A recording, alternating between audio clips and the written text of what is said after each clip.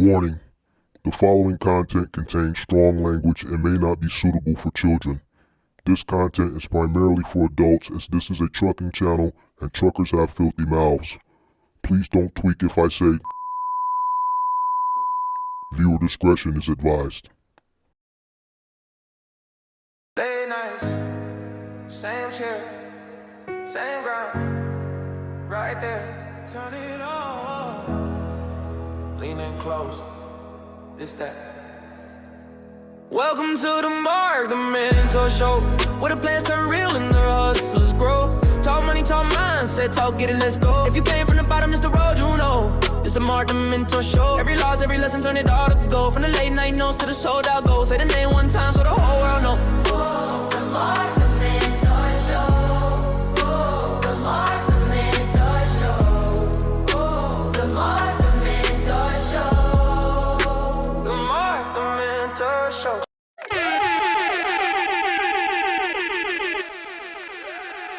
Sweet. What up, what up, what up? Come on in, make sure you guys hit the like button, subscribe to the channel, turn on all post notifications. If you're in need of commercial insurance for your box truck, cargo, van, semi-truck business, make sure you click that link in the description below for Log Rock.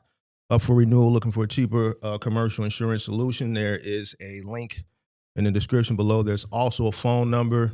Probably a lot of people call the phone number, so make sure you guys click that phone number in the description below for Log Rock, partner of the channel. Come on in, make sure you guys hit that like button. Sweet. Matter of fact, yeah. Facebook, YouTube, got over 30 people so far. We only got 9 likes. It's like a third, bro. It's like a third. I don't like that. I don't like that. I don't like that, man. Let's hit the like button, man. Let's hit the like button. Let's hit the like button. Let's get the likes up, bro, before we get started. I want 50%, bro. Please. 50%, please. Before we get started. 50%, please.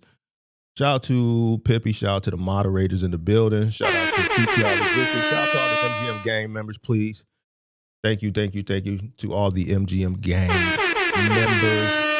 Shout out to Eddie Kim in the building. Shout out to Sharks World checking in from Dayton, Ohio. MGM gang. Shout out to Ty in the building. Ty, we still ain't seen you. My bad, Ty. That was a mistake. I didn't mean to give you an air horn. That was a mistake.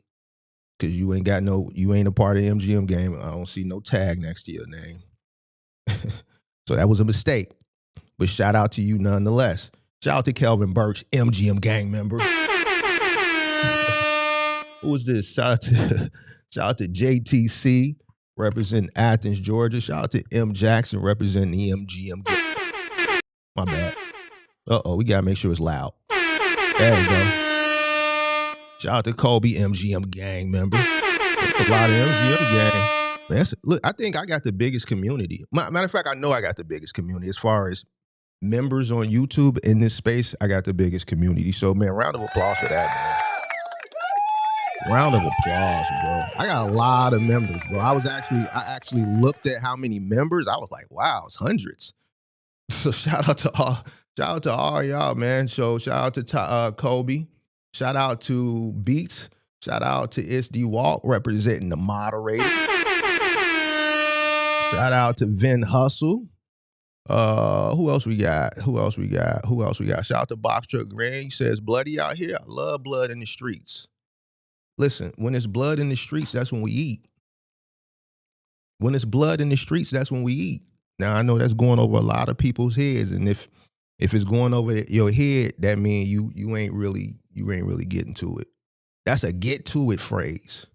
And if you don't know what that means you ain't getting to it.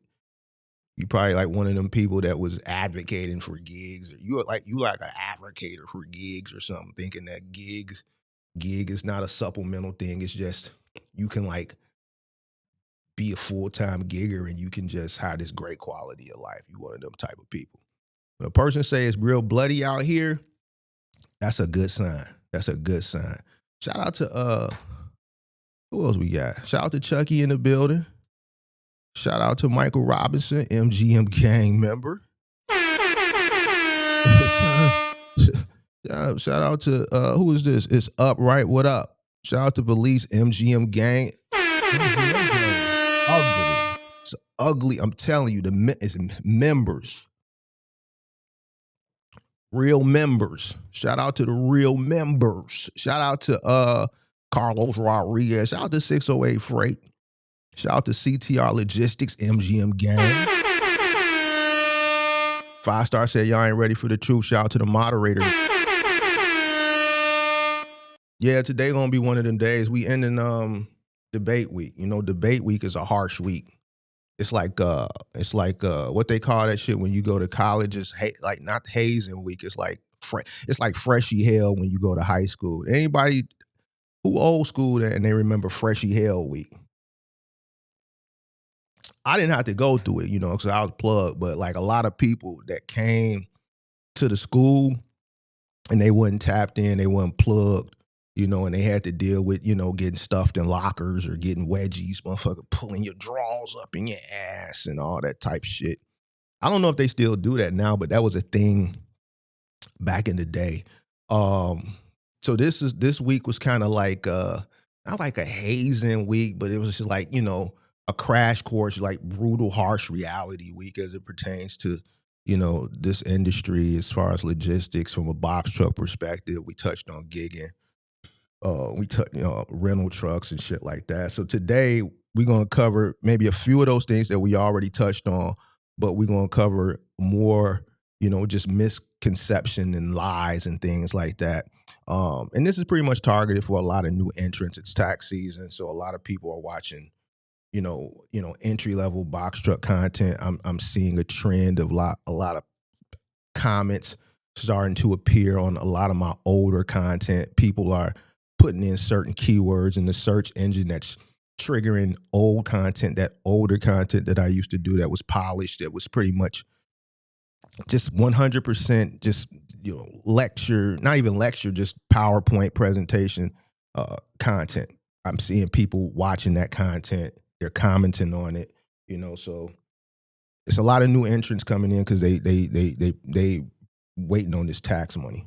So this is going to help them out. Shout out to 5.0 Productions in the building. When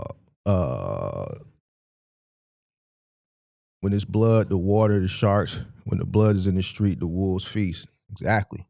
When it's blood in the streets, it's time to get money. This is money opportunity. Shout out to, who's that? Is that Dominique? Shout out to Dominique Lee. What's going on? Shout out to Sharks World, moderator gang in the building. All right. Let's get to it, man. Let's get to it. I want to talk about the biggest lies. The biggest lies in the box truck space. Now, this is going to trigger some emotions. It's going to trigger some feelings. Some people may get their panties in a bunch. You dig what I'm saying? But you know what we do? We pin it. We stand on everything. Listen, and you know what I'm going to do? Remember when I used to put the bag up? We might put the bag up. Who I put up? I put up $5,000, right? So we already won $5,000 from Kurt. Then we upped it to $10,000. I'm gonna really start showing you who these people are. So we might bring the bag back. We might put the bag back up. We might start challenging with the bag. So I don't know what y'all thinking. $5,000-$10,000 wager. We already hit a motherfucker upside the head for a nickel. Y'all want to do 5 or 10,000? What y'all thinking? What y'all thinking? You think we should start bringing them bag wars back out when it comes to these debates? All right, so boom, let's get into it. Let's get into it. Biggest misconceptions. Misconception number 1. Box trucks is easy money. And I know motherfuckers sell y'all on this shit all the time, especially y'all new people. Get a box truck, put a driver in it. Logistics is $875 billion a year business. Everything, just look around. Everything that you see came on a truck. And then a fool, when I say a fool, a person who hasn't done any research, they listen to that $875 billion triggers them. everything that you got, look around, everything that you got comes on a truck, and then they start formulating this shit in their mind without doing any research, and that's enough to sell them. That's the biggest lie. It's not easy money. Box trucks, business in general, logistics, me being in household goods, moving in final mile, hardest shit I ever did. Hardest shit I ever did. Hardest shit I ever did. Whatever you think the hardest thing that you've ever done, I don't care what industry you've ever been. I don't care if you did construction. I don't care if you did like some heavy labor. I don't care what you done did as far as work. You're never going to work as hard when you own your own shit.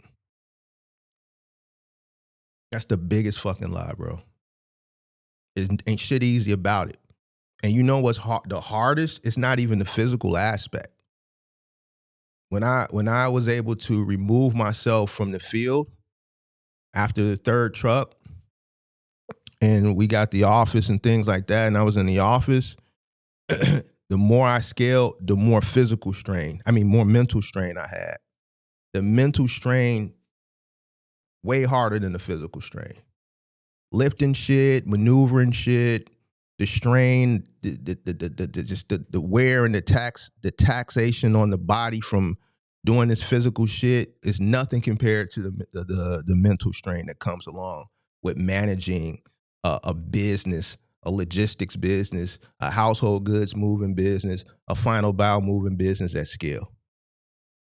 The people, the trucks, maintaining the relationships, the phone calls, your name being called, 3 fucking cell phones, you never get a break. The emails, everybody's looking to you for answers.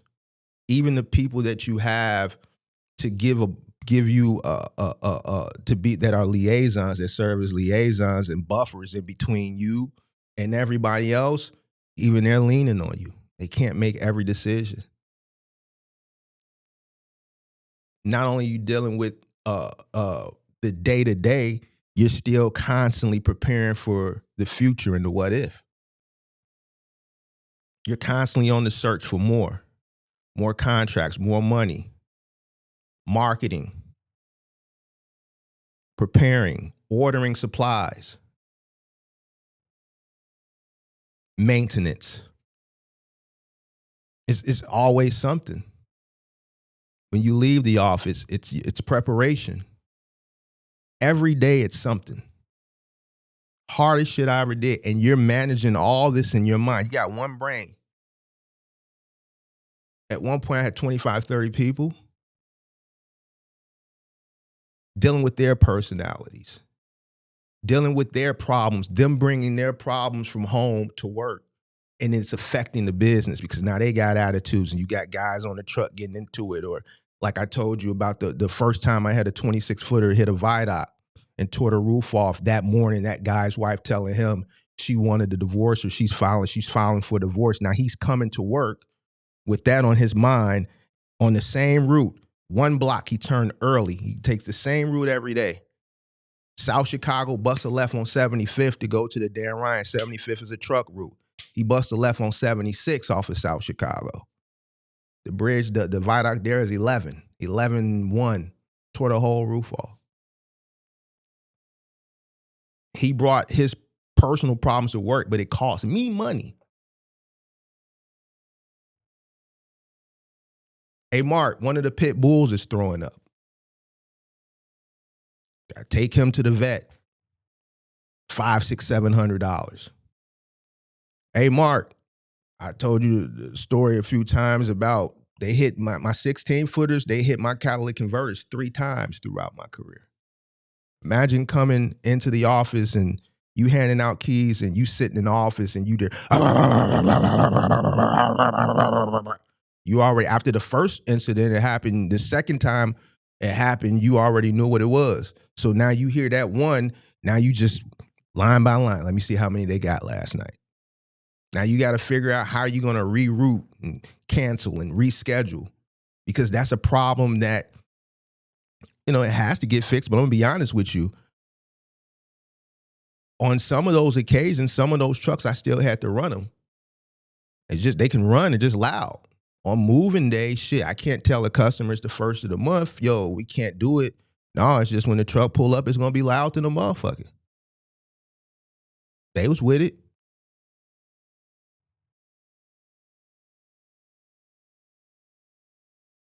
The worry on the final mile side.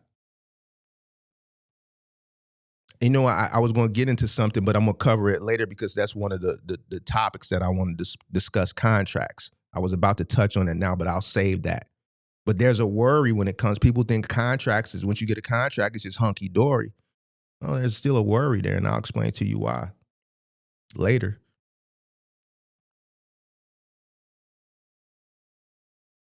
My two biggest fears every single day. You got all those trucks, you got people. Man, I hope don't nobody hit somebody today.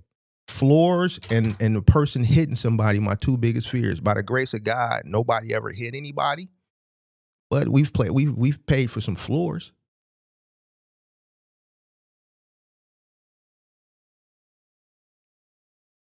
I know what a lawsuit feels like internally from a motherfucker trying to get over me. It's just, he chose the wrong motherfucker. He chose the wrong person. You gotta, when you play that game, you gotta make sure you know who you're going up against.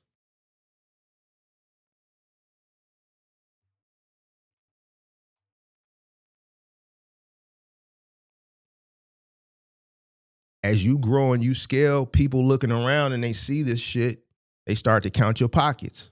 So now you got to deal with roguish people.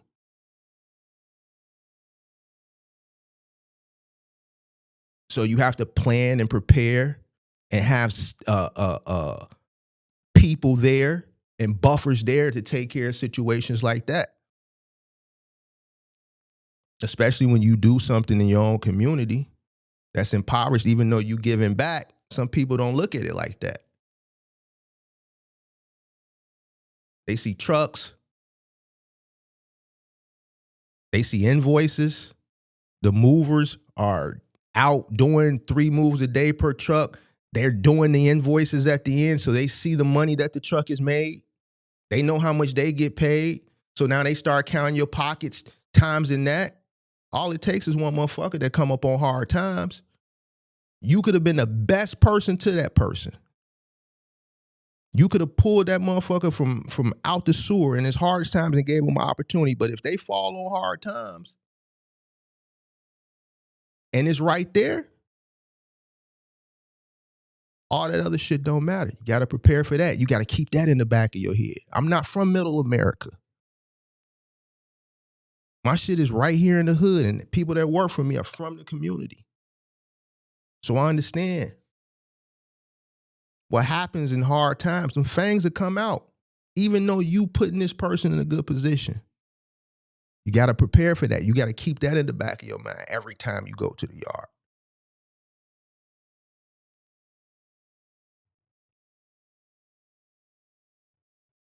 Your brain never stops. Mike Cohen, steady calling me. Betty, steady calling me from Select Express. It's 9, 10 o'clock at night. Mark, we know it's late, but man, can you help us out?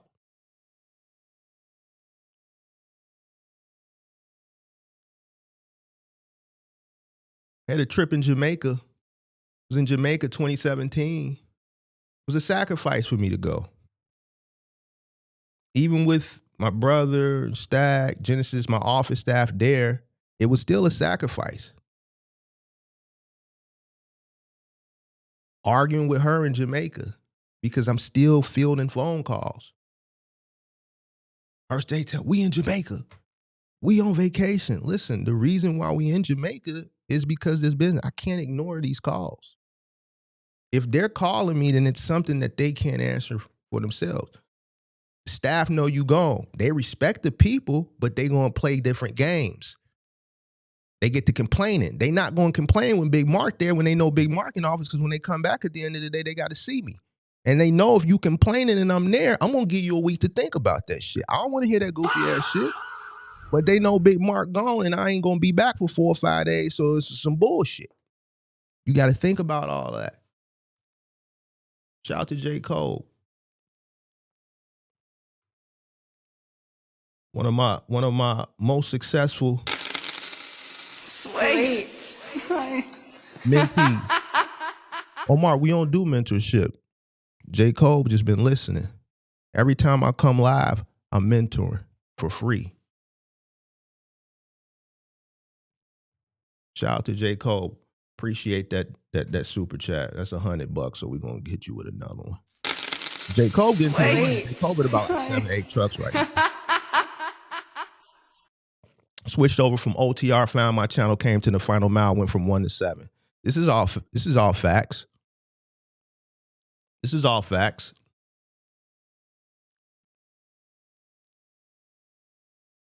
Hit the like button, subscribe to the channel, turn on post notifications. Hardest shit I've ever done. And the hardest of everything ain't the contracts. It ain't the negotiations with 3PLs. It ain't selling to customers on the household goods side. It's dealing with the people. Your own people. Hardest shit I've ever did in my life. Dealing with different personalities, dealing with my own people.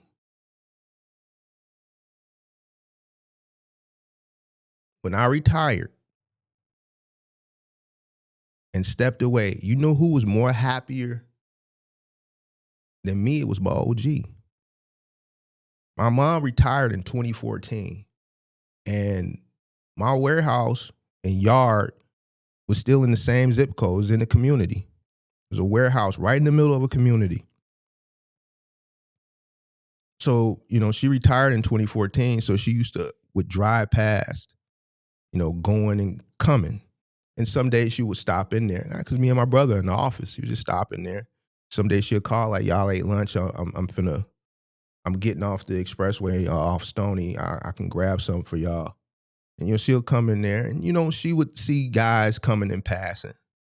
And my mom is a Christian, church going, praying woman. That's why Big Mark covered with the blood of Jesus. See, y'all don't know nothing about no praying mama.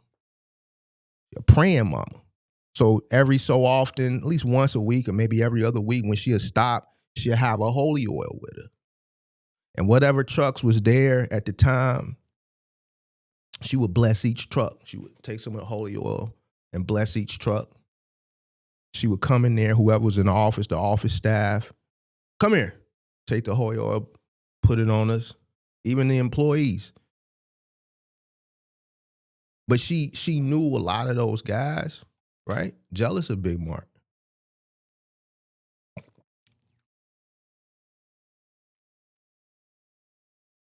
So when I finally retired, she was the happiest.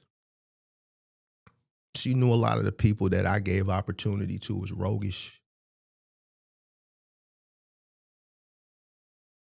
She was happier than me. The people.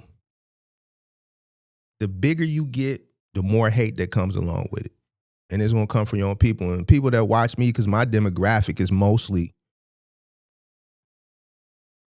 Black people, you understand what I'm saying. And then I'm in a market where just the hate is real. So, people, you got to deal with personalities. You have to,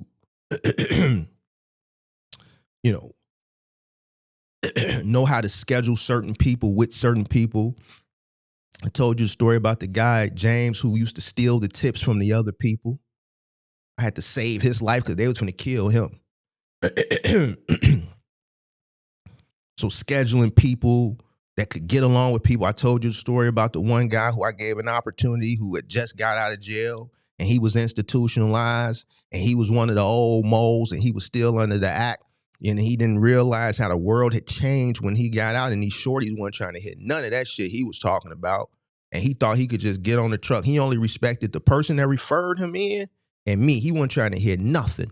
So anybody I put him on the truck with that was tenured within the company that knew what to do, he wasn't listening. Everywhere I tried to put him, it just wouldn't work. But I was trying to do the person that referred him a favor, and I was also trying to give him an opportunity because nobody else would. That shit blew up in my face.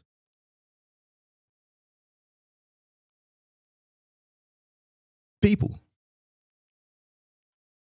That's why when you hear me say now, I'm blessed to the point where now I've did everything that I was supposed to do. Now the money can just work for me. I'll never do nothing where I have to deal with people again. I'll never build a business again where I have to rely on so many people. Hard as shit. Hard as fucking shit. Ain't shit easy about putting a driver in a fucking truck. It's not that fucking simple. It's a guy in my Discord, Dante, 4 trucks from Chicago. He'll tell you the same thing. He scaled all the way back down to 1.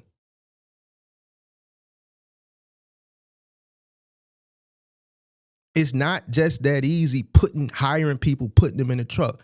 You got to deal with their personalities. You got to understand, if you could do anything else in the world, why the fuck would you be a mover?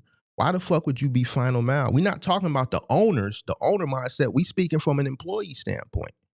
Why the fuck would you go OTR in a box truck and sleep in the fucking bench of a truck? And that's not to belittle or demean anybody, but we have to think of the mindset of the types of individuals that do this type of work.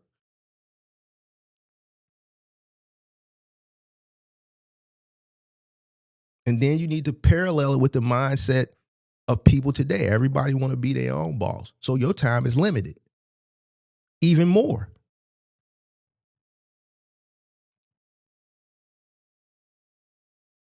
So what's easy about it? If it was that fucking easy, how can people jump seat to seat? You know how many people, since I've been doing this content, that have hired drivers that have lost their MC because their drivers went through way stations, hitting the za? 3.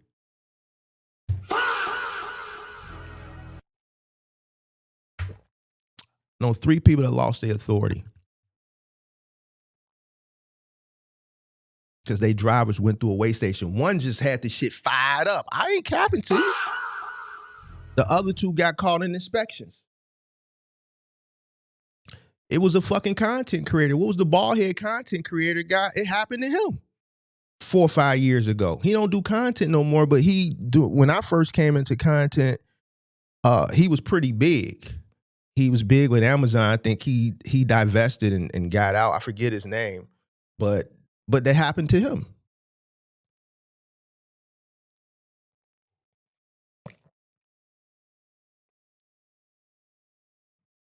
I think it was Dante, who one of his drivers, he found when they fired and quit and left the truck or brought the truck back, he found burnt spoons in the goddamn truck. You middle American, you don't know what that is with the burnt spoons and the foil. There was another brother who was coming. This is when the Discord is free. He was testing the dope all across the country in his cargo van. And you don't know who these people is? Now, I ain't never had to deal with that shit because I'm on the local level. But when you hiring drivers that's going over OTR, nigga, you don't know what these motherfuckers is doing out there. It's a guy in here right now. Y'all see him chatting with me, Casino Sharp Baby, that asked me questions because his buddy with the trucking business, his driver fell asleep behind the wheel, killed himself, and killed the person he hit. That motherfucker losing his mind. Y'all see me going back and forth with him every once a week or twice a week when he come in here and ask me questions and what you think? That motherfucker losing his mind. 2 people lost their life. What's so fucking easy about that? These ain't the things these people tell you. Because 9 times out of 10, they've never got to the point where they've had to worry about this shit. Or they've been to a point, they've scaled to a point where they've had to deal with this shit.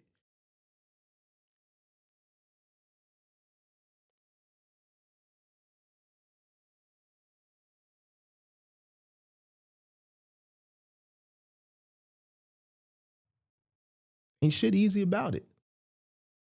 The hardest part is here. Because this never stops working. You're always thinking, you're always planning, you're always worried.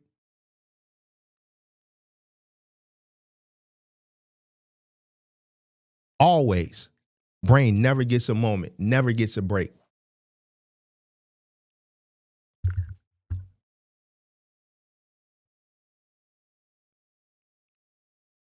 Dinners. I'm sitting there. Mark, what's wrong with you? Get your mind off that shit. I can't.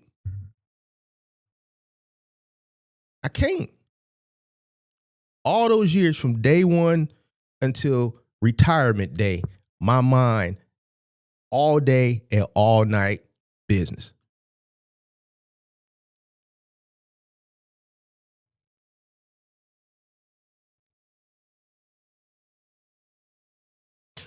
What's so easy about that?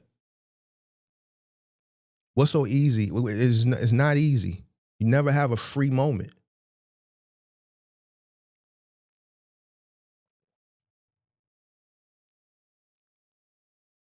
Outside of that, the uncertainty. And uncertainty spreads with so many things. The cost of operation going up, things that are beyond your control, like fuel spikes, insurance hikes, downtime. I'm going to get into that a little bit later as far as from contracts. People who don't pay. This is why I always talk about buffers. I've given you a story about a contract. Dynamics, T-Force, didn't pay me. Not for one truck. I'm running a fleet. I had to reach in my pocket 2 times and pay people and cover the cost of operation. At scale. It's people that would have folded the first time they missed a settlement with one fucking truck. I've showed the emails when I showed my my monologue.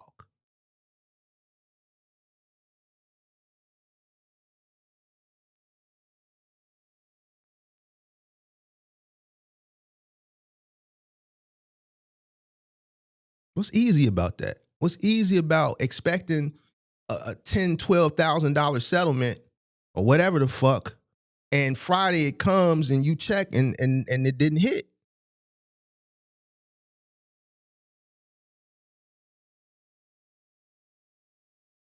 And then you bitch and you complain and you keep going because you're a business. One missed settlement shouldn't put you out of business. And then the next settlement period, same fucking thing. Why is it only me? Luckily, Rosalind was there and she called me off the record and blew the whistle and told me why. It was because of me. My young black successful ass and this motherfucker operations supervisor for our IKEA contract who's probably fucking taking home $600 a week has to fucking approve a settlement for my black ass for tens of thousands of dollars.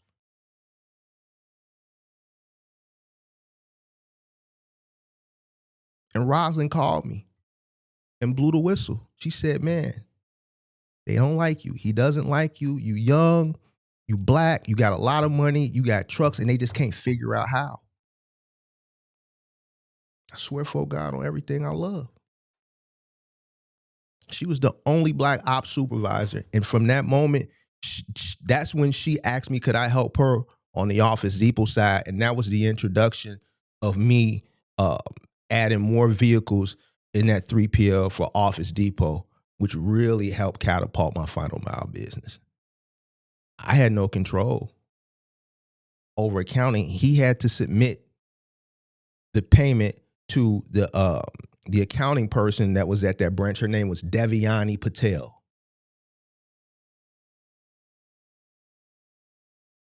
He wasn't submitting my settlements purposely. What's easy about that? It's not.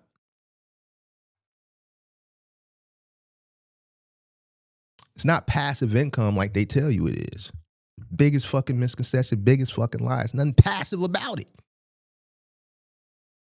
How is it passive when my mind is fucking thinking about this shit 24 hours a day?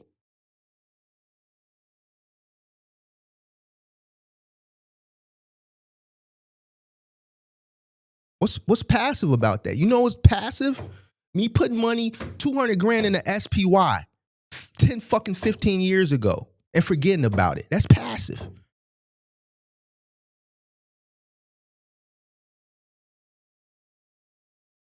Me buying 100,000 shares of FET in 2022, 2023, and just leaving it there for a year and a half, that's passive. I pushed the button, I transferred some money, I let it sit there. A year and a half later, when it went from fucking 7 cents to $3.50, I go back in, I sell it, I put it in the USDC, and that's it. For that year and a half, it sat there, that's passive. It didn't require me to do anything.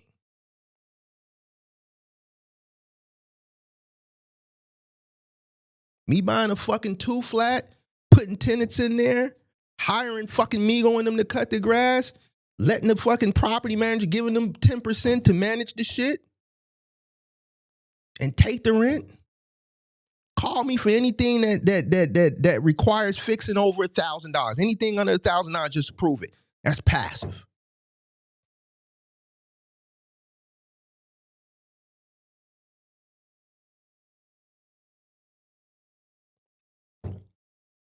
I've never had a passive moment dealing with box trucks. Not one dime. There's nothing easy about it.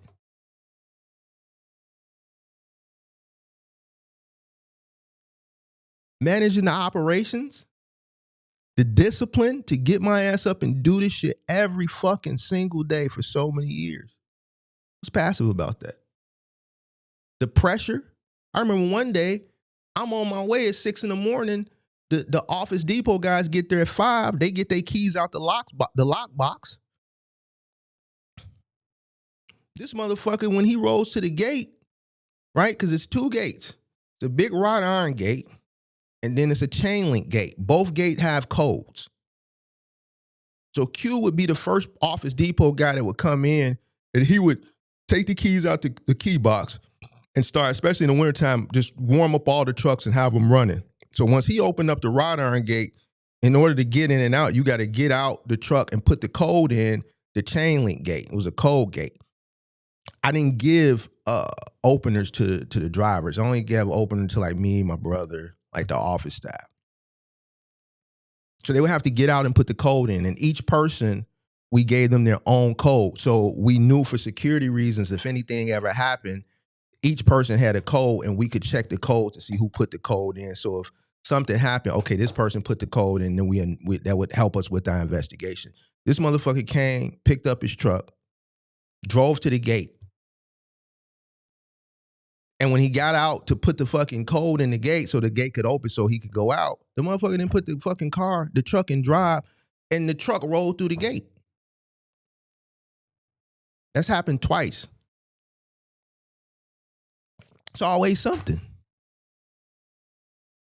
What's easy about that? The pressure of always making sure that you can keep people working. What's fucking easy about that? People are depending on you to make sure they put food on their table. How the fuck is that easy? You know how much pressure that is? That's why when I hear these people talking and they be telling y'all this shit, y'all be, to the people who this I'm talking to, if it don't affect you, don't put the shoe on. If it don't fit, don't wear it. That believe this shit, y'all kind of middle American a little bit. Y'all think that like this shit is like what people, no, bro, ain't shit easy.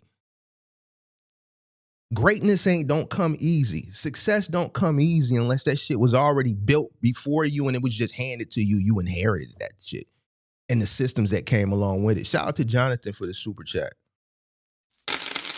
Another MD, really successful and came over. I think Jonathan just bought his 3rd or 4th truck in a year. Jonathan was doing roadie XD. He was doing gig work a year ago. Came in, got with the final mile on the fitness equipment side. He do the heavy shit. In a year's time, he had 3 or 4 trucks now.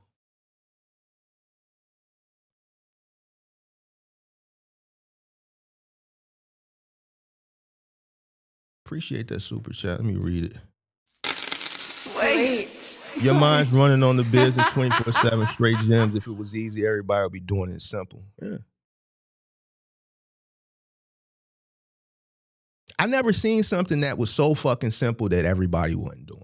I swear to God. Like all this $1,000 gigging Walmart Spark shit. Like, bro, come on, man. It's motherfuckers out here that's complaining on the internet about how the gig rates have went down. And then if you parallel that to the stock is up. Like, you can't have two things at the same time, bro.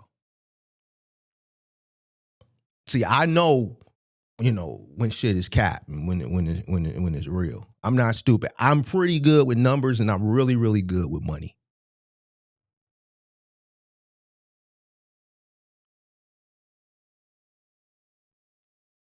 That's why so many people that come into this business that's misled, they fail. You see the people that win. Hit the like button. Subscribe to the channel. Turn on post notifications.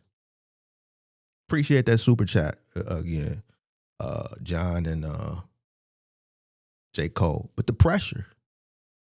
Because you got to make sure every person you hire, you got to make sure you keep them working. It's your job to make sure you keep them working. A lot of y'all think a contract is the answer and you think that shit going to last forever. We're going to get to that.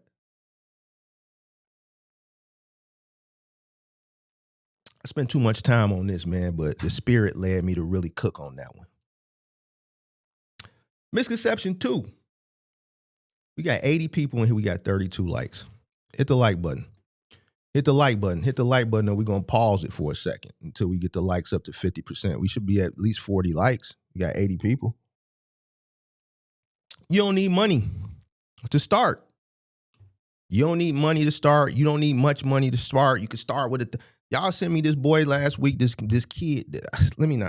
This young man last week, and he telling you can start with $1,000 or less. Listen, Cap.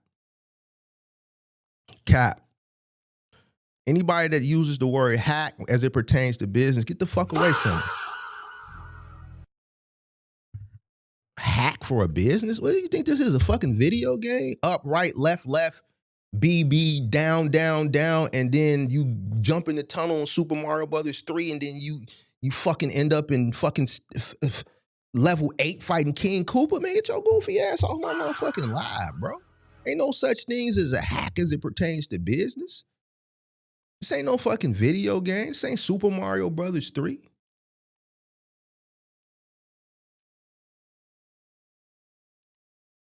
Oh, man, I got the hack, man. We're going to start with nothing, and then you're going to make $1 million the first year. Get your goofy ass out of here, boy. Tweaking.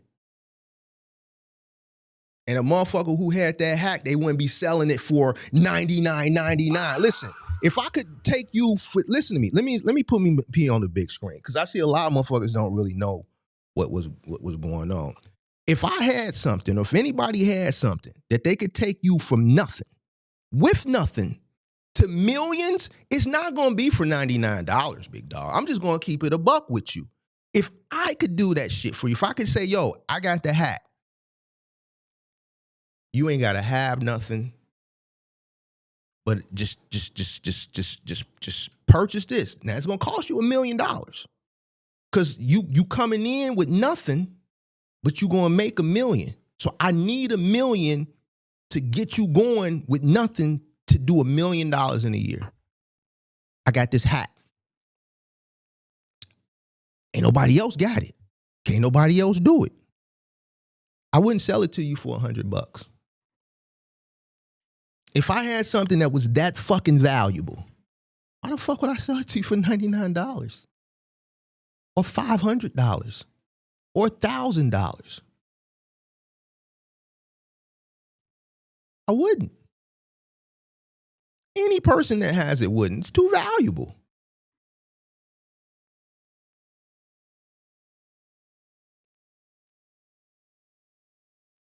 It's not possible.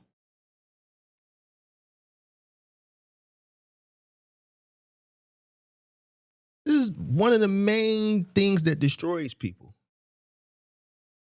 Starting broke. You know what you start broke? A hustle. See, it's a difference from being a hustler and a business person. You can start a hustle, bro. And I tell people to do that shit all the time.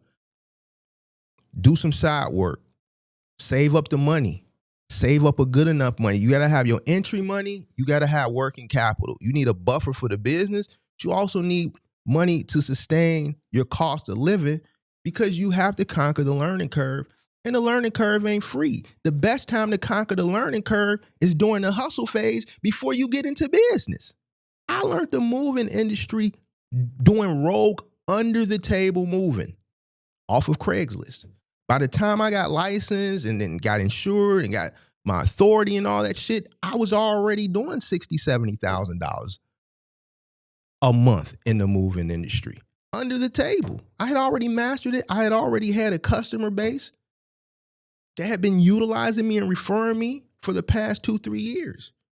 I did that for 3 years. So when I finally stepped up and legitimized it, I already had it somewhat mastered. I had a flow of customers. I had a flow of revenue to help me sustain the current cost of legitimizing myself. So the learning curve, I mastered it at a fraction of the cost. I wasn't paying commercial insurance. I was paying for the insurance on the truck through Penske.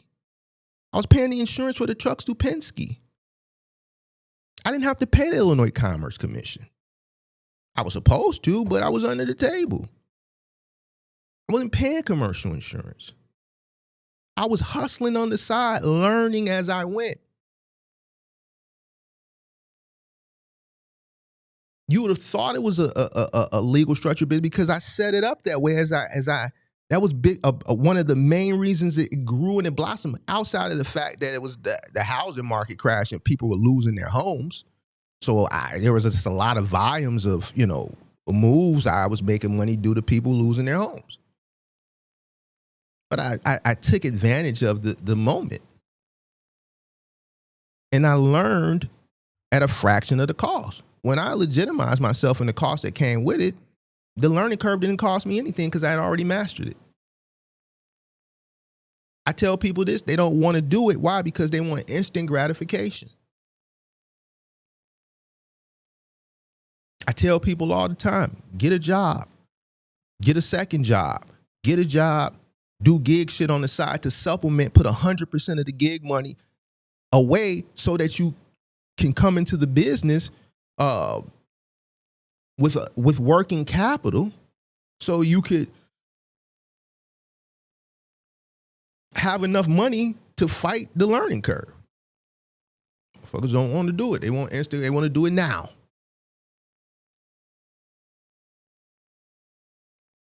You need money. There's no, you cannot have a successful business that's broke. A broke business, you're just counting the days. And if you start broke, then that's why your days don't last long. You've seen the case studies on this channel of people come up all the time. 2 months, 3 months, 6 months, 2 weeks. Man, I went through 10,000 in 2 weeks. I went through 10,000 in 3 weeks. I went through 140,000 in 3 months. Guys, 2 semi-trucks, 140,000 came through their hands from startup money, hard money loans, and the money that was generated from them 2 trucks, $140,000 in 3 fucking months. Gone.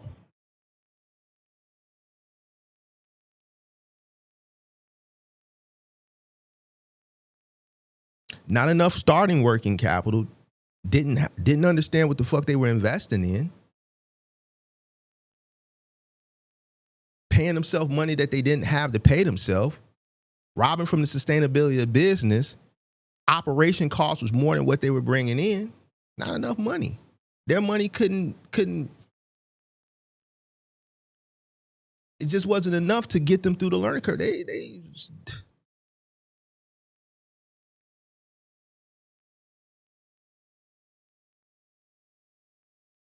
So when I see these people, y'all be sending me like, oh, it's $1,000 shit. Nah, bro, that's cap. This is like buying a home and you ain't got no money. Imagine buying a home right? Because there's maintenance with it. That's just like buying a car.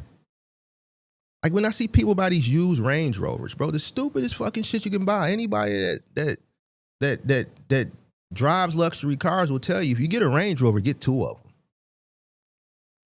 So when I see people go by and I see these women, they love to you know, they just want to be seen. They go buy these 4-year-old Range Rovers, and then boom, as soon as the electrical issue come, they take it to Land Rover go up their side, they hear, so then they take it to the little European mom and pop shop, and then they go upside their head, and then they angry, and you see them coming on Facebook writing these long ass fucking posts and shit, complaining about Land Rover. No, you bought a foreign car that you wanted to look good in. You barely scraping by paying the note, but what you didn't factor in is the maintenance on this bitch. Can't afford it. You bought something that you didn't understand. You bought it because you wanted to look a certain type of way. Whole time you didn't understand the maintenance that come along with this bitch. And this is probably one of the worst SUVs you could buy. This is something that you absolutely positively lease.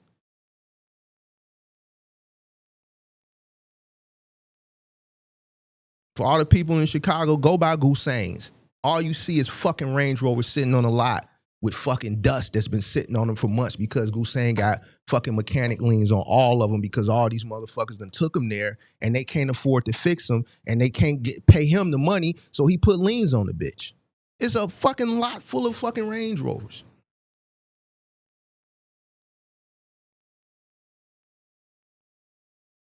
Cars, homes, businesses. You need money.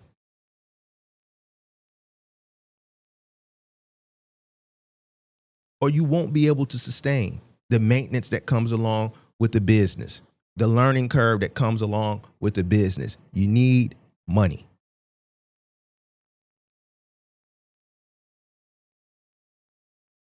That's why you see people panicking for the smallest fucking things. Fuel spikes. It comes along with the business. Fuel fluctuates. Fuel is volatile. It goes up and down. Rates.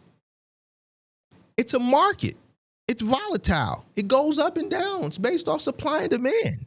You're supposed to understand this coming into the business. Why are you complaining? You should have a buffer there.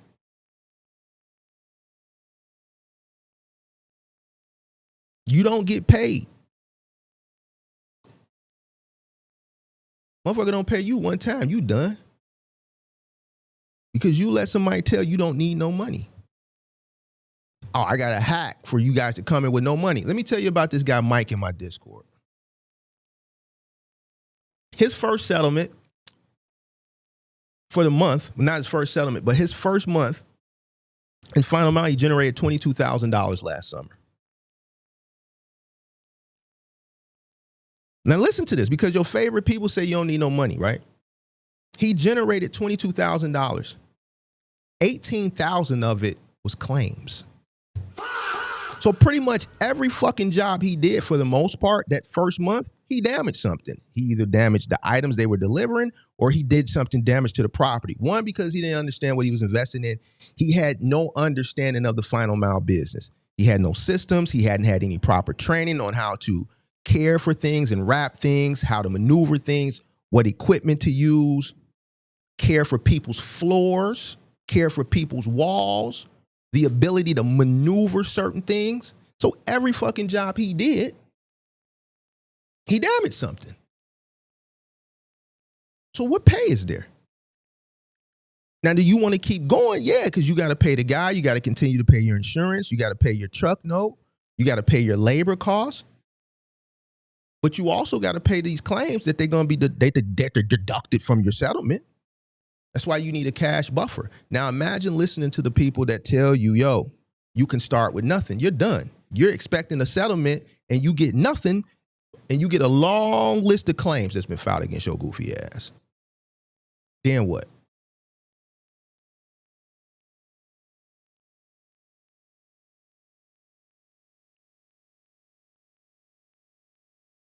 Claims are up with 28, 30% based on my conversations that I have with executives when I take these Zoom calls. with these 3PLs.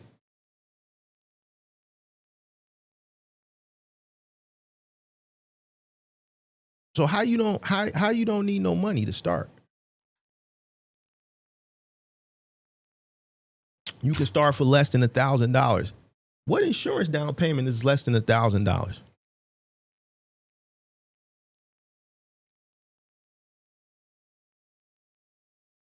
The people that believe this shit, I'm telling you, these are the people that come in and they fail. We don't see any success stories of no money startups. The few success stories that we see came from an era of a once in a lifetime black swan event. That was the pandemic. And a lot of those people didn't survive. The only person that I've talked to that's still around that is credible, that survived, that has admitted that he wouldn't be able to do it in this time is Chauncey Simmons.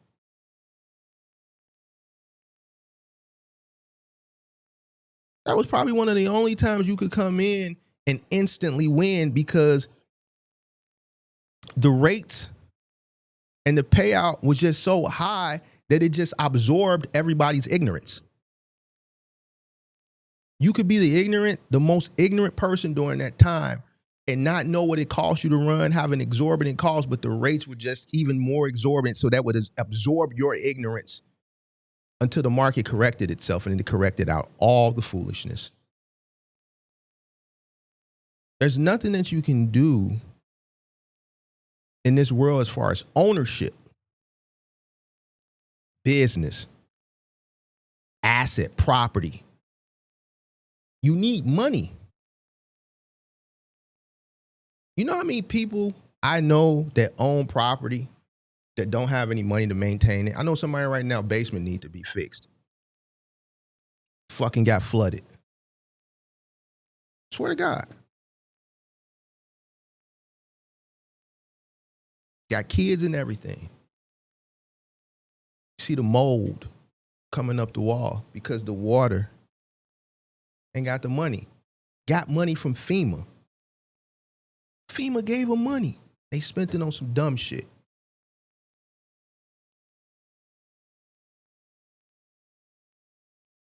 It's people right now with holes in their roof. Ain't got the money to do the maintenance. When you own, you need money. Anybody that tells you this dumb shit, I swear for God on everything I love, they own nothing. Because if you own something, you would understand. Ownership comes with maintenance. You need money because you have to prepare for the unexpected, and you don't know when it's going to come. You don't know. Unforeseen situations happen when you least expect them. When you least expect them to. So anybody that tells you you can fucking start a business with no money and you don't need money, run the fuck away. They own nothing. And they're ignorant.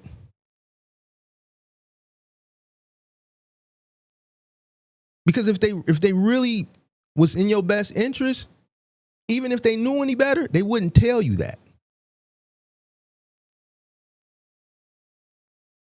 And if you thought with logic, you would understand it.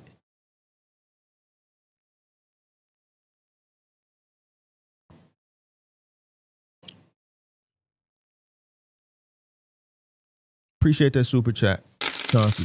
Sweet.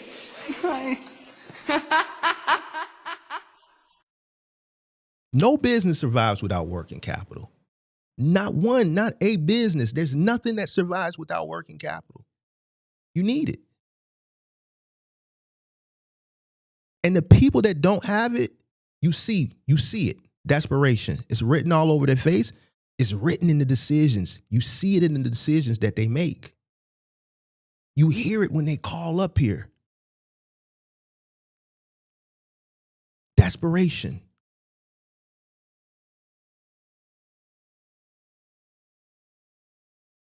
Don't put yourself in a situation where you have to make decisions based on desperation. If you're not ready, then you're not ready. Keep saving, keep working, keep grinding. So that when you do come in, you can give yourself a fighting chance.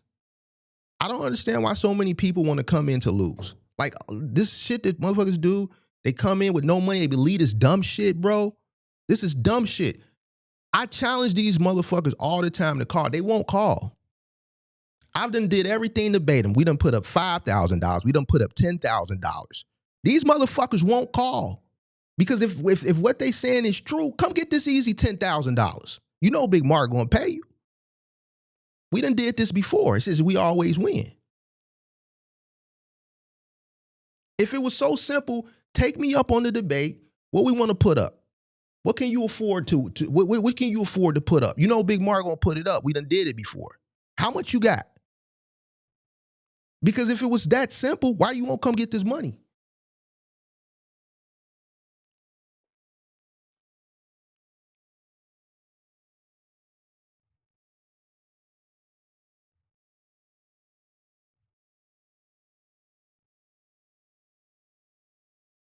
Because they know it's not true. They preying on your desperation for you to click the link. You need working capital.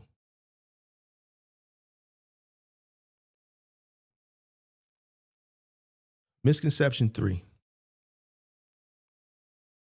And we covered this one, so I'm not going to go deep into this one because we did a whole episode for this one. Renting is better because you don't have to pay for the maintenance. We did case studies. We called Enterprise, we called Penske. The second person from Penske admitted it. The Enterprise guy admitted it right out. Listen, only a fool would believe that they're renting a truck and they're not paying for the maintenance. Some of the dumbest shit I ever heard in my life. There's no rental truck company that pays for the maintenance. You pay for the maintenance. The maintenance is baked in the cost.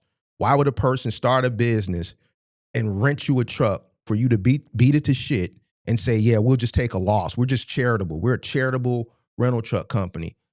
The difference between them and you is they know their numbers. They have data. They use data. They understand. They know when these trucks are going to break down. They know the major issues and they know the cost. And they charge you for maintenance every single mile you go with a profit margin on top of it.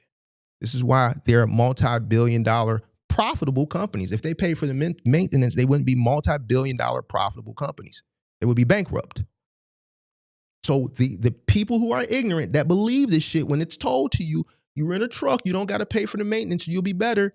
This is why those people that believe that shit and follow that shit and come in and fail, and if you believe that shit preparing to come in, you're going to be the next victim. Because anybody that's smart knows ownership is better than renting. You're going to go rent a truck. If you last 12 months, you're going to pay $50,000 to $60,000 for that truck. You just bought it. If you're worried about a fucking water pump or a fuel pump or some goddamn tires or something, go punch a clock. Business people don't worry about shit like that. That's just like a homeowner worried about it. They're a goddamn fucking roof repair or something. They know eventually in 20 years they're gonna have to put a new roof on. If you put a new roof on now, you're gonna have to get a new roof in 20 years. It just comes along with it. So you know, we just put a new one on, or we bought the house, the previous owner just put it on. We know in 20 years we're gonna have to put a roof on, so we need to prepare for it. But in 20 years, look how much equity we're gonna have in this bitch. So to me, like every year I gotta talk about this shit, and it just pisses me off that people really believe this shit. It's the stupidest shit, because a business owner, like, would you start a rental truck business and not bake the cost of maintenance into the truck? Or are you just gonna start a rental truck business and just let people tear your shit up and you just be charitable? Like, bro, it shit don't even make sense. It's baked into the cost. That's why they're profitable. That's why when you rent the truck week to week and on average $1,000, you spending $50,000 for the year. You bought the truck, you paid for the maintenance, and then year 2, 3, 4, 5, 6 is all profit for them. And you still paying for the maintenance. Each and every renter. It's just like when you know your cost per mile, you know what you can and what you can't take. Wear and tear is factored into your cost. Wear and tear is factored into the cost and the price that they charge your goofy ass. The problem is, and why you believe this dumb shit, and based on what we see when people call up here, 99.9% of the people that are in this business don't understand costs.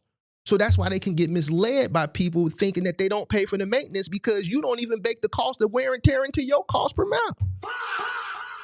On to the next one.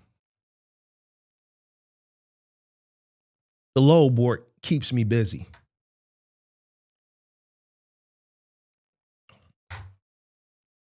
A load board is not a business. It's a tool.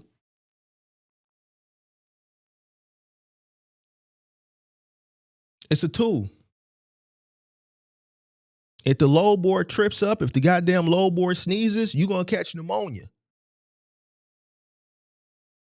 It's a tool.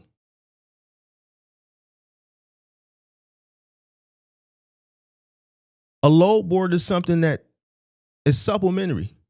You can run your business off of it, but you should look past that. You should ultimately want consistency. You should want a little bit more control. Something that provides a little bit more of a foundation. So I'm not saying it's bad, but you got to understand why I'm saying the misconception, because we're talking about mindset. When we're talking about misconceptions, this is people pushing this shit on the people. Get a truck, just get a truck, put a driver in it, and it's easy money because you just download the load board and just pick a load. No. If Mark was an OTR person and creator, I would 100% have my people that were under me that come to me understand that this is a tool, not a foundation. And it won't necessarily just keep you busy. It's a tool that you need to learn how to utilize and use it as a stepping stone to get to something that can provide a little bit more stability and a foundation. It's a tool. And that's how you should look at it. All right, let's keep going because I spent some time on some of these. Gross revenue.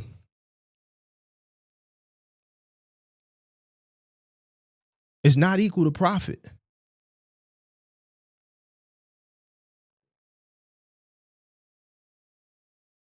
Most people think gross revenue is profit. Listen, I don't get it.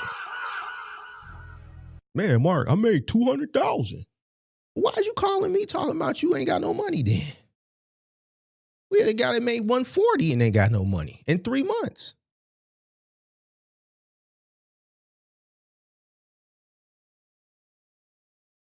You just a person who just driving, keeping busy, the money coming in and it's going out, and you ain't got nothing to show for it. You ain't got no profit. You ain't got no money. You ain't got nothing. You know why? Because you didn't know your cost per mile.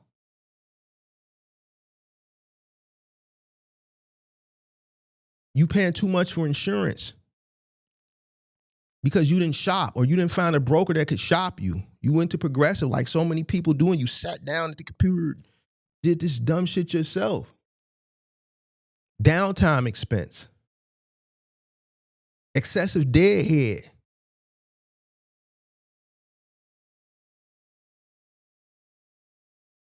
You're not running a business. You pretty much just wasting time and gambling with a truck.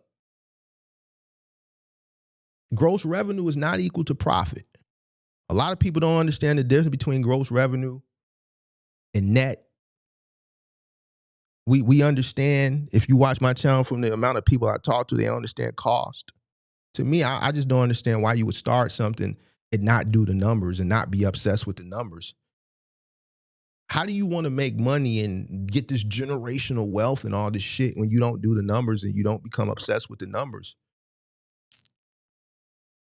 The most successful people are obsessed with numbers.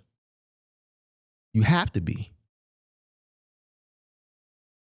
I got to go, because I do it once a year. I didn't do it last year, but I got to go. I'm going to go this weekend when I go to Mama House. I'm going to get all my ledgers from when I first started, before I got legitimate. I'm gonna show you all my ledgers. I did a live stream maybe 2 years ago, and I showed you all my ledgers. The receipts still stapled to them. Some of the receipts you can't see because it's been over a decade, so it's worn. But even when I was getting started, just so you know, Mark, you up here, but how we know you did it? I showed you. I pulled out all my old ledgers from 2011, 2012. The people that's been watching Big Mark for years, they remember that live stream. A stack of ledgers like that. The people that are the most successful, that have longevity, they do the numbers. 99% of the people that you see call me don't do the numbers. The people that you see that's leaving $100 super chats, the reason why they can scale 3-4 trucks in a year, 7-8 trucks in a year and a half, 2 years, just soaking up the game. They hear me harp on numbers and they do the numbers.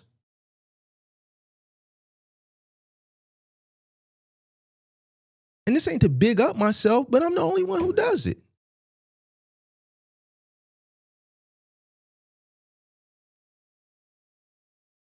You can't be successful and not be obsessed with numbers. All the boring shit that you don't want to do, that you don't want to spend time doing, is the reason why you trying to figure this shit out and you struggling. And I'm obsessed with numbers. My calculator app is probably one of the most apps. If I look at my app usage, it's probably one of the most apps I use.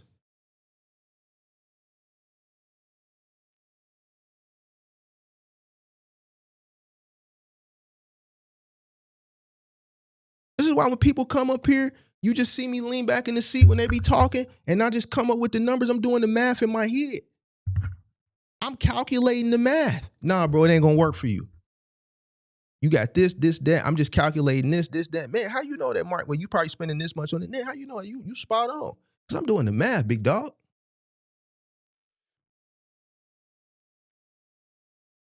It's got to make sense. A lot of people don't know the difference between gross net. That's why a lot of people ain't profiting. They not doing their numbers. They not doing their CPM.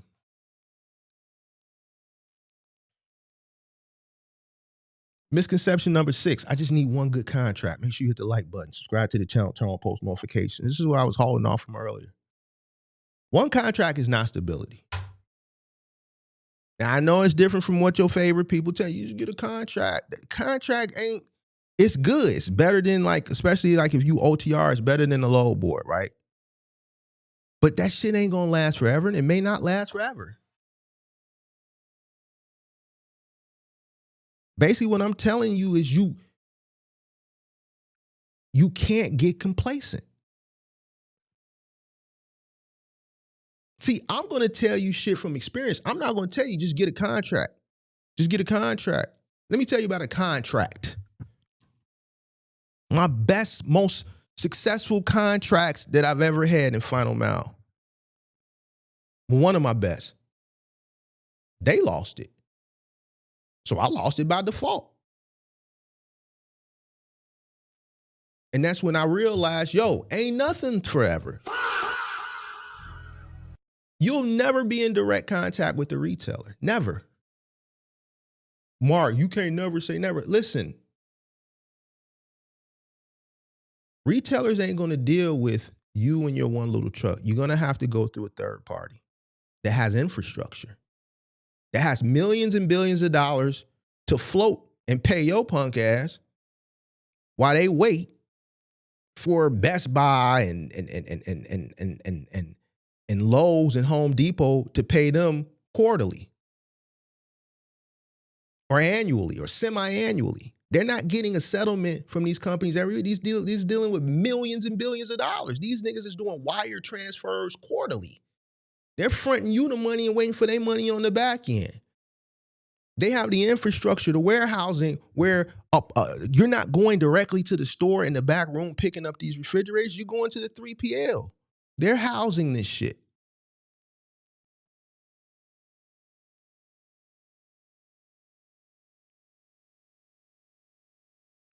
I think J. Cole was running cons, if I'm not mistaken.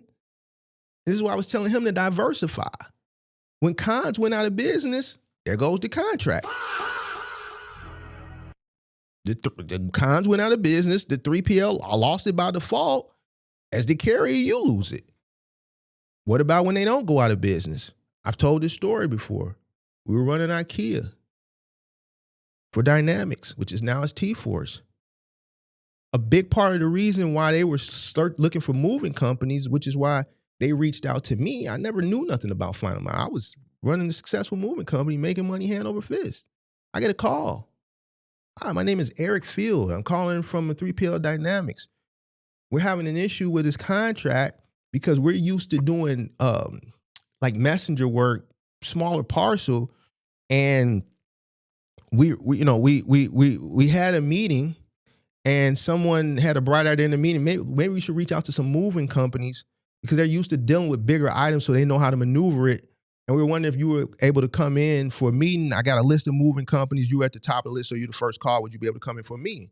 That was my introduction to Final Mile. I wasn't looking for it. But this became my biggest contract. This was my introduction. And out of all my years of doing Final Mile, this was the biggest because the opportunity there for scale due to their desperation. They still ended up losing the contract. The work we were doing were good, but still these other guys, they were just fucking shit up. And it wasn't my market. It was national that they lost it.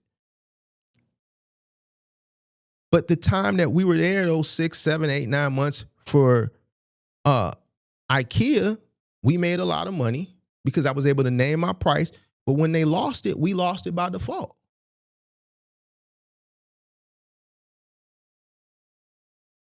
I had to go follow that contract to Urban Express. And guess what? Urban Express, maybe 6 months after us being with Urban Express, they got acquired by XPO. So then we folded under XPO. And then guess what XPO did? XPO does what? Now you got to remember, these two companies are privatized. XPO is a publicly traded company.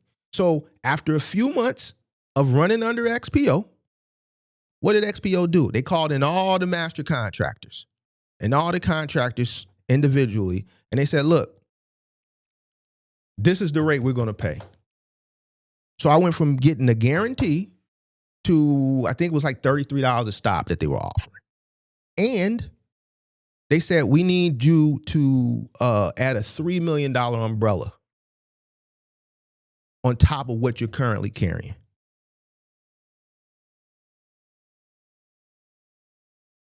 I sent that shit to my broker. My broker said, is this contract really worth it? Because this shit is going to be astronomical. I said, is that bad? He said, yeah. I walked away from that. That was the moment I divested from IKEA. Dynamics lost it, had to apply. Urban Express got acquired. Publicly traded XPO. What did XPO do? They got shareholders.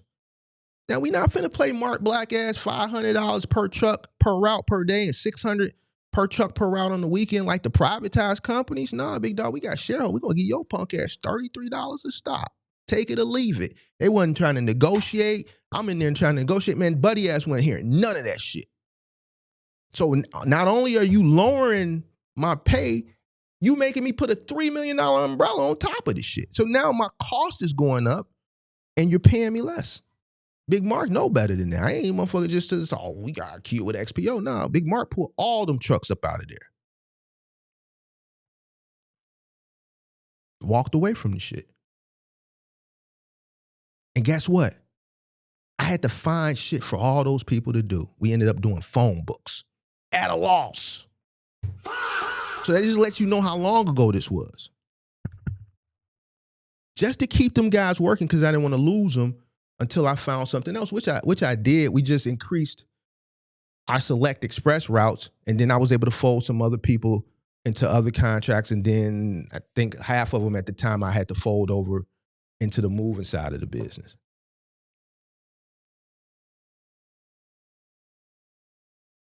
Contracts are good, but they're not forever, so you always have to prepare for the future.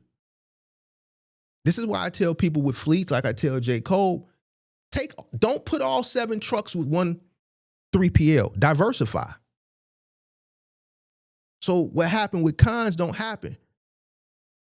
What happened with Dynamics with me don't happen to you. Diversify. Now, luckily for me, I had trucks that were in there still doing Office Depot, still in Dynamics, right?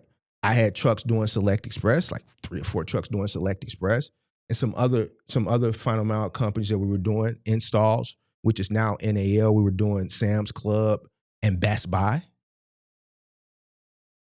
Now imagine if all my final mile trucks, I had them doing IKEA, and then we went over to Urban, and then we went over to XPO, and XPO said, yo, we're going to pay you 33, and we need you to add $3 million. Every single final mile truck would have been down. Just the IKEA trucks came down when I transitioned. If I wasn't diversified, that would have been a major blow. So the whole thing where I just need one contract, no, because if you think like that, you're gonna develop a mind of complacency. And what a lot of novices don't know is just because you have a contract, here's the thing, like over the road. Let me kick it with you. You're not getting a government contract with one truck. This is the biggest misconception. You're gonna be a sub. You, with one truck, you don't have the infrastructure to be a prime. The prime is who gets the contract. And most prime sub, they contract out to sub. Right? If the prime loses the contract, then you lose it by default. This is what these people don't tell you. You know the type of infrastructure and capital that you have to be a prime? Some of you probably like, what's a prime? Exactly. You don't know. The prime is who gets the contract. Most people are subs.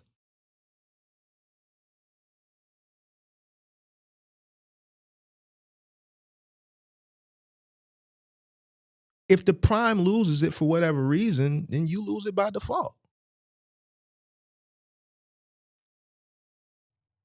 If NAL loses IKEA, or for instance, T-Force, Home Depot just pulled their whole curbside division, they pulled it back in-house. They're going back to ways of old. So guess what? All those guys that were making that $750 for those 4 or 5 hours doing curbside final mile 2 years ago, they lost it by default once Home Depot said, yo, this isn't working for us on a national scale. We're better off just buying our own trucks, hiring our own drivers, and bringing it back in-house. So they ripped it from T-Force. That means all those contractors that were making that great money 2 years ago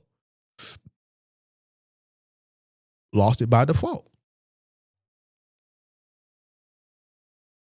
So contracts are good, but what I'm trying to tell you is, from experience, don't get complacent with them. If you're at scale, don't put all your eggs in one basket. If you got 10 trucks, you shouldn't have all 10 trucks at one 3PL. You should be diversified. Because at any given moment, and it may not be something due to you, it could be due to the 3PL. It could be due to the retailer. Now, your whole fleet is wiped out and down. You always diversify. Always. Next. This is number 7. Newer trucks are better. No, they're not. Especially for a new person. They're going to cost you more, which is going to contribute to your overhead.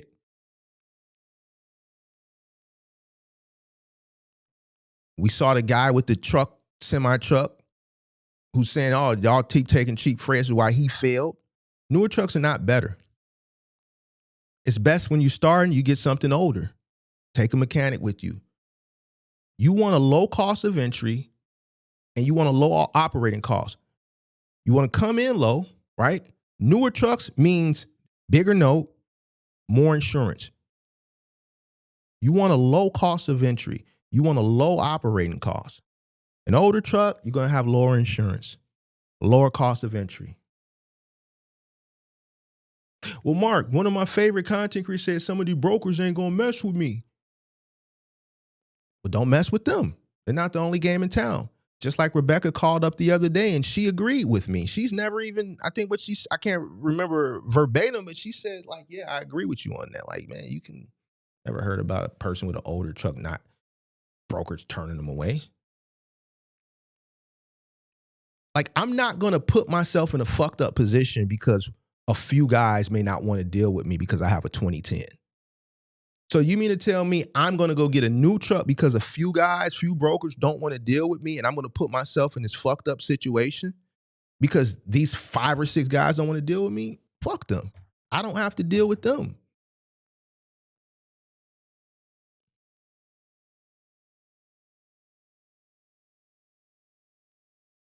You want to increase your profit margin as much as possible because the margins are very small anyway. So why put yourself underwater before you even get started? And you still got to conquer the learning curve. You don't have no relationships. Your business acumen isn't there. Your working capital ain't really where it should be. So no.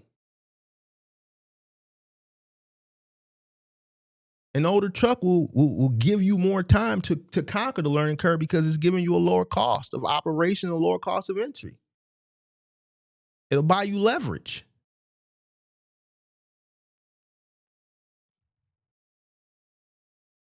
Cash flow is going to beat aesthetics anytime. See, the guy that I use as a poster child for dumb shit, buddy with the lowrider semi truck, he's concerned about aesthetics. I think he's from Texas or LA or some shit, like where he wants his fucking truck to look like his lowrider. So he spent all that money on a new truck. He spent all that money on customizing it, and now he's out of business and blaming you guys. Because he wants you to sit on your hands to force the rates to go up so he can pay for his $500,000 truck. He wants to look good. He wants people to come to him at the truck stop and be like, yo, man, and have these conversations, man, and worship and idolize him. He's concerned about aesthetics and not cash flow. If he was concerned about cash flow, he wouldn't have made that decision. So that's why I'm telling you, cash flow is more important than aesthetics. I would never do no dumb shit like that to no work truck. Never. So goddamn work truck. I'd rather it look like it's working. What the fuck I need is, as long as it's clean, the mattress is comfortable, I got a TV in there, some Wi-Fi, Starlink, it's clean, it's sanitized. That's all that matters, bro. This is a work vehicle. This is a slave. I need this shit to make money. I don't give a fuck about all this extra shit he did. Cash flow beats aesthetics as it pertains to business.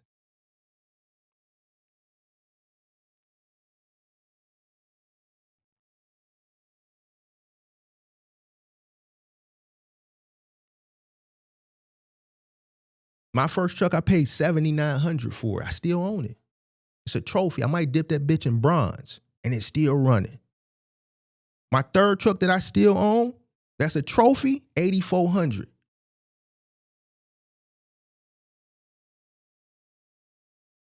I took y'all on a little journey a year ago or whenever the fuck that was, and we took it to the shop when I went out here to do the little roadie content, because you know them trucks just sitting. So I said, you know, it's been sitting for a year and a half. Let me just take this one to the shop. This one I'm gonna run for roadie. It's been sitting to make sure everything is good on it. And they did some repairs. It was like $3,200. Paid them the little $3,200. We did the little roadie content for peak season last year. Still running. You take care of your vehicle gonna take care of you. Who says you need a new truck?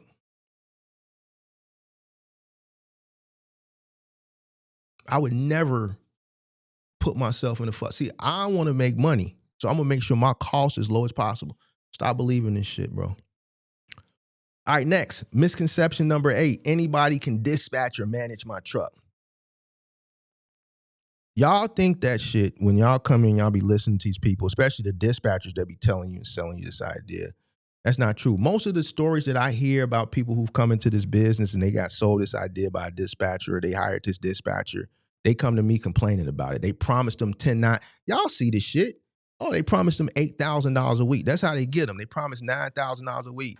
Damn, I paid them over. Man, Mark, they was only getting me $2,500 a week. Dispatching is not clerical work, bro. It's financial decision making. When you hire a dispatcher, you putting somebody in charge of finding the money for you, bro. Listen, can't nobody get to the money better than Big Mark. Can't nobody get to the money better for my business than me. That's why when you see me talking to the moving guys, what do you teach me? What do you see me primarily focusing on when they call up? Sales. If I get a customer on the phone, I got them 9 times out of 10. I'm not never finna, me personally, over the road, I'm not never finna put nobody in charge of me personally, unless I know they cold. But then at that point, I'm at scale, and then we're gonna hire them to come work under the umbrella for me. They're gonna dispatch my trucks. On the entry, man, ain't nobody gonna be colder than me. That's why when you see these guys complaining, what leverage you got over them and you on the new? You think you the only person they dealing with? No. So if they cold, there's going to be a level of favoritism with the people that they've already been dealing with. They gonna get the good shit. You ain't gonna get it. It's just like going into a 3PL on the new. You think you're gonna go into a 3PL on the new and they're gonna give you the best fucking route? The best route, the highest paying, most dense route. It was just there waiting for you. It's 40 routes for loads in this 3PL. And you applied for a route that the previous person was running that route. They went out of business or they went to another 3PL. So now they got this route available.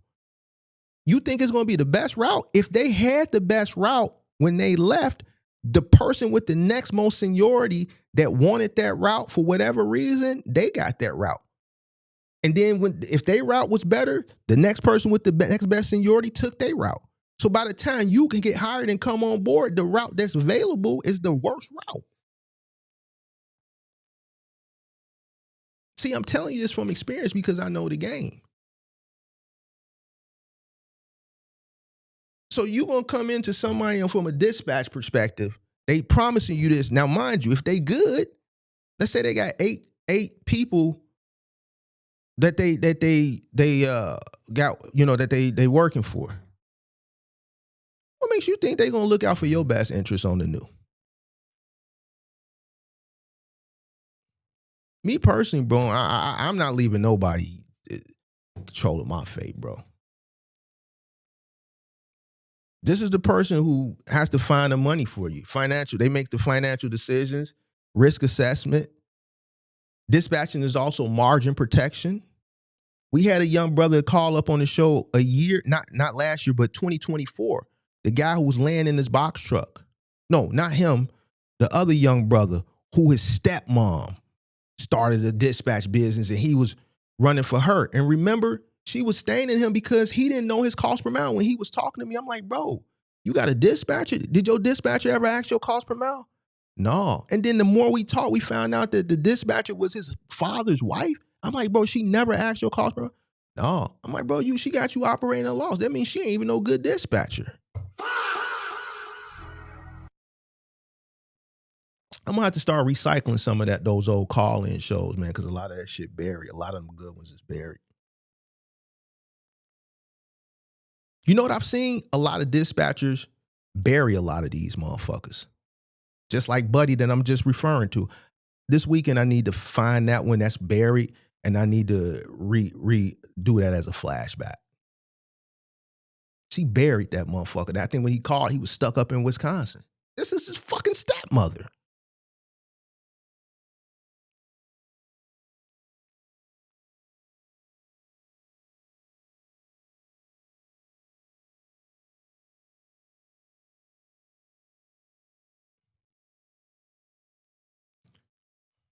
Anybody can't dispatch for you, bro.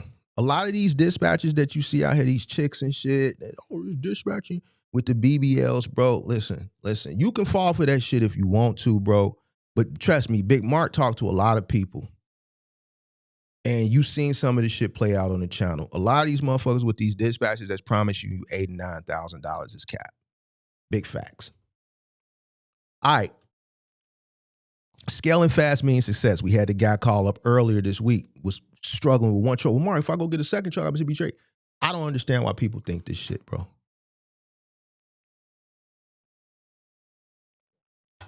If you losing in one truck, you're gonna double it twice. Scaling ignorance multiplies losses, bro. Scaling ignorance multiplies losses. You're going to do exactly what you're doing with the first truck. If you haven't profited or found a way to profit in the first truck, you're going to fucking double the loss in the second truck. You're going to fail just twice. If you figured out how to make money in the first truck, then you duplicate that success. If you haven't figured it out, the second truck doesn't equal profit. I tell the story all the time about the white lady that came in the Discord that was fucking, like, I ain't never had, that shit was weird, bro. This lady was crying like she found out her husband was cheating on her. We was all in the Discord, like the Discord was quiet. You could hear a pin drop in that motherfucker. And this lady went from affluent wealth to fucking broke, and I think that's why she was ultimately crying. I don't think it was because she believed the Turkish boyfriend guy. He was a Turkish man. I never knew that it was man-mans in other ethnicities. That was very eye-opening to me. It was a culture shock. There's man-mans. There's white man-mans, there's Turkish man-mans, there's Mexican man-mans, there's Ukrainian man-mans, there's Polish man-mans. Man-man is not just in the black community. It's all, dude was a Turkish man-man, and he was pimping her motherfucker. He was pimping her. She was a decent little white chick from Atlanta. Former realtor, she had the body done and shit. She was decent because she gave us her Instagram. She had a bunch of followers. She had like 1 million followers. She was up there. This day was in Big Mark's Discord crying, bro. We was in that motherfucker. We didn't know what to do. Pippi, you remember that? 5-star. We was just in there quiet. That lady was crying. Bro, listen, you think Big Mark had sympathy for it? Man, Big Mark J down on her motherfucking ass. Hey, then she started crying again, talking about like I'm supposed, like, lady, just because you in here crying, like, what you want me to do? You want me to tell you the truth or you want me to lie to you, yo? I don't even know you, lady. You letting four of them buddy ass is leaning on your ass. You failed with the first truck. He told you to get a second truck. You went in the kitty and got the second truck. Failing in the first truck. Second truck failing. You duplicating from the first truck. He told you to get a third truck. You got the third truck. He told you to get a fourth truck. By the fourth truck, she was broke. She gave the truck lot or the dealer $10,000 with the promise to pay it off when she picked it up, but she didn't have the rest of the money. She was down to her last 10. And she was asking him for a refund of the 10. He wouldn't give it back to her. Buddy was gone at this time, left her holding the bag. She got 3 little kids, and she coming to Big Mark for help. Big Mark told, what you want Big Mark to do? I told her, sell the trucks. She looked at it like I was telling her that she failed. Lady, you did fail. You got 3 kids and you're down to your last $10,000. Go back to selling fucking houses.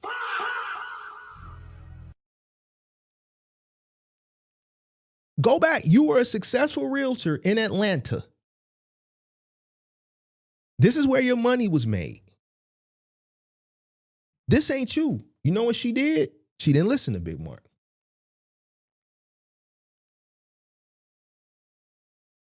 She didn't listen to Big Mark. The next time she came in the Discord one night, she was stuck somewhere up in the East Coast somewhere, on the truck herself, crying again. Because guess what? When none of the drivers respecting her, you know, we've already had these conversations as far as the women is concerned, so she was dealing with that. Now she's on the truck. Her mom is telling her that she needs to get back to get the kids because I think the mom has something to do, but she was having truck issues. Got a truck over here. They done fucked over her, left her. Another truck, I think she said somewhere was somewhere stranded, and she's crying again. Emotional. Because the Turkish man dude done sent her off. And she thought scaling would equal success. Well, one truck ain't doing good, so the second truck is going to bring the profit. How? I don't understand that. One truck is unprofitable. Two trucks is not going to fix it. It just exposes the ignorance times 2. Third truck times 3. Master one truck. You got to master the first truck before you can go to a second truck. A bunch of trucks don't mean shit. It may look good, it may make you look successful, but guess what? If those trucks is losing because you never mastered the first truck, then you really finna look bad in another month or 3 months or 6 months when everybody be like, what happened to all them goddamn trucks? See what I'm saying? Master one truck and then duplicate it. Next. Social media success is equal to business success. Cap.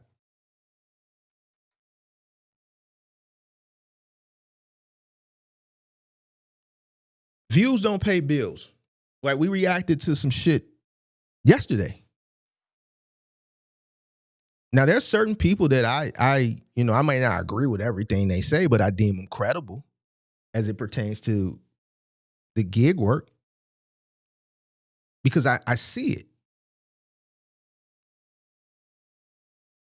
And none of these guys are doing $1,000 a day. One of them is in fucking New York. How the fuck are you gonna tell me a motherfucker that's in New York is averaging 300-400, but you telling me a motherfucker that's in Middle America is doing 1,000? When the rates in New York are higher, the volume is higher, the population is fucking 1 million times.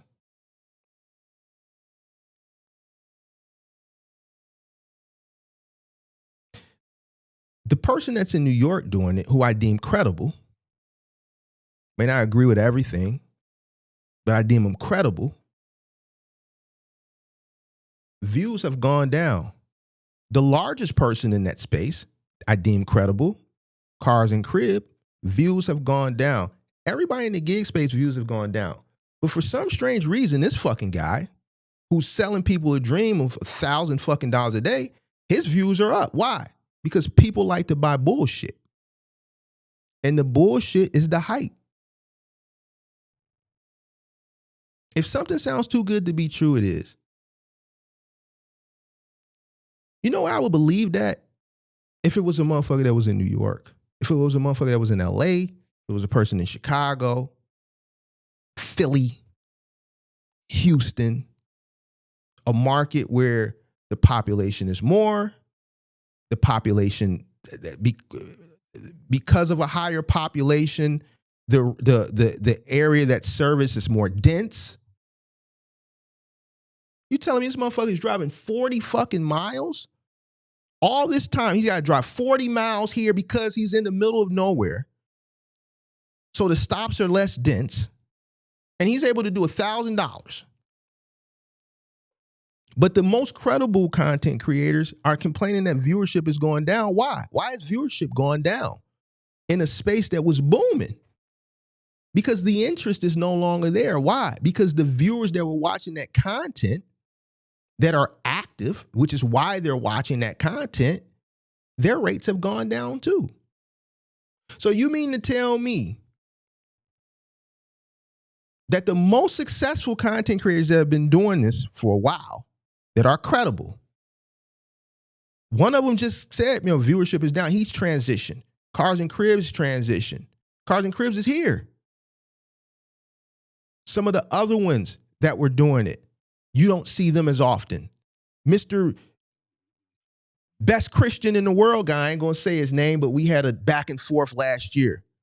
He's not as prominent anymore. He was doing videos a day.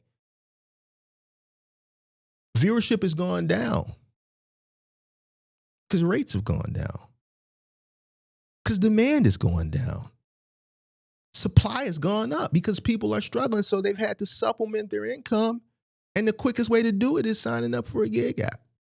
But some guy in middle fucking America, Alabama, who's got to drive 40 miles in between stops is doing $1,000 with all that back and forth in this fucking high fucking.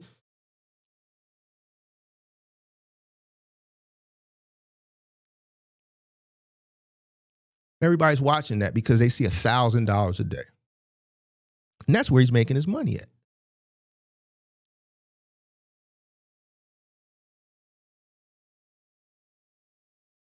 That's where he's making his money at.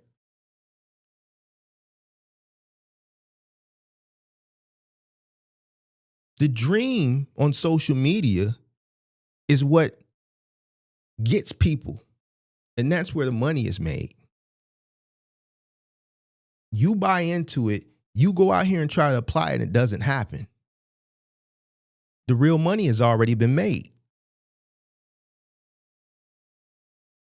It's just like investing into a company pre-IPO or investing into a company early as an early adopter, and you sit on it. As the company gains traction, they gain momentum, the share starts to go up, they become profitable, the stock price goes through the roof, the momentum starts to build, the hype starts to build around it. It starts to bring in ignorant retail investors. The pre-IPO people, the early investors, the early adopters start to sell. Buy the rumor, sell the news.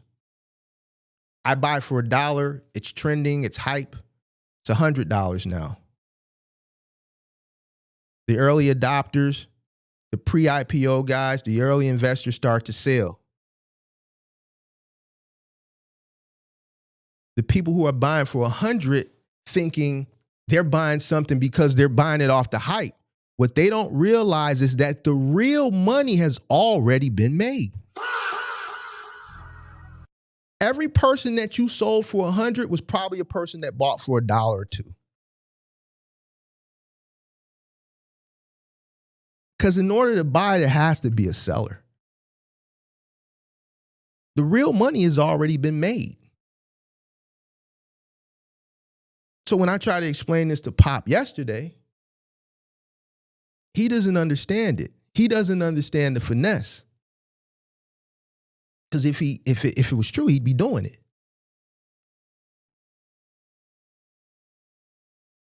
If it was true, everybody'd be doing it.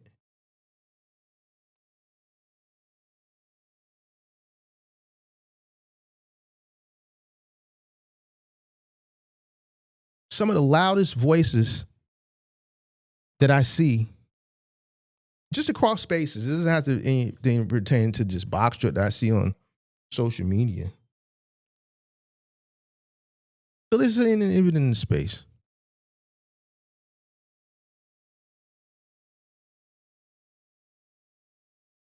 Don't necessarily own any trucks. Haven't reached the level of success, or maybe refuse to give you information that you really need because it's going to jeopardize their real purpose, which is to sell you a product.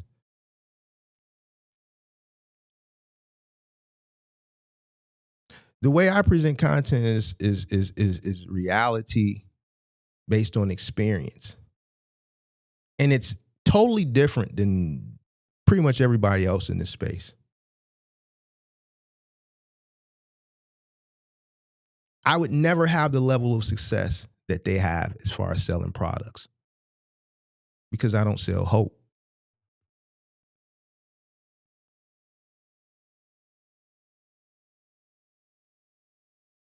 The first misconception that I covered is that this isn't easy. is absolutely what most people in this space sell you that sell products. So when you listen to everything that I said in misconception 1, that's going to deter majority of the people that might have purchased something if I had it to sell, if I presented it the complete opposite way. Because majority of those people are going to take a step back. You know what? I didn't think of that, but that makes sense. You see people tell it all the time. Somebody left a long message in the chat yesterday. Man, matter of fact, it was Gerald Muhammad. Gerald Muhammad said it in the Discord, and I think Eddie Ken or somebody said it yesterday in the chat. Until I found Mark's channel, I was ready to jump all the way in, but I started listening to Mark, and I realized what he was saying was right. Thank you, man. I'm glad I found your channel. You saved me. Well, here's 2 people in the last 24 hours that stopped. They're going to do it, but they're reassessing. They're planning better. And if I did have something to sell, I just lost 2 sales. A person that makes money off of a product will never or can't. It's just like going into a car dealership.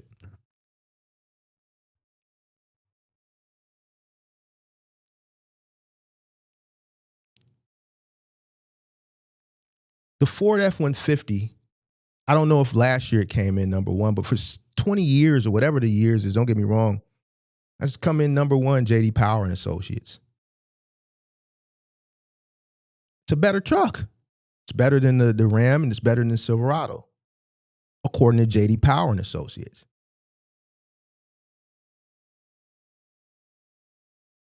If I'm a Chevy dealer and you come in to buy a Silverado, I'm not going to tell you that. Even if I know it, it's not in my best interest to tell you that, because I get paid based on, I get a commission. I get a base pay, but I get a lot of money in commission. I have to sell cars. I'm not going to sell you out of my commission. I'm not going to sell you on something that I'm not going to benefit from. So you can walk out the door and go next door to Ford and get a fucking F-150. I'm going to sell you a Silverado. Even if I have to lie, I chose Chevy over Ford. Now we know Ford doesn't make any cars anymore. They've divested from cars because, you know, as expensive as cars have gotten with the technology that they have to put into and what people are looking for now, it was best for them just to divest from cars. The only car I think they have on the market is the Mustang. And they just focus on, you know, small SUVs, crossovers, and trucks because of the margins. And I may have came over to Chevy as a sales guy because I can sell more economical cars. They have the Malibu, they have the Cruze or the Bolt, the Impala, shit like that. But this person came in for a pickup truck. I have to sell them a fucking Silverado. I'm not going to talk them out of it and say Ford is better, even though I know it is. It's the same situation here. If I sell you a $10,000 mentorship for 90 days, look at the profit margin on that. I'm selling you something that I might have sold to 100 other people over the course of the last 5 years.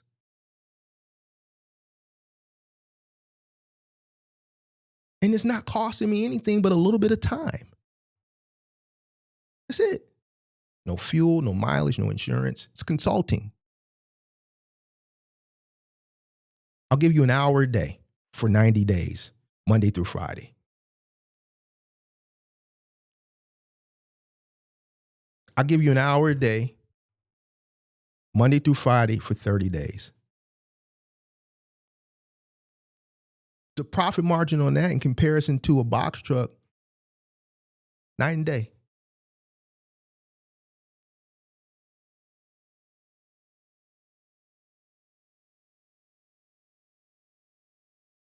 We talk about P&Ls, we talk about numbers.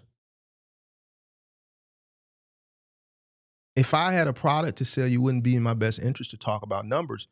What I show you is the ignorance. I expose the ignorance. If I wanted to do that, I would take advantage of the ignorance. That's what most people do.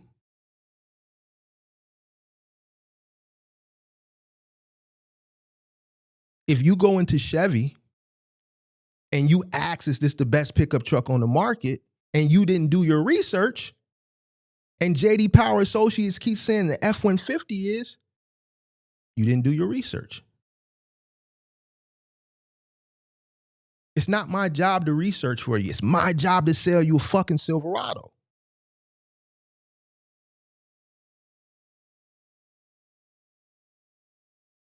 It's not my job to tell you if I'm trying to sell a product to say, you know what, I'm not going to sell this to you. Just go back and do some research. You're too ignorant. No, it's my job to take advantage of your ignorance so that you can buy my product. Because this is more profitable. The profit margins here are better than any truck that I have.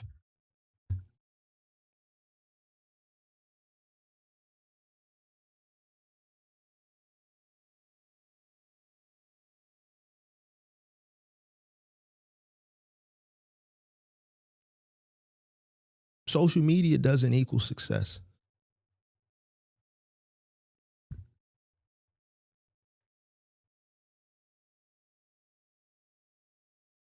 It doesn't. You have to be able to decipher through what's real, what's not, what sounds logical versus what doesn't, what sounds logical versus what sounds fluffed. Period. A lot of people across the spectrum, this is not just pertaining to logistics. You see it in red pill, you see it in fitness, you see it in trucking, logistics, you see it in, I don't know, streaming, whatever. A lot of ignorance is people look for entertainment.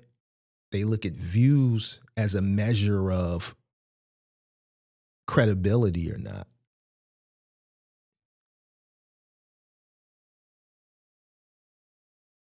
I don't get half the views as some of the people that are in this space, but I'm more credible. Because reality and truth is scary. Most people want to be sold hope.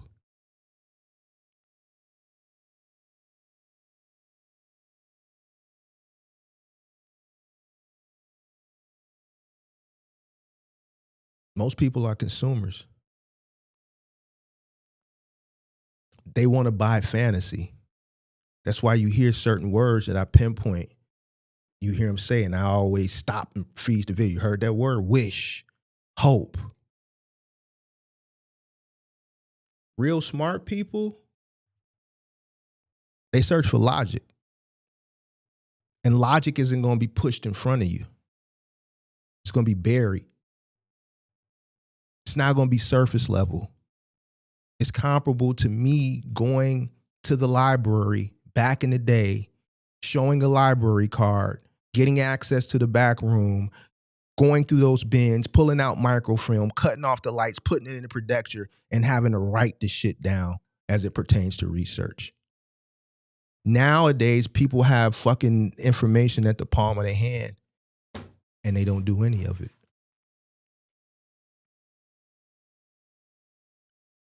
They'll do a search, and the biggest trending because of the views that comes up, they'll just stop there. And never say, you want me to go up a little bit further? Let me go to page 2.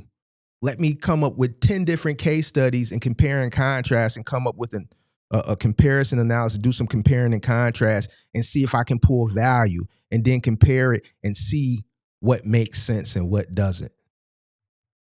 People don't do that anymore.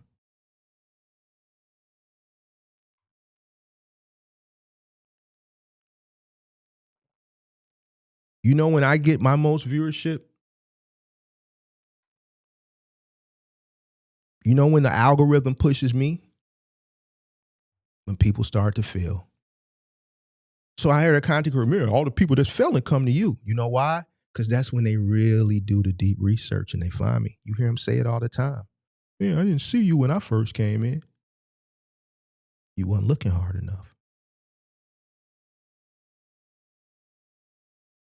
The algorithm knows.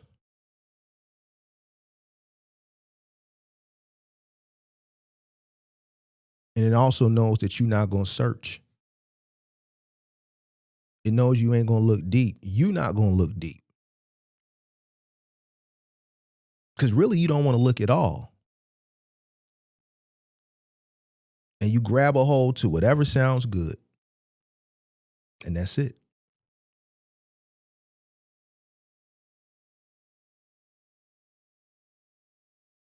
Over here, we talk about downturns. We talk about economy.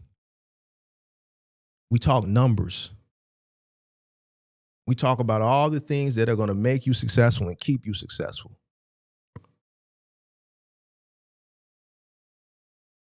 But it's not pushed out in front of you. Mark is buried in the algorithm. And you know what? To be honest with you, I like it like that.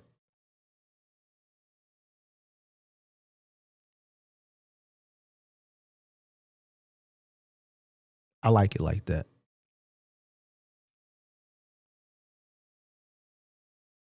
The most ignorant people I see on TikTok and Instagram, I see the most ignorant people because that's where all the foolish nonsense is. People over there believe anything. All the dreams are sold over there. That's where everybody goes to keep up with the Joneses. Over there is what keeps people fucked up. Over there is what keeps people distracted instead of focus on the shit that really matters. Social media success does not equal business success. I found plenty of jewels and gems and content just outside of logistics of creators that don't get many views, but what I was looking for, they had the most value. But it took some deep research. It wasn't surface level. I had to dig. There's a lot of information as it pertains to logistics on Google, but it doesn't show up as it pertains to research for a person who's researching, logistics and box trucking on an entry level perspective. Doesn't come up on the first page. For some of these live streams, when I did that, those forum things last year, there's so many forums from the 2000s that are dormant, that haven't been active, but the forum is still up of valuable information.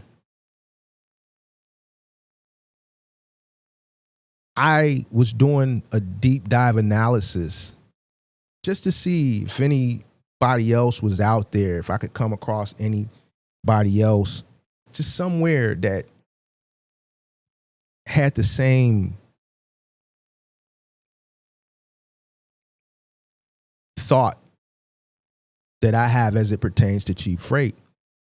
And as I was going through Google, I found a forum, and there was a post from 2007 that mirrored pretty much everything that I tell y'all as it pertains to cheap freight.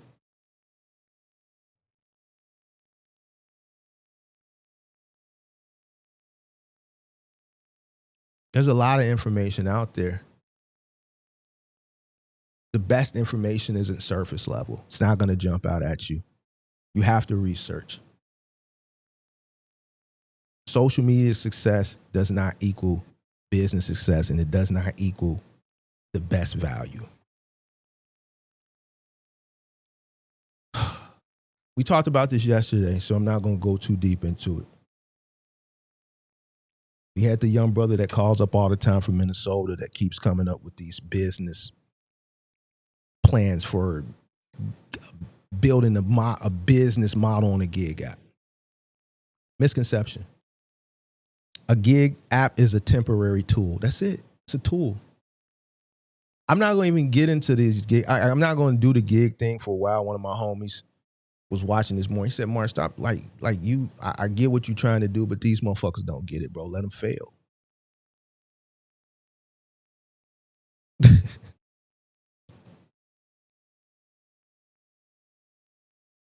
Like crazy and all these motherfuckers that want to argue this shit.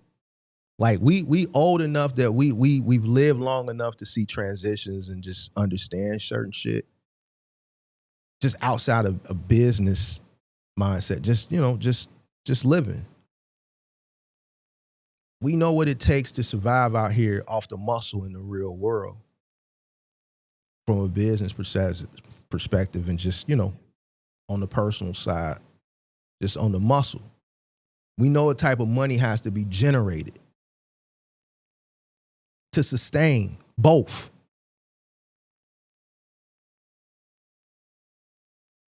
A lot of these motherfuckers, when I tell you they tell on themselves, I tell you this because a person who owns doesn't talk like that. Because we're dealing in the real world with real bills, real responsibilities. A lot of these motherfuckers that be preaching that shit, I'm going to tell you why they believe that shit. Because they got supplemental. They living off a broad that's got EBT and Section 8. So they believe that, I can go out and do this. I'm keeping it a buck. It's going to hurt some people. I know it. But I'm from where I'm from. So I know what it is because I know real life motherfuckers that's doing this, they got that mindset.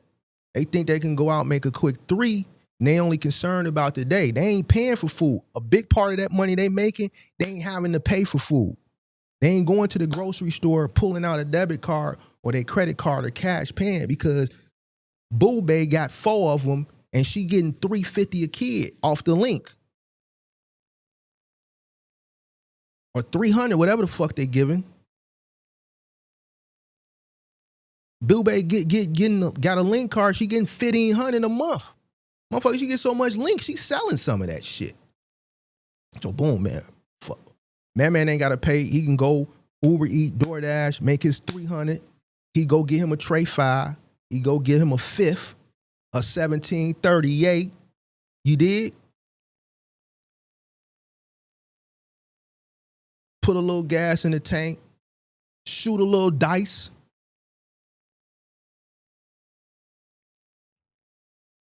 He ain't got to put money back into the food. He living off the Brennal. She's a Section 8.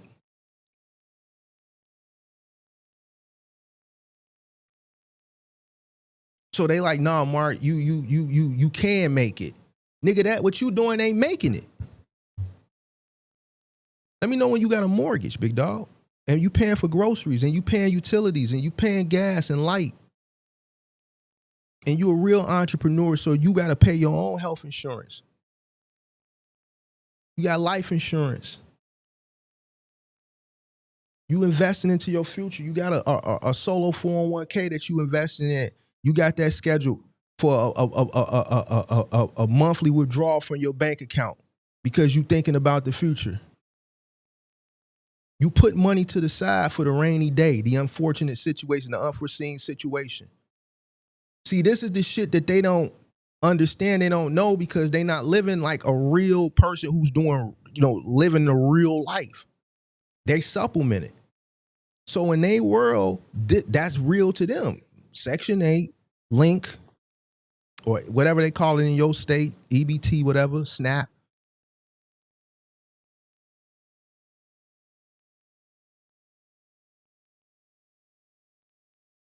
That's why they say, y'all, no, this is enough.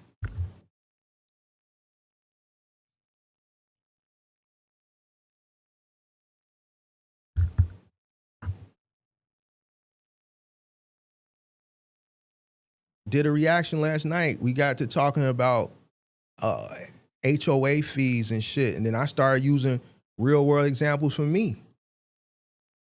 Special assessments and shit like that. Unforeseen shit that's beyond my control. I got to pay it. I ain't got no choice. See, they don't understand that. So when they see 300 or 250, 300, and I say, no, it's not sustainable. It's because they not really living like real people.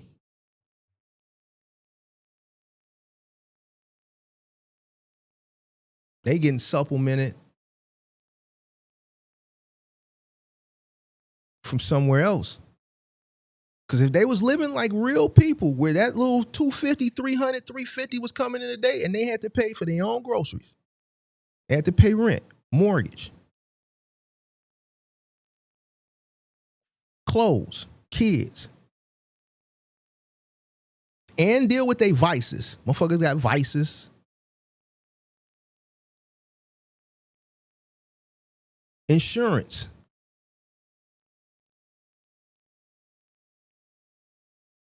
Rainy day fund.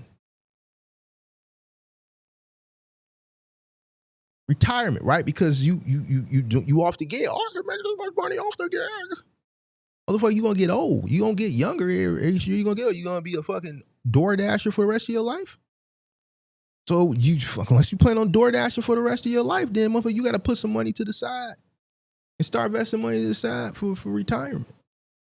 You an independent contractor off these apps, off the 1099 Act. That's why I say it's living for today. I'm gonna stop arguing. My homie said, man, stop arguing with these niggas. These motherfuckers don't got nothing. They don't own nothing, and they don't want shit. My homie this morning, he said, man, stop telling, just stop, bro. Held me accountable.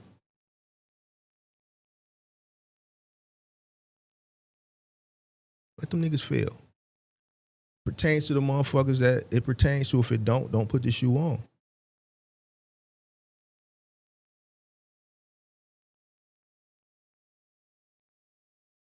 And after he held me accountable, and I'm like, I bet, you're right.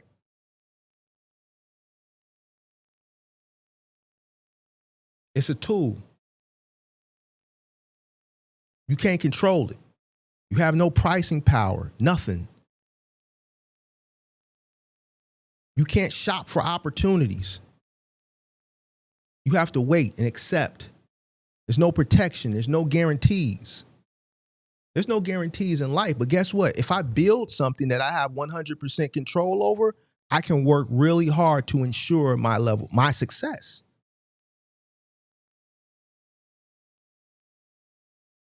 My success there is determined on if they allow me to be successful or not. Some days they may allow me to be successful. Some days they may not. Hit the like button, subscribe to the channel, turn on post notifications.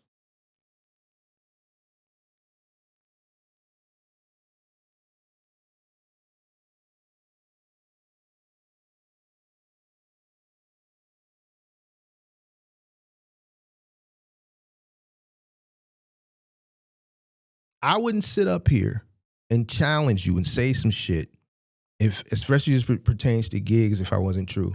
I'm telling you from a person who's out here in the real world that knows what it takes to live, survive, paying bills with no fucking assistance. No government assistance, none of that. A gig app ain't gonna get you there, big dog.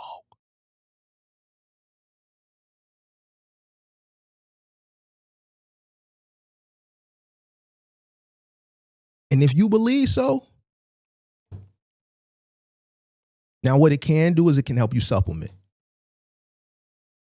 Like I said, I got a homie. He has a fucking career. He uses the gig app to get out the house, and 100% of the revenue goes into the market, 100% of it. He takes that money and puts it into a vehicle that makes money over time. 5 days a week, about $100 a day. It's about $2,000 a month. That's making money.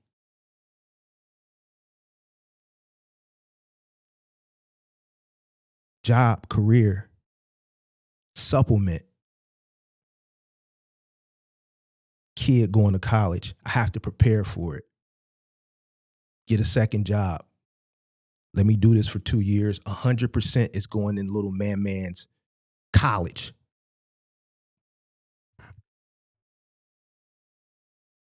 Got affected by the layoffs the other day. UPS, FedEx, whatever. Amazon. just understanding the way things are going.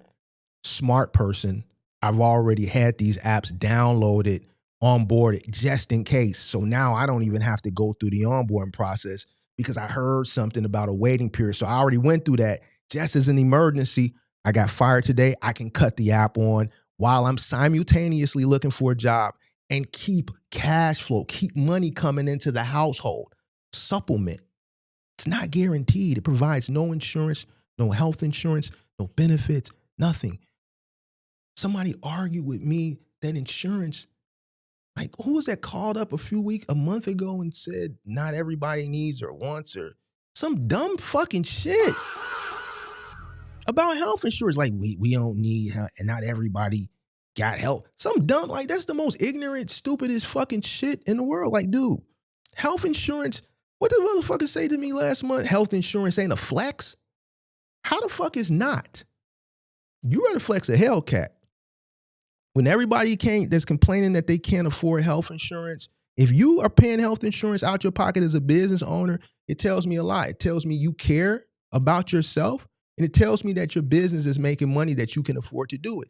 So it is a flex. A lot of people who are making money, they don't even prioritize health insurance. So a motherfucker come telling me that health insurance ain't a flex, get your goofy ass off my motherfucking line. We get so many people. See, that's why I said motherfuckers be so concerned with all this dumb shit that's going on. Look at everybody that, for the most part, everybody I know where I knew them in real life or just knew of them or they were a celebrity. There was a trend that I noticed last year. Everybody from Chicago, the Mayor Harvey died this morning. 42 years old. Harold's chicken daughter died 2 weeks ago. 55 years old. The trend that I'm noticing across the board, everybody that I knew last year that died was in their 50s. Why are so many people dying early? Everybody that I knew last year died in their 50s. Is 50 the new 80? Why? Is it the food? Is it the lack of going to the doctor and jumping ahead of things? No, motherfucker, health insurance is a flex. You got motherfuckers running around here, and I always, and I'm a good friend. I tell all my homies. I said, man, you went and got your first colonoscopy yet? Yeah, it's a very uncomfortable conversation, but I'm a real nigga. I want my niggas to live. Man, go get a colonoscopy. They're going to put you to sleep, bro. You need to go and check, nigga. You've been shitting for 40 fucking years. Man, go make sure ain't no polyps up in there, bro. So if it is, they can cut them out while they're benign before they turn cancerous. Man, I don't want to bury none of my motherfuckers because I could have told them, yo, man, go get that shit checked, bro. It's time for that.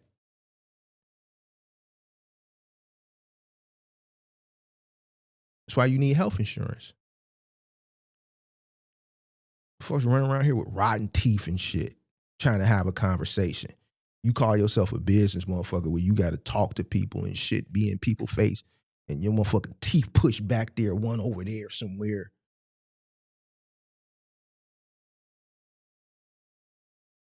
Motherfucker, you got black ass holes because cavities and shit.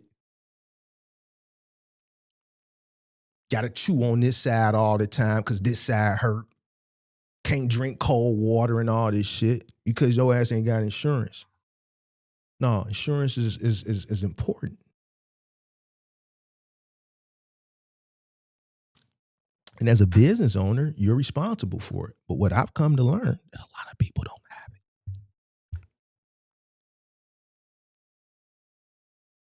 And that's why I harp on it. I don't see nobody else talking about it because they don't care. I know the importance of it. And it keeps going up. It's very expensive. But if I ever got to a place where I was fucked up, I would cut other shit before I cut that. I would cut some subscriptions. Amazon got to go, cable, or whatever. I would cut this shit. Listen to me. The money that I spend on this shit, I would cut this shit before I cut my health insurance.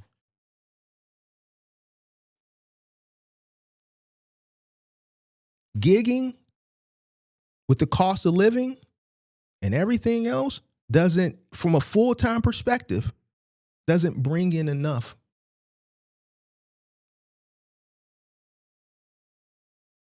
It's a supplement thing.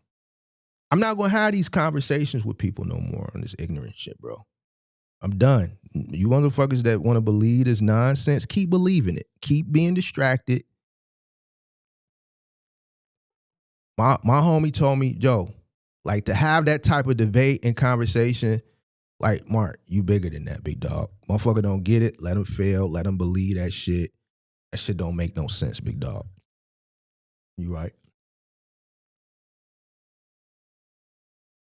A gig is something that you can use to help you and bridge you. It's not something that you'll ever be able to scale. You can't build a business model on something that you absolutely don't control. Period. And to the people that think they can, and this is going to be the last time I talk about this gig shit for a long time, maybe to summertime.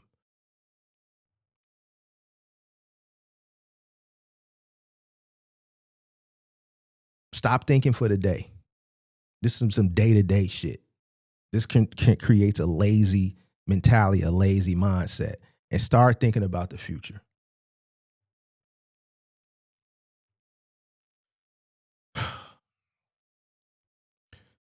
The live stream from earlier this week. I guess people think compliance and insurance don't matter. I don't know what that shit was about earlier this week. That shit was the craziest shit. Like, you just can't get a contract like with nothing. Like, one of the main things that you gotta have to get a contract. I don't give a fuck what you're doing. I don't care. I don't want to argue with nobody no more when it comes to this dumb shit. Nobody's just gonna give you freight with no insurance. Like, this motherfucker just gonna hand you over their shit, bro. This is a regulated industry. I don't understand what people don't understand about that. Like, motherfuckers that listen to people that come on the internet, create a fucking page, and just start doing shit, and just sell you this fucking dumb shit, this idea. But notice they never sell you the dumb shit and just end the video and say, all right, man, I'll see you next time. It's always sell you the dumb shit, and then it's, if you want to learn more, you want to learn the hacks, make sure you click the link in the description below, and I'm gonna help you. It's never to sell you the dumb shit and be like, all right, man, until next time. It's a regulated industry, bro. Nobody's gonna hand you shit. Buddy ass talking the other day. Appreciate the Haitian brother. All that shit is, nobody's giving you shit without compliance and insurance. It matters. It's regulated, bro. I like, somebody's just gonna give you fucking specimens, bro, with nothing. Like, yeah, here's somebody's urine. Yeah, here's somebody's medicine. Yeah, it's promethazine, but we trust you. We trust you. We trust that you ain't gonna just pour a little up for yourself. You ain't gonna go to McDonald's and get a courtesy cup and just pour a little bit on the side yourself. We trust. We there's no checks and balances.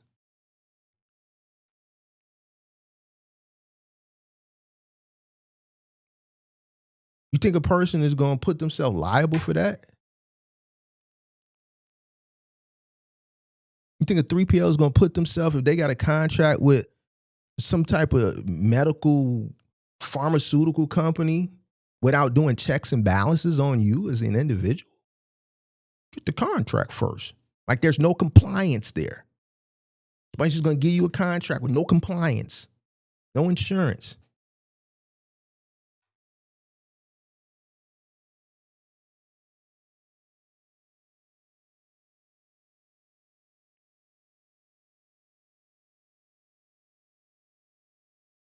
I've never went anywhere and got anything as it pertained to logistics, no matter on what scale it was. Little scale, big scale, private 3PL, publicly traded 3PL, and there wasn't paperwork that involved compliance and insurance. And it wasn't optional either. And it wasn't a suggestion. It wasn't optional. It wasn't suggested, hey, just, if you got it, that's fine. But if you don't worry about it. We're still going to give you the contract because the contract are the money. It's debate week, big dog. It's debate week. Next week we'll come back down. We'll be a little bit more chill.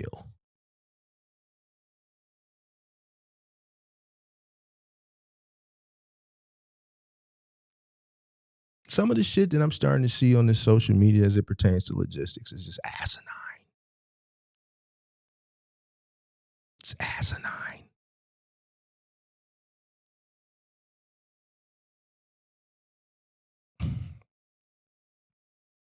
Prove me wrong. Show me a 3PL or a company that has contracts with pharmacies, pharmaceutical companies, and there's just no checks and balances. None. Prove me wrong.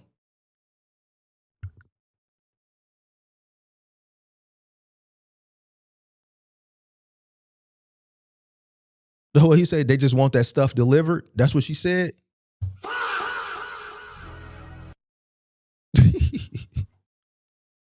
Yeah, man, here goes somebody's piss. Man, you got a car, van? All right, man, that's all we need. Man, just what's your name? What's your name? What's your name? Man. All right, bet. Hold on, let me give you this piss. Here goes this piss. Can you take this piss, this urine sample, and take it to Concentra for us? Can you take this piss to Quest Diagnostics for us? No, we trust you, big dog. We trust you. You good. You good. What, you say your name, man, right? Do you got insurance? You got a car? You got insurance? You got insurance? All right, bet, man. We believe you. Go ahead, bro. Go ahead. Hey, come back. We got some more piss back here. We got some promethazine that need to get delivered with codeine. We got some amoxicillin, some penicillin over here that we need dropped off. We got some Oxycontin and some Percocets over here that we need taken. Yeah, we got a bunch of shit back here, man. If you got any homies that you know that need some work, that want to make a few dollars delivering some of this shit, tell them to come in, because we got the contracts, because they are the money. We don't need insurance. We don't need compliance. We just need this shit delivered. Fuck up off my motherfucking live, bro.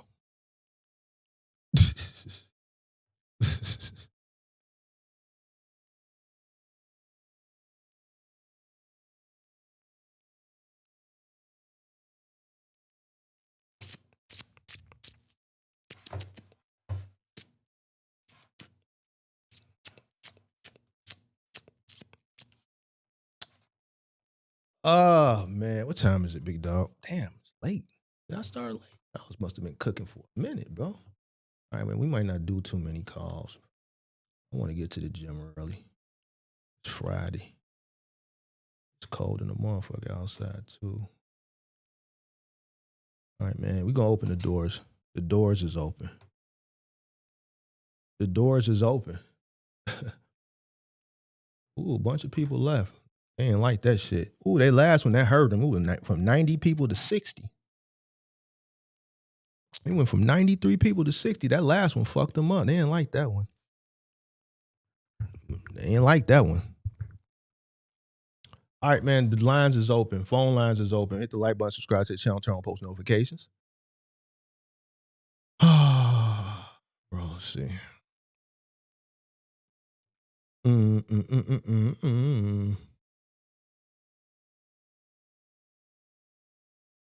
You said recruit other drivers and put their LLC on their information. Man, this shit crazy.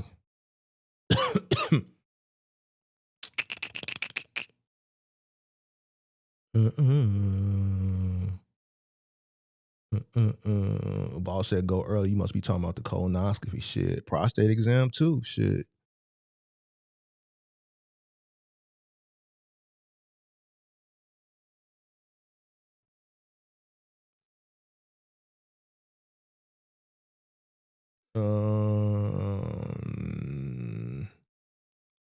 Let's see.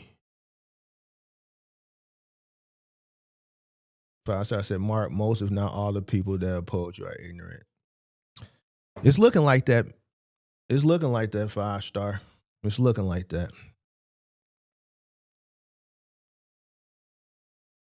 It's looking like that. You say you miss out on the ism when we argue. When I argue with the common folk.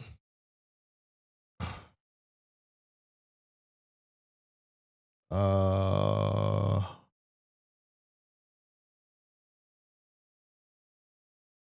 mm,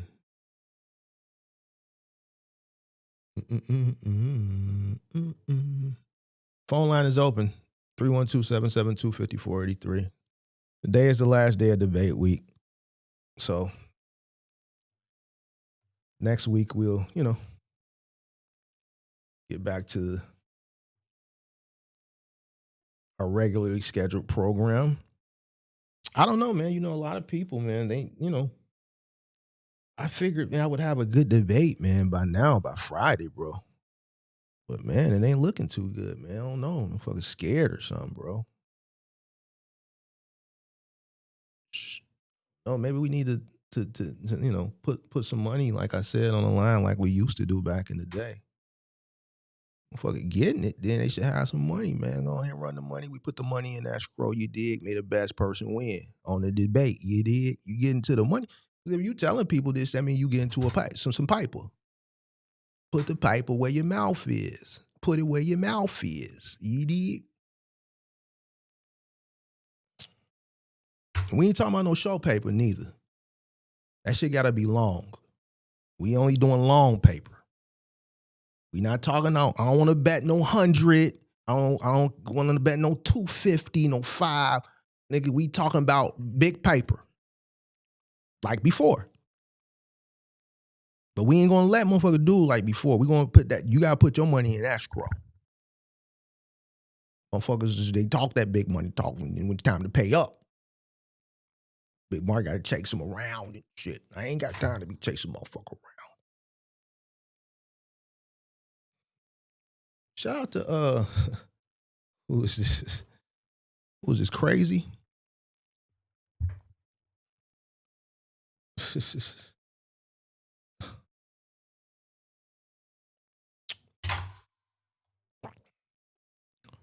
Oh man. All right, man, let's put the timer up, big dog. It's the last day of the debate week, man. Don't nobody want to call up? Let me put the timer up and then I'm out, bro. If don't nobody call up, I'm gone.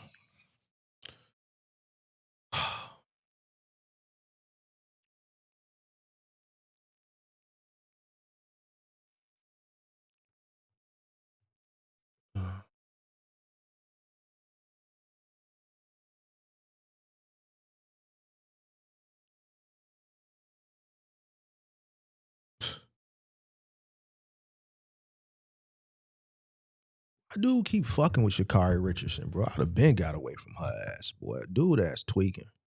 She don't even look all of that, bro. I would never be putting up with that shit, bro. They ain't got arrested again. Man, ain't no motherfucking way. I don't care how fast she run. I don't care how good that monkey might be. Bro, ain't no way in the world that chick gonna be treating me. Oh. Goofy motherfucker, boy.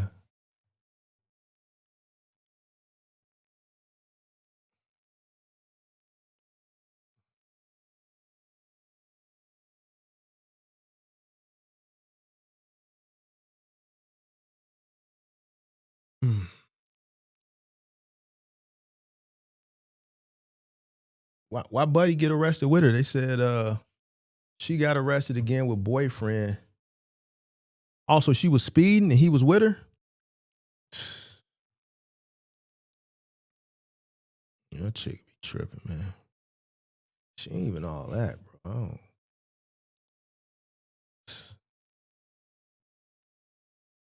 Do. You said you want a 69442 71442 and it's running. That 71442 and it's running. 71442 and it's running. 71442 and it's running.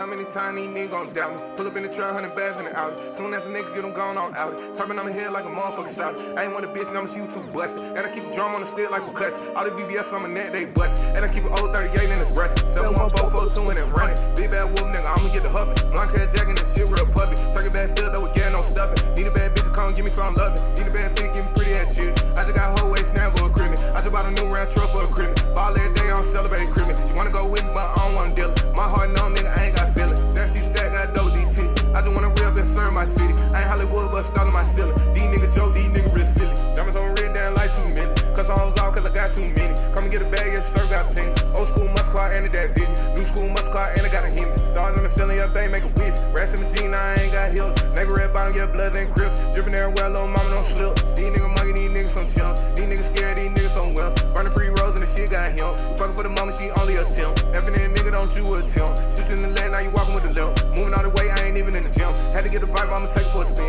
Real blood nigga, only fucking when can. 20 piece of great, ain't sitting in the fridge. Burning on the side, I ain't smoking no seed. Buy my old lady a 2K wig. Online money, I'm an internet weird. 15K just going to a gig. Big boy truck with the off-road rims. Push bull, baby girl, these ain't Tim. Modified chopper and knocking out limb. Real strong, get back, come and get a wheel. Finna fuck a bitch, shit came in the lil. Leave a nigga dead in body in the ditch. I was in the trap, nigga trying to get rich. Pull up in the yeah, 666. Low key plug, I'm a 9 to miss. Nigga be hanging, I'm tired of it. Shotta got ass, I'm feel on it. Count these blue, feel good, don't it? 80 bad play, that's a big moment. All these rats, that's big moon. 6'6", that's big goon. Bed in the sofa, that's big room. Look that cool, no leg room. How many times these niggas gon' doubt me? Pull up in the truck, 100 bags in the Audi. Soon as a nigga get them gone on out. Turban on the head like a motherfucker shot. I ain't want a bitch, and I'ma see you too busted. And I keep a drum on the stick like percussion. All the VVS on my neck, they busted. And I keep an old 38 in his breast. 71442 and it running. Big bad wolf nigga, I'ma get the huffin'. Blanc hair jacket and shit real puffy. Turkey bag filled up with gas, no stuffing. Need a bad bitch, come give me some loving. Need a bad bitch, give me pretty ass children. I just got a whole waist snap for a crib. I just bought a new round truck for a crib. That money, man, boy. It's that money, man. That money, man.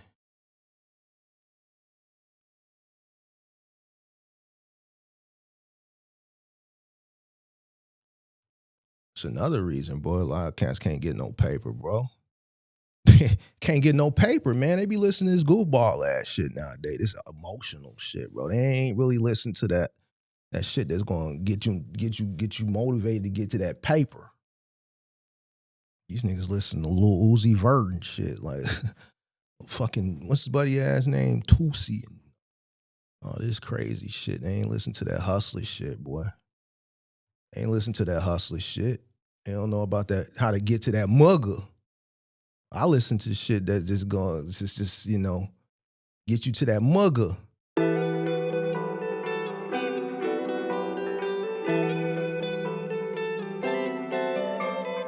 Wendy got hits.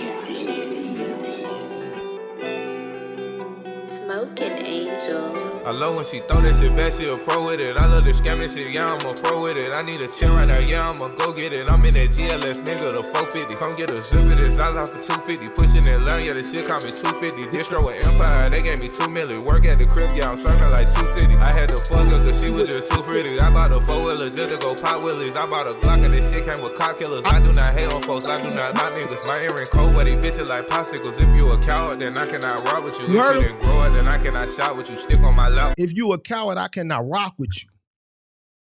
A lot of cowards out here, boy. Stick in my lap. I'm not trying to box with you. Stick in my lap. I ain't trying to box with you. Well, I'm not trying to box with you. These niggas riding dick just like a prostitute. These niggas running mouth, but that shit obsolete. I'm in a Rubicon, yeah, nigga, this a G. I got no rep, I don't run it, so check my feet. Yeah, I swipe foreign, so nigga, this shit was free. I am not sweet, so you know I am sugar free. I be in Wale or somewhere, I'm on the beach. I be in love, ain't a chillin', I'm with a freak. Make up some numbers, then merge and kill a beat. I'm doing shows at arenas, I'm feeling seats. I got that pain in my song, it be running deep. Yo, weed ain't loud when you lit it, it ain't a P500 back on the 4, they don't need a week. 7-day water fast, so I am feeling weak. I just pop 2 strings, so you know I'm feeling geek. She start undressing, so you know I'm finna beat. If you're not shopping, then nigga don't talk to me. If you're not shopping, then nigga don't bother me. Shooters at every door, and ain't no robbing me. These nigga 3D printers, they gon' copy me. These bitches great whales, they wanna swallow me. I get them lows and drop them to the colony. I got the rats, yeah, nigga, obviously. Out of the scam life, nigga, obvious. I love when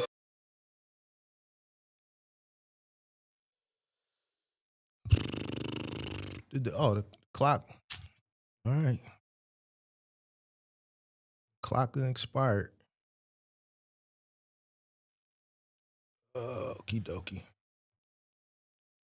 Do do do do do do do do do. Yeah, get rid of the emotional music. Stick to the hustler music. You gotta listen to that hustler music. Ty, we know you like Drake, bro. That's why you be getting into a lot of the trouble you be getting to on the personal side. I ain't gonna put it out here, I ain't gonna put it out here, but a lot of that, you ain't really got that ism in you. I don't know if that's a Cleveland thing or it's a young Cleveland thing, but that Drake gonna have you fucked up out here, bro. That Drake gonna have you fucked up out here when it comes to you dig what I'm saying? You gotta listen to Drake, but don't consume it. You dig what I'm saying? Listen to Drake, but don't consume it.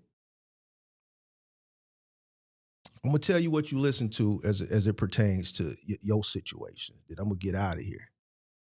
I'm gonna tell you what you need to listen to. Ooh, this might be too much of a throwback for you. You ain't gonna understand this shit. You ain't gonna understand it. You ain't gonna understand it. This might be too much of a throwback.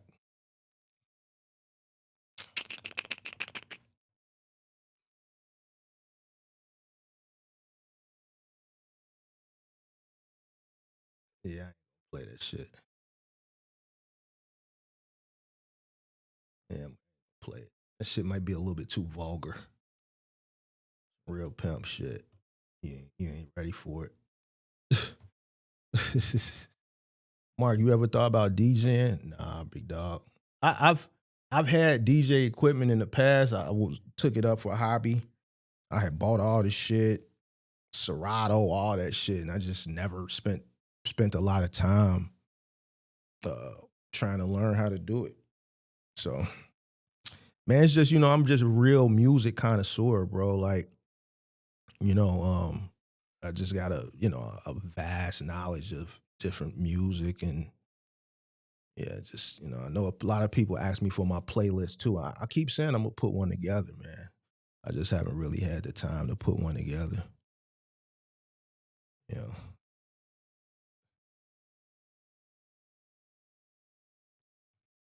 I don't know. Ty, man, you gotta stop listening to that Drake though.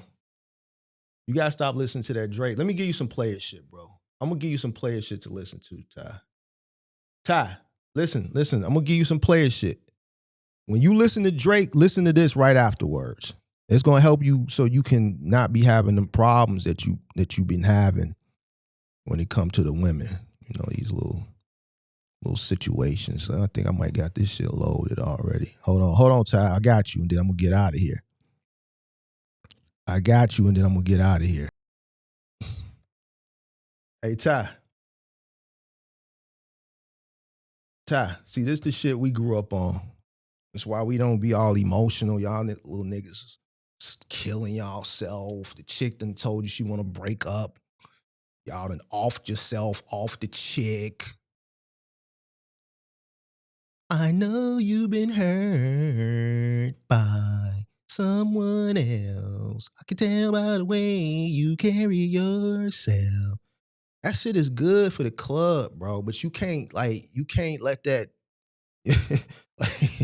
you can't let that base your decisions. You know what I'm saying? You gotta listen to some A-Ball and MJG, some Drew Down. You dig what I'm saying? You gotta listen to some player shit, some Pimp C.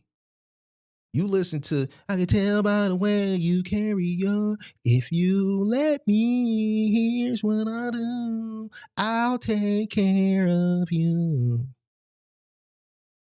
I've loved and I lost. That shit cool, bro. It's cool. I listen to that shit. That shit cool. But that's the shit that got you sad and doing crazy shit. And these motherfuckers killing the chick, killing themselves. The chick, all the chick said was she was gonna break up with you. She was gonna get right back, but you didn't give it a chance. Your generation don't give it a chance. Y'all just, I can't live without you. Now, first you do them, and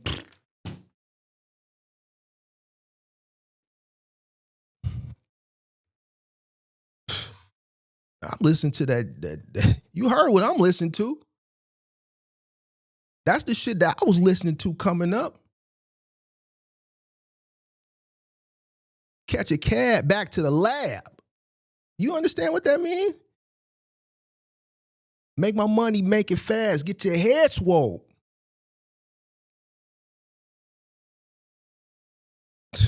Come on, bro. We ain't talking about listen to that player shit, boy. You listen to and you believe in this shit, bro.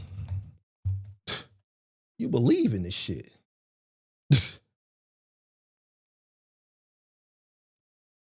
You believe in this shit. You listening and you following this shit, bro. Nah. You going around, man. Yeah, how Mika doing? How Jada doing? Y'all heard from her? What she look like?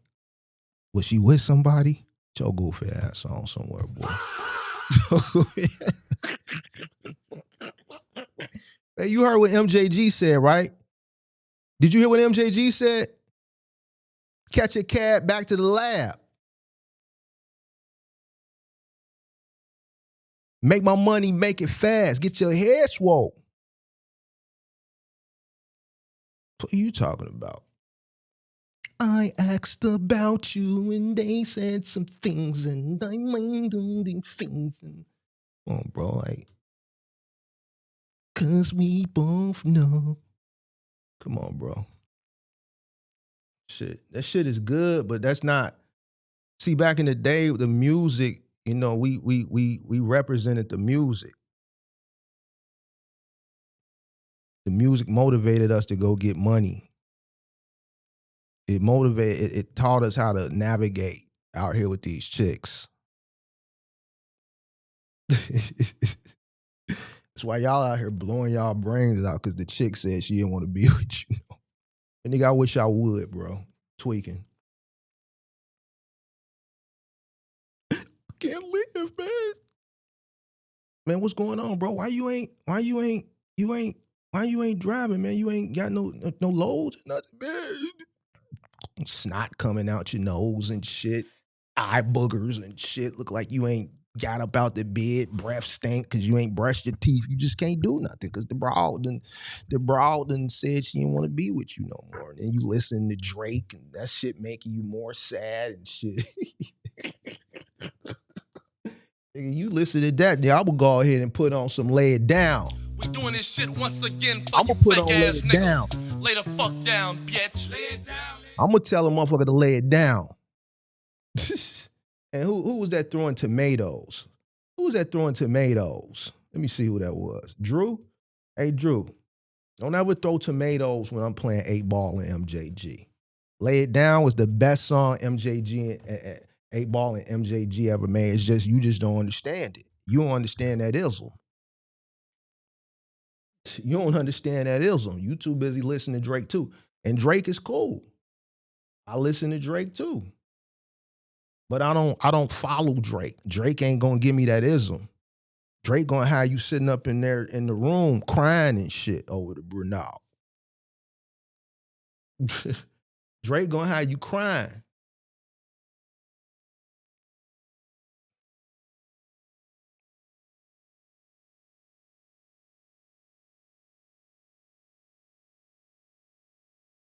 When you through, get up and go, get your cheese, hit the dough. That's the shit I'm talking about. You want to listen to this goofball ass shit.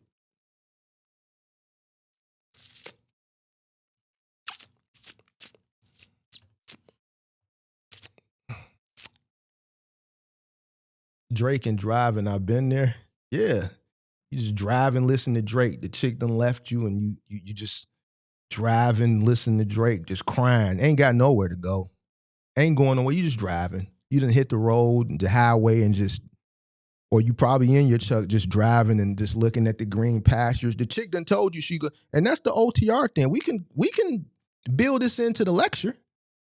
We can build it into the lecture. Some of you OTR guys, your bro done left you over the road, or she with you, but man, listen. I know a chick, I swear for God on everything I love. Matter of fact, if you watch the live stream last night, it was her.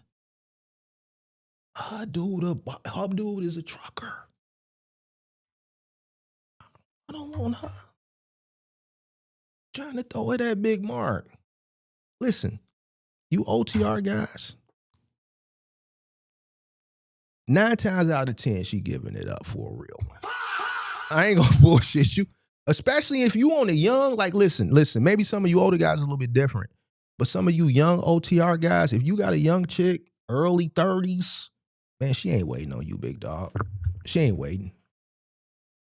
Listen, I know you don't want to hear it, but you gotta listen to the big homie. You gotta listen to, y'all call me Unc, listen to Unc.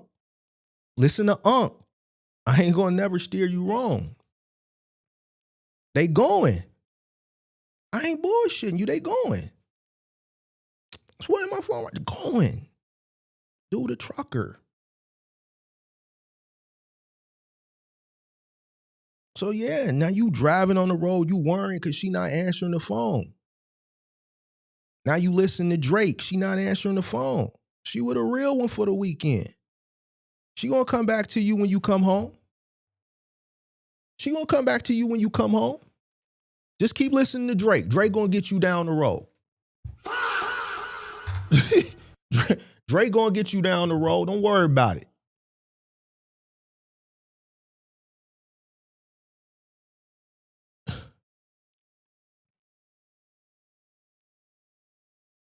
He gonna get you down the road, big dog. You did.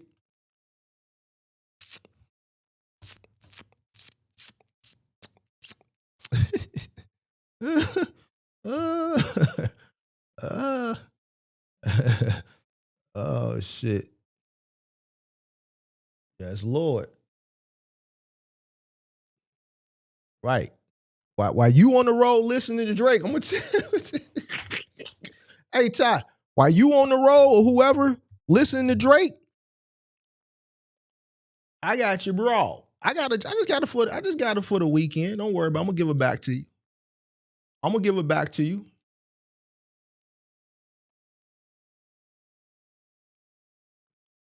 She flip-flops on, Ty. Don't worry about it. Don't worry about it, Ty.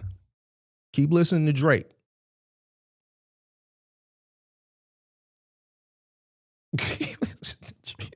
Keep listening to Drake while you over the road. This is what I'm playing. This is what I'm playing. With the Gucci flip-flops on.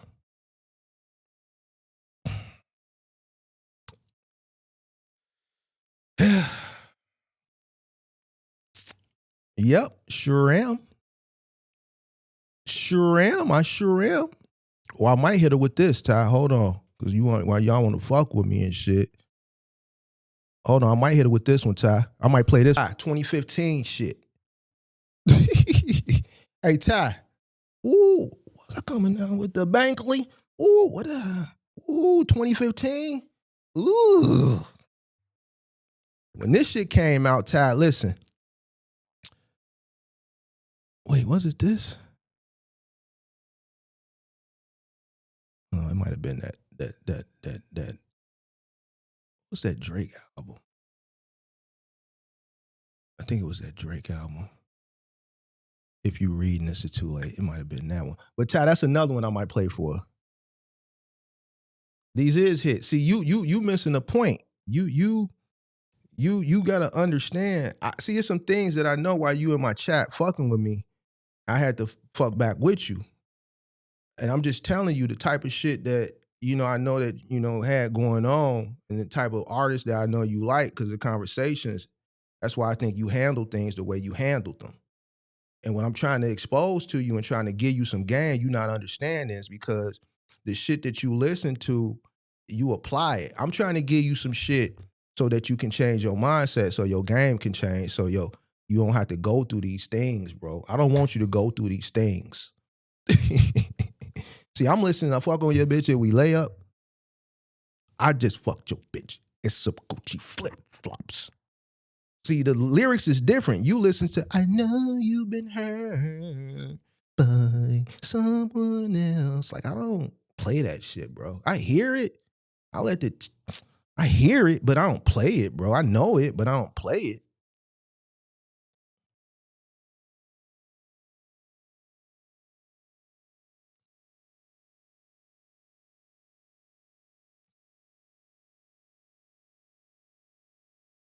So this shit I'm playing is player shit, bro. It's player shit, bro. You know, so it's just difference. It's a difference. You know, I'm just playing a little bit different type of, like, I got a little different type of mentality, a different type of feeling. I'm approaching the situation a little bit different than how you would approach it based on some of the shit that you listening to. That's all I'm saying. I'm just trying to give you a little game. That's all, bro. You know, that's all. So that way we know where we at with it. You know.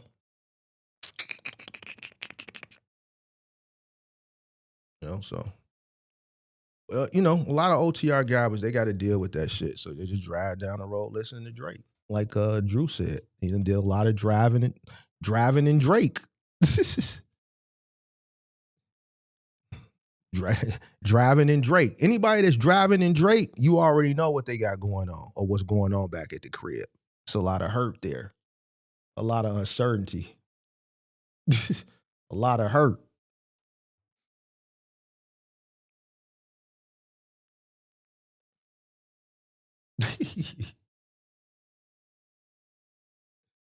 Yeah, we listen to a lot of Kales,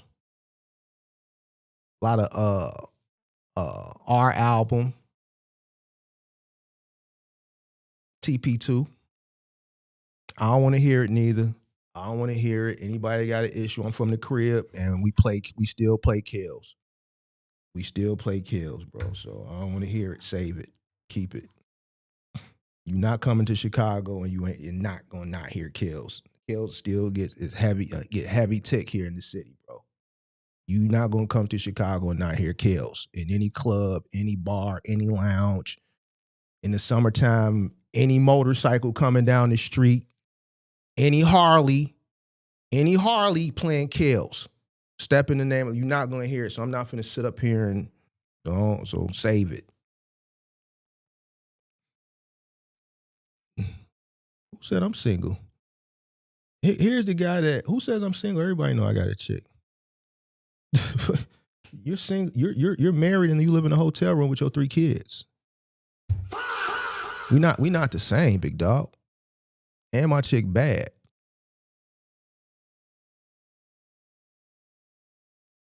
She tiptoe on the marble. Master bathroom marble.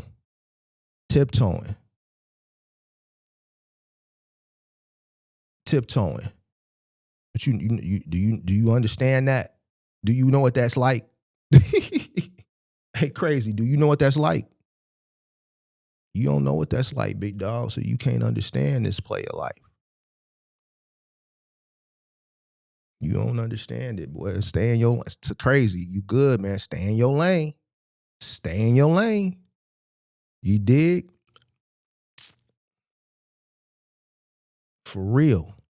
It's different. This is different talk, crazy. This is different talk. You would never understand it. You wouldn't understand it. We talking like this is bag talk. You can't hide this conversation. This is now we going from that to bag talk. And you know, the dealing with the types that I deal with, the bag gotta be a little different. So you're gonna have to probably just listen. You can't really insert yourself over here. We talking bag talk now.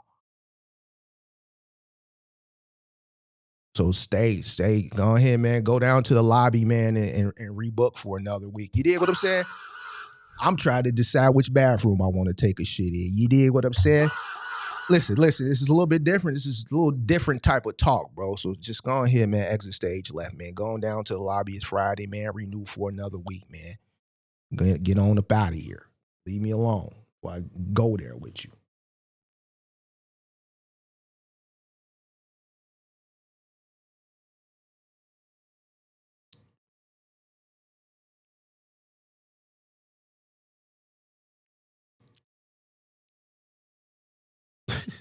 Like You the last motherfucker that should be trying to play games and Jones with anybody, bro. Like sometimes you just gotta know when to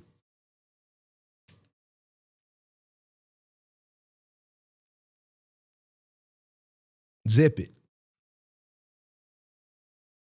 I got a song for crazy. Do I have a song for crazy? Let me think.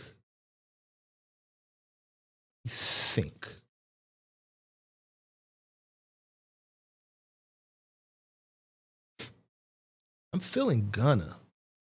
I don't know if it's because I seen it, but I'm feeling Gunna.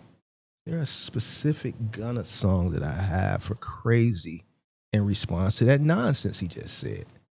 Give me a second, crazy. Let me see if I got something for you. Let me think. Let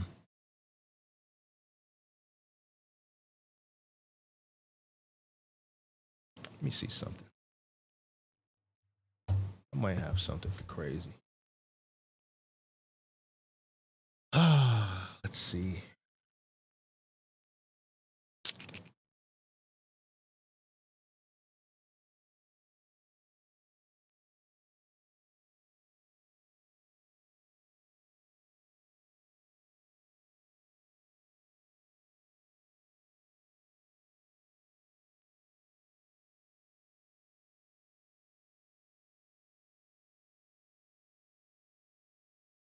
Hmm.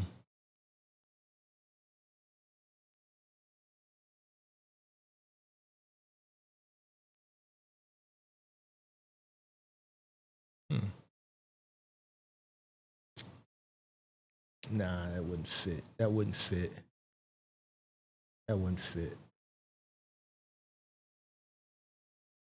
You know what? You might be right. Nah, that wouldn't fit. That wouldn't fit either. You know, crazy. It's kind of, you know, I don't know, man. Crazy, like it's kind of unorthodox, and it's, I don't understand what it's like to wake up to 3 meals a day and for, bro, you wait.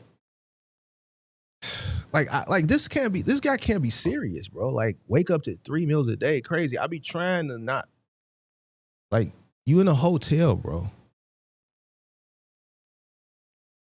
3 meals a day, bro, in a hotel and folded laundry ready to be used. Like,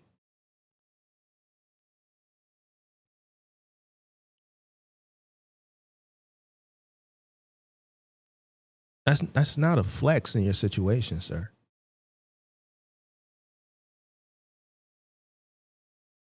Where do you put these folded clothes?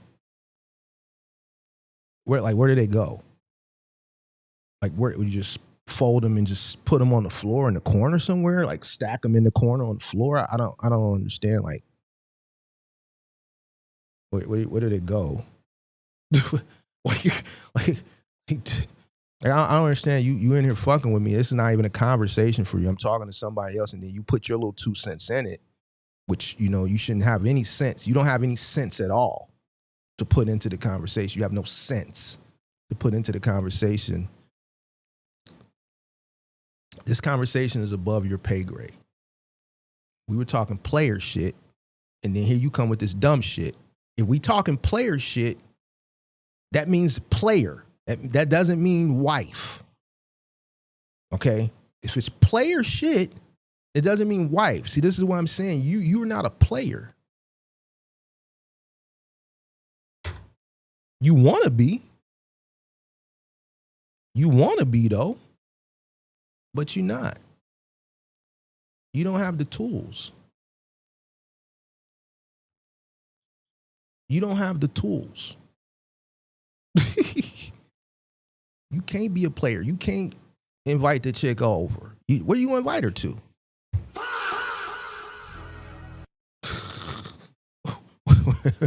Where you gonna invite her to? What you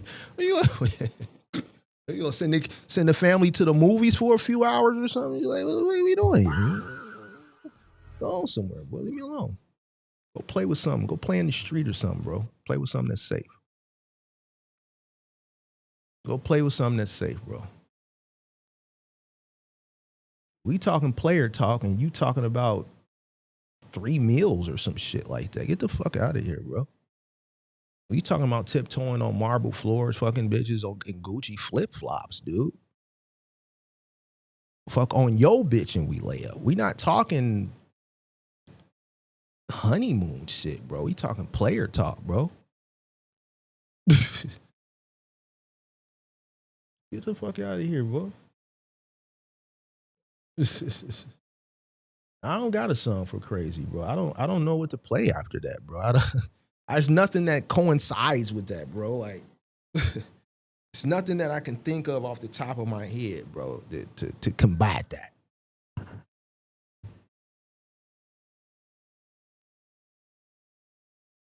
You know, I don't know. I just think you just a lost cause, bro.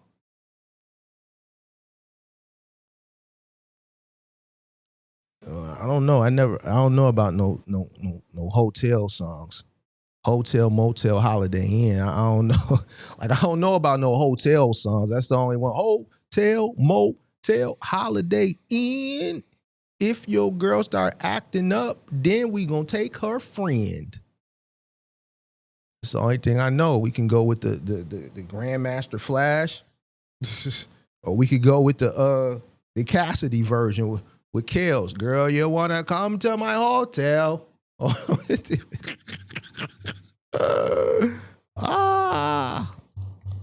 Girl, you wanna come to my hotel? I knew I was gonna think of something. I'm cold. I told y'all my music acumen is just nasty. I knew I was gonna think of something. Hold on. Where is it at? What album? That was on his first album. Wasn't it?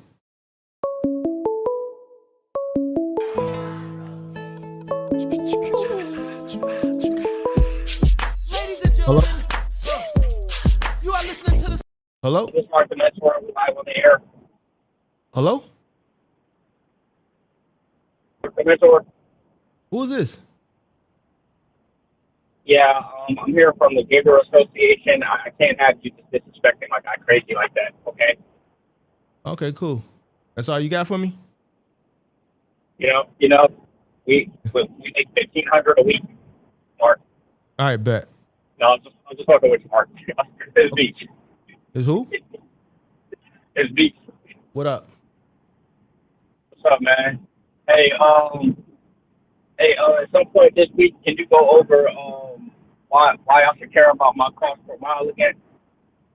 Why you should care about it? Yeah. Yeah, we'll do that next week. Yeah, my favorite YouTubers, they told me I could start business with little, startup costs and everything you say just going to get. You said cost per mile this week? Yeah, cost per mile, in the next week or two, I think we should really hammer down on that. All right, I got you.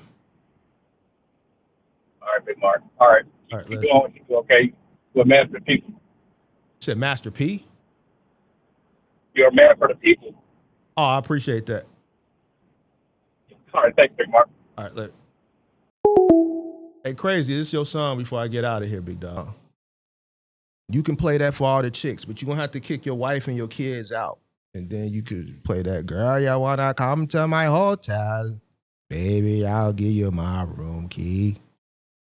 That's for you, Crazy. I knew. See, boy, I had to think deep for Crazy. I knew I was going to think of something. Hotel. We be at the hotel, motel, Holiday Inn. If she girl start acting up, then I'm going to take her friend. Crazy, you got a double bed in your hotel, don't you? You got a double bed in your hotel. See, he said, I got a double bed, one for the creep on and one to freak on. See? You'll never be able to beat me, bro. Appreciate that super chat. What that super chat say? Sweet. Trolling on point, Mark. You deserving that. Appreciate that. Crazy. You gotta leave me alone, bro. Like you'll never be able to outro. I'm just too good. I'm too cold. I'm too masterful. I'm too witty. I'm too knowledgeable. I have the resources. I don't care. Like I don't care about the what do you call it? The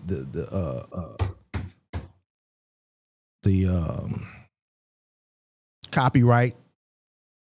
I don't care. It's $2. Well, the super chat, they're gonna give me the money for the super chats, but I don't care, bro. You can't. You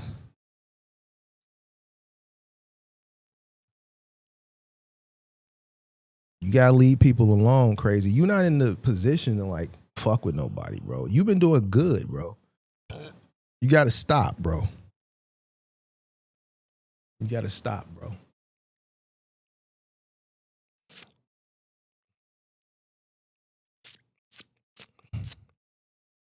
So you should have just paid attention when I was talking to Ty and just chilled. Soaked up a little game. Soaked up a little game, bro. Just soak up a little game, bro. That's it. That's it, bro. You just had to put your little 2 cents in, so I had to, you know.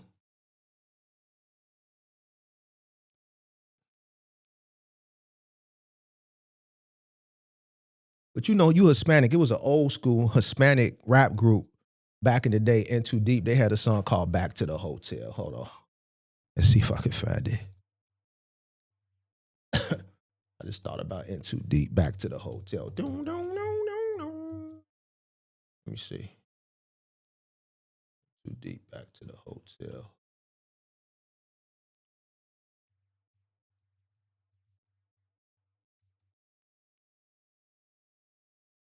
You might not remember this one. You might have not been cool or nothing. Mexican compadres from LA from back in the day. I remember that song. Back to the Hotel. They used to play it on the box all the time.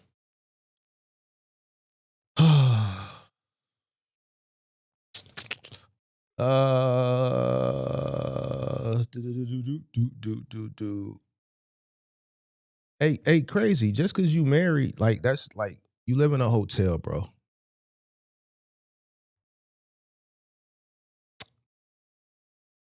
So you live in a hotel, 5 people in a room with a double bed, 1 bathroom.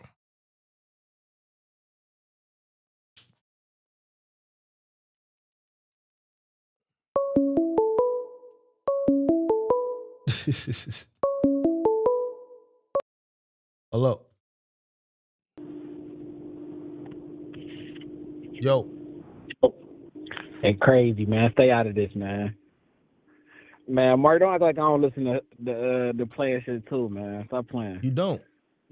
Listen I to listen to Peasy, Babyface Ray, Payroll Giovanni.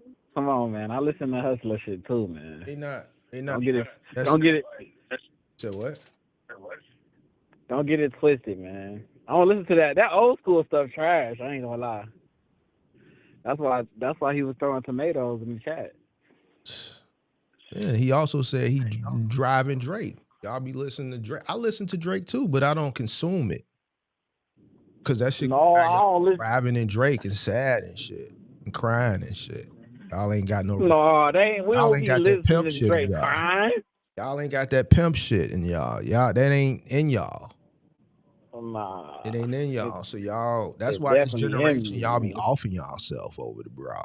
Y'all be offing I never yourself. off myself over no Every girl. time I I don't even come across. turn on the news, yes, a 26-year-old male in Cleveland, Ohio. You know, it was a murder suicide, and damn, bro, like damn, it's more likely for an older dude to off himself no, over you see it nowadays with the young because he getting out of a marriage. No, you don't see older motherfuckers that's getting out of marriages be happy, bro. From him. Older motherfuckers that's getting out of marriages is happy, bro. They happy, bro. Man, they free. Hell they no. free, bro. How? They free. It's y'all that's be emotional because y'all got a whole new generation called emo music, bro. It's called emo music. Like what, bro? Like y'all be I don't listen to none of that garbage ass shit. listen I to don't listen to emo that. music, sad. Then a motherfucker Trippy Red and what's the buddy name from Florida I that don't got listen to killed? Juice World. No, from Florida. Oh no, you said killed Uh, from uh, Florida. Extentacion and all that shit, bro. Oh, Like, Tatiana. yeah, y'all listen to that shit. That shit hard though. Nah, it's emotional. You crying over the broad, sad, bro. That's why, like your whole generation, like y'all like little baby, y'all paying the broad and flying her out and giving her 30,000 and all this goofball ass shit, nigga. That we wasn't doing that shit. Man, they messing up the game with that though. But Yeah, I'm that's your like, generation. That ain't my I mean, no, generation. Y'all, they fucking it up for man, y'all. y'all used to do that too. Stop We playing. didn't. No, we They used to didn't. do Dude, that you hear the too. music we listen to? Catch a cat back to the Man, lab. Bring my motherfucking money, ho. Don't you ever fuck me with a nah, lame lie about a trick. All shit. Look nah. out, bitch. A trick. You talking about it's a different language. It's in reverse. Don't you ever front me with a lame lie about a trick. Come on, bro. It was a different game. It was a different. But that's that pimp. That's that pimp stuff. I was don't do that everything. pimp You had stuff. Snoop. Snoop was on some player shit. I think that pimp culture corny though. I ain't And gonna lie. MJG, it wasn't necessarily pimp culture. You had pimp rappers like Drew Down. I'll never take money like Drew Down and Sugar from a Free. woman or something like that. I'll never do that. You had pimp culture, pimp rappers that would just rap about pimp shit like Drew Down, Sugar Free. But then you had you gotta understand in the 80s, the 90s, the 70s, the 90s, that culture. It existed as far as just in the game, and that was the mindset. You dig what I'm saying? So the roles have reversed. So now it's y'all listen to Lil Baby and Zion Williamson, and y'all flying the broad, giving the broad 100,000. He done brought the broad a Rolls Royce Mansory and shit for one night. He done got this broad, gave her 100,000. I ain't gonna lie. It's a different caliber of females out here now. So now they fucking it up for y'all because now you got all the little girls that's coming up. Oh, they ain't fucking it up for me. Yeah, you 27, 28. That's your generation. It's still girls out here that mindset ain't like that for real. Yeah, what the fuck you talking about? So that's the shit. Y'all listening to that shit. So that's why y'all is offing y'all selves and shit like that. Nah. Y'all ain't, you dig what I'm saying? How we offing ourselves, but we I'm looking what I see on the news, bro. Y'all offing y'allself. Man, hell no. Y'all offing y'allself, man. You know what I'm saying? Offing y'allself, bro, because the chick told you she wanted some time. Listen, bro, I don't know, bro. I'm just going off what I see on the news, bro. And what I hear y'all be listening to. So I'm gonna be real, man. We really got the best culture for real. I ain't gonna lie. We more, you know what I'm saying? Our women batter nowadays. You ain't don't lie about that. Who women battered? Our music better these days. You said y'all women battered. Yeah. Battered and bruised? Way better. Oh, batter. Yeah. No, I disagree. What? Yeah, because a lot of the women that's in your generation are fabricated. Man. They're it's not natural. Who y'all had back in the day? Nia Long? Like that's the girls we comparing. Like we comparing Nia Long to Lotto. Like Yeah, come on, Janet. Man. You had Nia Long. You had Halle Berry. Compared to Lotto? Lotto is manufactured, bro. Oh my God. That's not natural. You can't compare natural beauty to manufactured beauty, bro. So that matters. Yeah. So you would never date nobody manufactured. You know why? Because I'm old enough. See, you was a kid. I remember when the BBLs first started coming. Look at all the chicks who got early BBLs. Look at Nicki. Look at Black China. Look at what's the old girl from Memphis? She got hers taken out. Black China got hers taken out. What's the girl from Memphis? The singer chick, loudmouth chick. Used to be on all the reality shows. Was fucking with Memphis Hits back in the day. Messing with who? Memphis Hits. What's her name from Memphis? The R&B singer. She do country now. Oh, I don't know. Uh, damn, what's her name, bro? It's on the tip of my tongue. But anyway, all those chicks that got the ass shots back in the day, notice how all their asses look the same. They ain't got wide and spread because of the concoction they was getting shot up in them.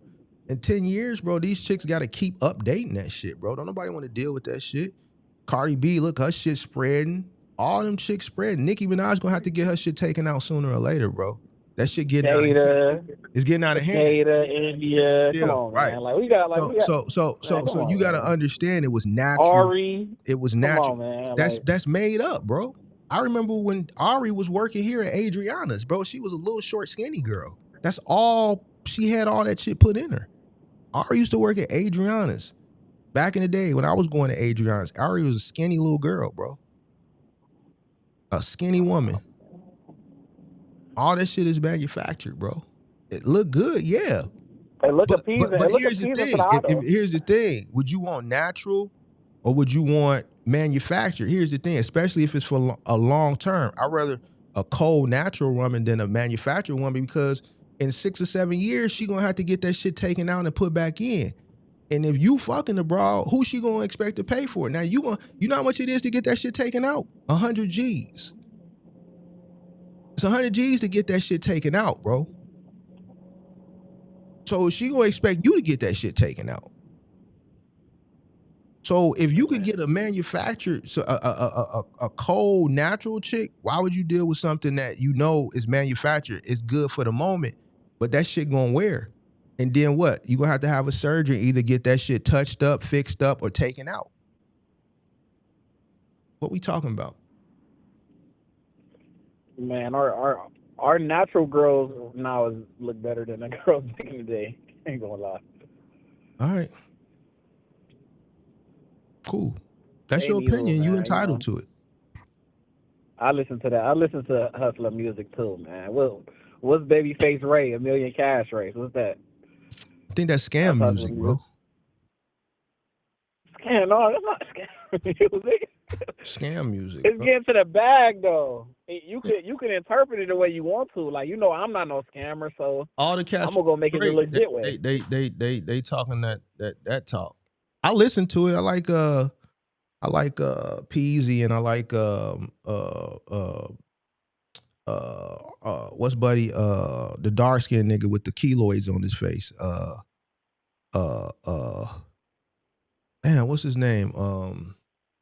Where you from? He from Detroit. What's his name? He got the keloids on his face. NXTG. Nah, bro. He not. Got the keloids on his face. Ice Word. Rio. Oh, Rio. Yeah. He like the favorite one I like up there. Yeah, I listen to it. But you gotta understand, bro. I'm older, so I the music was a little bit better, back then. It was more well put together. It was composed better, and the lyrics, the meaning behind the lyrics was more. We was in a different place. Like y'all just instant gratification. So your hustle music and my hustle music is different. Your hustle music. I mean, you could get money. You could get money faster now. Yeah, but it's not more long. ways to It's make not money now than long back in the lived. day. Everybody that we know that had a run get money fast, when that run was over, they fucked up out here in these streets. It's a lot of motherfuckers that was up 5 years ago, and I see them now. They fucked up out here in these streets. Am I lying or am I telling the truth? It was a lot of rich motherfuckers in 2020 and 2021 that's fucked up out here in these streets right now. Am I bullshitting you or am I not? It was some motherfuckers that was fucked up in January of 2020, and by July 2020, end of 2020, they was rich than a motherfucker. They was like, Mark, I got it busting. I got it busting in Arizona. I got it busting in Indiana. I got it busting in Florida. You know the story I always tell you. So boom, Mark, run it up. Yo, I can get you 100. I need 20 up out that. And they did that to 100, 150, 200 people, right? Everybody had it busting, and they was rich. It was a lot of dirt bikes out here. It was a lot of motherfuckers taking trips. It was long lines at Gucci, Burberry. You dig, at Louis. Hermes. Motherfuckers was in Vegas. Motherfuckers was in Atlanta. Motherfuckers was down in Miami. You dig? Niggas was at Motherfuckers was talking Rodale. about their Niggas was in Toro Rodale. business. Motherfuckers was talking about they box truck business. You dig? All these motherfuckers is fucked up right now, bro. None of them. The niggas was talking big shit. I know a bunch of motherfuckers that was like that. I know some broads. There was some broads that brought box trucks and they came to me. This is before I even came to YouTube because, you know, I'm already, so they knew me. And I'm like, yo, what the fuck is this? This shit ain't work. I was all types of haters and bitch ass niggas and shit. Them chicks is busted and disgusted. You dig what I'm saying? They fucked up out here in these streets, nigga. I ain't lying to you. You dig what I'm saying? So all that instinct is instant. Them motherfuckers talking the instant shit. And then once the moment the instant shit, it's just like instant oatmeal. Nigga, instant grits. This shit is short term. So Nigga, once you consume if that you shit, was is in the this rap. generation, what would you do? You say what? If you was in this generation, what would you do? If I was you, nigga, I'll go to trade school. Competing. If I was you, Competing. if I were you, listen to me. If I was you, Ty, I would go to trade school. I would go learn to be an electrician or plumber, HVAC, carpenter. I would go to trade school. If you was my little cousin, my little nephew, I would send you to trade school. I would pay for the shit. Yeah. I would tell your punk ass to go to trade school. 100%. I would tell you get out that gigging. That gigging ain't shit. It ain't, you know what I'm saying? I'm gonna sit you down. I'm gonna tell you that ain't the way. That ain't the way, young blood. Go ahead and go to trade school. I don't do gigging or like that no more. I know you had to come over to the other side. You seen where the money was. You seen where it was. You see what I'm saying? So, yeah, man, I would send you to trade school. That's what I would tell you to do. Yeah. So Well, yeah, but you know, it was different. Our music taught us, you know, hustle, but more longevity. You know, so it was just a different time. This shit now is like instant, you know, fucking TJ6X and all that shit, bro. Get the fuck out of here with that shit, bro. I mean, it's cool to listen to, but that shit ain't gonna really motivate you, you know, to really go grind and get something, build something. I don't know, Mark. You used to be in the club too, though, Mark. Yeah, but when I was clubbing, I was up. When I was clubbing, nigga, it was sections. Nigga, when I was clubbing, there was no line. Ask Kirk, nigga, it's still that. When Kirk came here, nigga, I didn't have to go barter as soon as they seen Big Mark. That line was all the way down the street around the corner, bro. They knew what it was. Walk straight in. So you waited to 28? Tell you, soon So as you you waited walked to in that 28 bitch. to get in the Soon as you club? walked in that bitch, the baddest chick. There you go. It's Mark. What up? What up? Whole section of chicks. Mark, how you know? He said, man, Mark, bro, man, that's a little bottle chick from this other spot, man. You know, when we come through that bitch, you know, we get in the corner. Oh no, man. I'm gonna have to ask what you call it, man, about that. Curtin told the story 1,000,000 times. There ain't no cap. Fucking his partner that was with him told the story. Came on when me and Kirk was getting into it. He said, Kirk, man, why you want to? When we came out there, man, nigga showed us the best time of our life. What are you talking about, nigga? That nigga popped up on me. That motherfucker called me like, man, Mark, I'm in Chicago. Come and get me. You know, I'm like, now I had to stop what I was doing, bro. That nigga didn't give me no warning, no nothing, literally. You showed him the black truck service, man. Everything, hotel right down the street from me, downtown, black truck service, bro. Took him to dinner. Mark, how much we need, bro? It's already paid for, big dog. Hit it with the card, boom. Club. Man, it's a line, bro. I walk straight up, bro. Come on, man. What y'all waiting right there for, boy? We ain't waiting in this bitch, this line. We walk straight through. He's my homies, introducing them, shaking the bad chicks, you know what I'm saying? Coming. Yeah, I must have been y'all must have been at a bar, man. That ain't happening. We was downtown, Chicago. bro. We was in the West Loop. We was at the club spot, bro. Them niggas got them niggas drunk off the 1942 one, drinking no Aneo or nothing like that. 1942. Like Kirk ain't going. Even when we was in our heated battles, he like, bro, it was three. He had 3 people with him. These motherfuckers is hollering at hood boogers and shit finna get set up. I had to save their life too. I did all this and saved their life. What are you talking Marty about? looking like Superman out there in Chicago, huh? It's just how you move, bro. Like it's in my city. You know, I would expect the same thing if I came to Cleveland. I said, yo, I'm in Cleveland, downtown Cleveland. I'm at the Ritz. I would expect you to pull up. You dig what I'm saying? I would expect that. You dig what I'm saying? Man. Like, you think I'm gonna let you come to my city, even when he popped up? You think because I know Kirk, so like I'm not finna let him come back to the internet and tell no. So you already know this is me anyway. So man, if you came here, it'd be the same thing.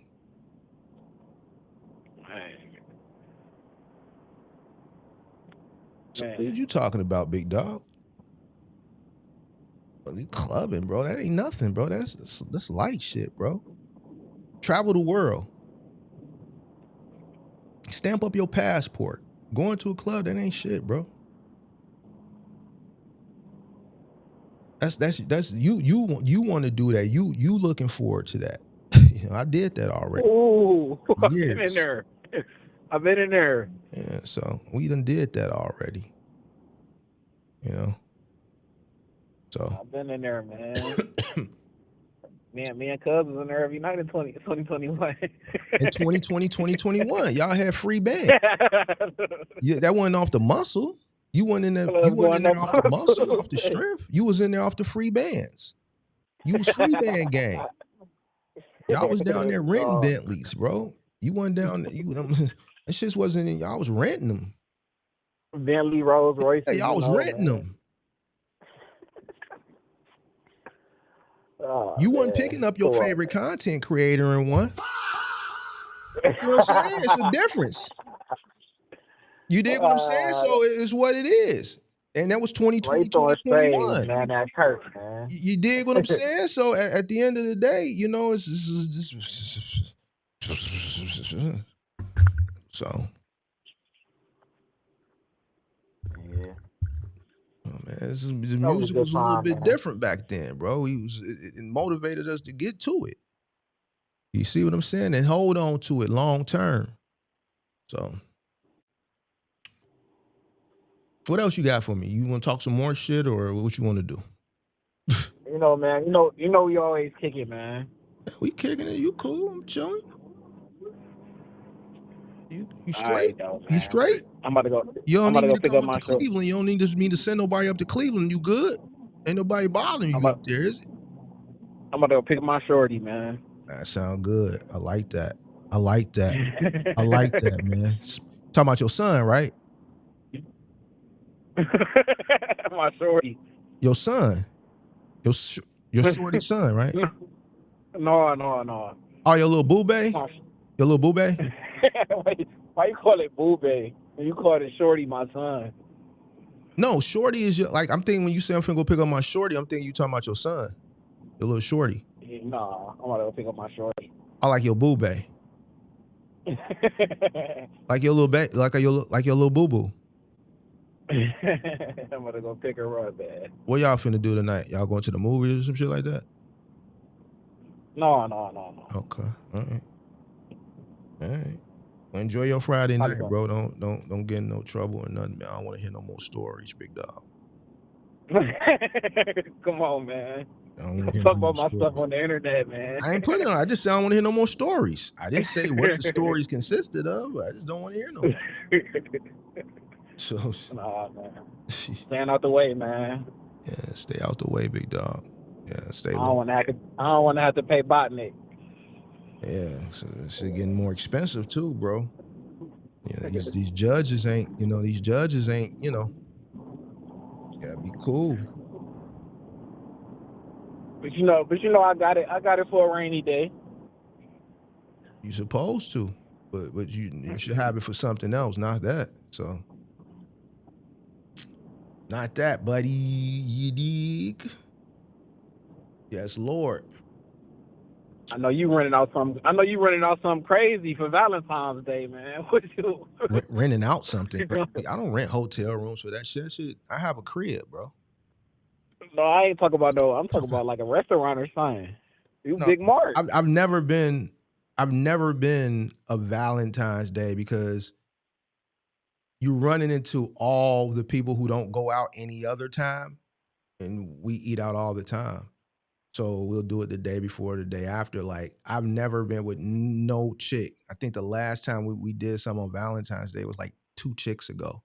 Like, nah, you dealing with all the shorties and all that shit that don't do nothing. Nah, bro. Mm.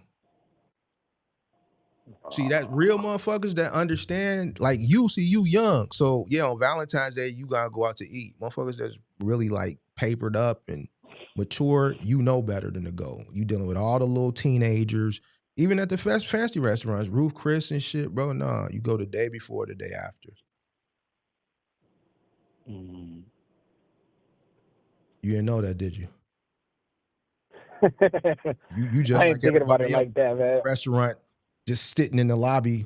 What's your name, Ty? Yeah, we got a 7 o'clock reservation. Okay, it's about 50 motherfuckers in the lobby, and you and your date, you just scrunched up everybody waiting by the door, waiting for a table and shit. Boy, nobody got time for that. Go the day before, the day after. Especially when you go out to eat all the time. Valentine's Day it's not, we have to do it on the day. No, the day before, the day after.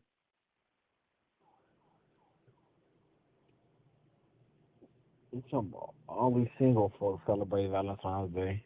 See, that's what I'm saying. We don't go out on Valentine's Day. So. All right. Cool, and man. Crazy don't celebrate Valentine's Day because he can't. So whether he's single or married, he can't celebrate it. Why you gotta hop on Crazy like that though, man? Crazy just because he basically was trying to comfort you, but he ain't in a situation where he can talk about anything. He need to sit his ass down somewhere and go figure some shit out.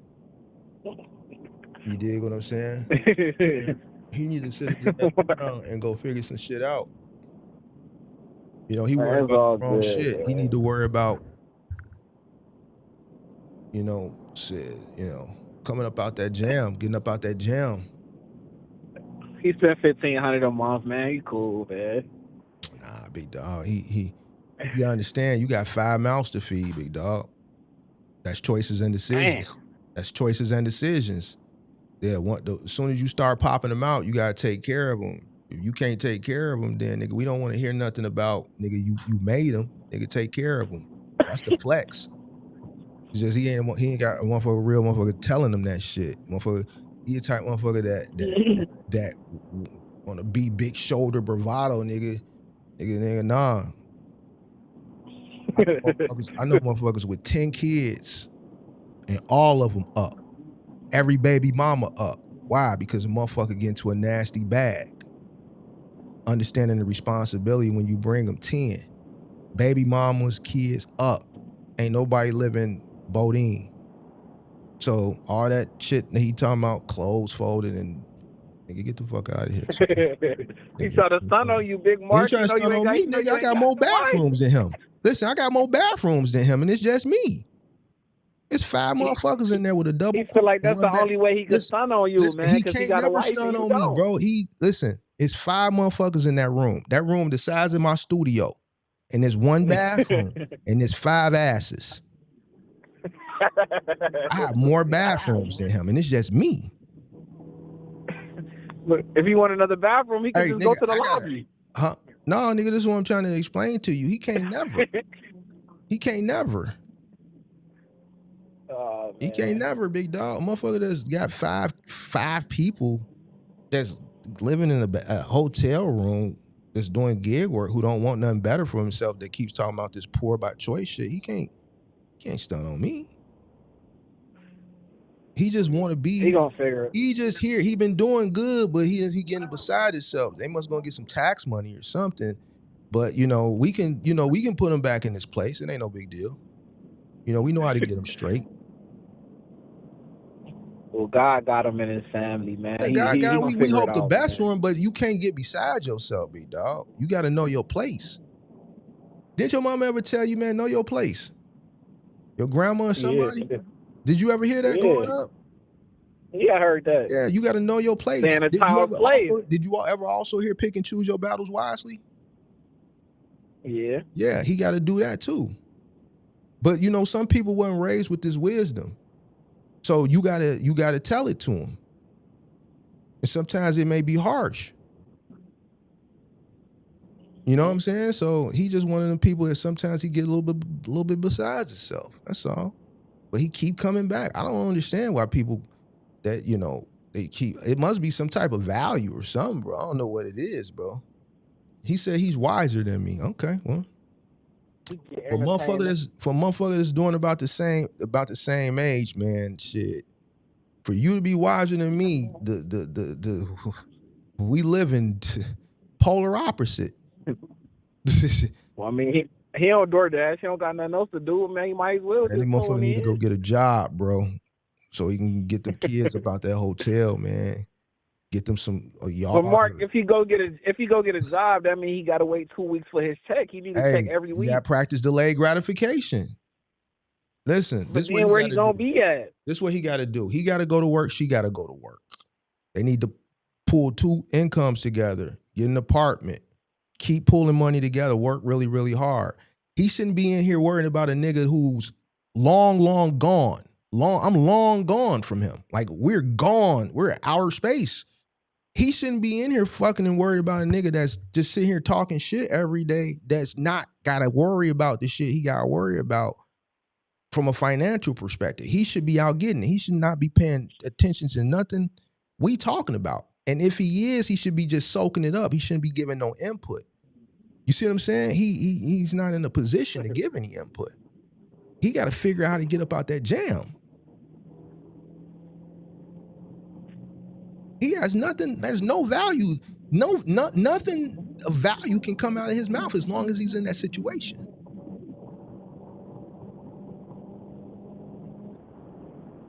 Well, one day he gonna switch. He gonna switch, like, man. Yeah. So if I was him, bro, listen. If I to was be him, for real, man, ain't really nothing really coming from no gig for real. And I used to be the biggest nigga in the Discord talking about some, man. Listen, if making I was Buddy a day, making $360 a day, man, that money don't really do nothing. It don't really create nothing. Right. But you can't tell these motherfuckers nothing. But like him, you can't tell him nothing because he don't want. Some motherfuckers just don't want shit, bro. He admits that he don't want nothing. He lazy, which I give him credit for that, because a lot of people have the same mindset as him, but you can't tell them nothing. At least he admits it. So that's why I give him the utmost of respect for that, right? But what he does is he gets besides himself sometimes. He been cool for about the past 2 months. I don't know what's been got into him lately. You know? Yeah, crazy. You know, I talked about health insurance. He said he got it, but he don't need it. He just ain't gonna worry about it. Well, what if your kids excel really well and they get accepted into college? They want to go to college. He said, man, they're gonna have to figure it out. Like, I can't respect that, bro. They gonna have to figure it out. I see that's where we disagree. Well, a lot of people, that's how they raised, though, for real, though, because we had to figure it out. So nah, bro, you here's the thing. You can't. Like, your dude's probably like paid for you to go to school. Well, my mom's an educator, bro. So here's the thing. One of us had to go. I knew my brother wasn't gonna go, but I knew how important it was. And listen, if I had the knowledge that I have now, I still would have went, because I know how important it was for one of her sons to graduate. That was for her, bro. Mm-hmm. That was for her. Brother wasn't going to do it, bro. He in the street. Heavy in the street. So somebody had to do it. That was for her, bro.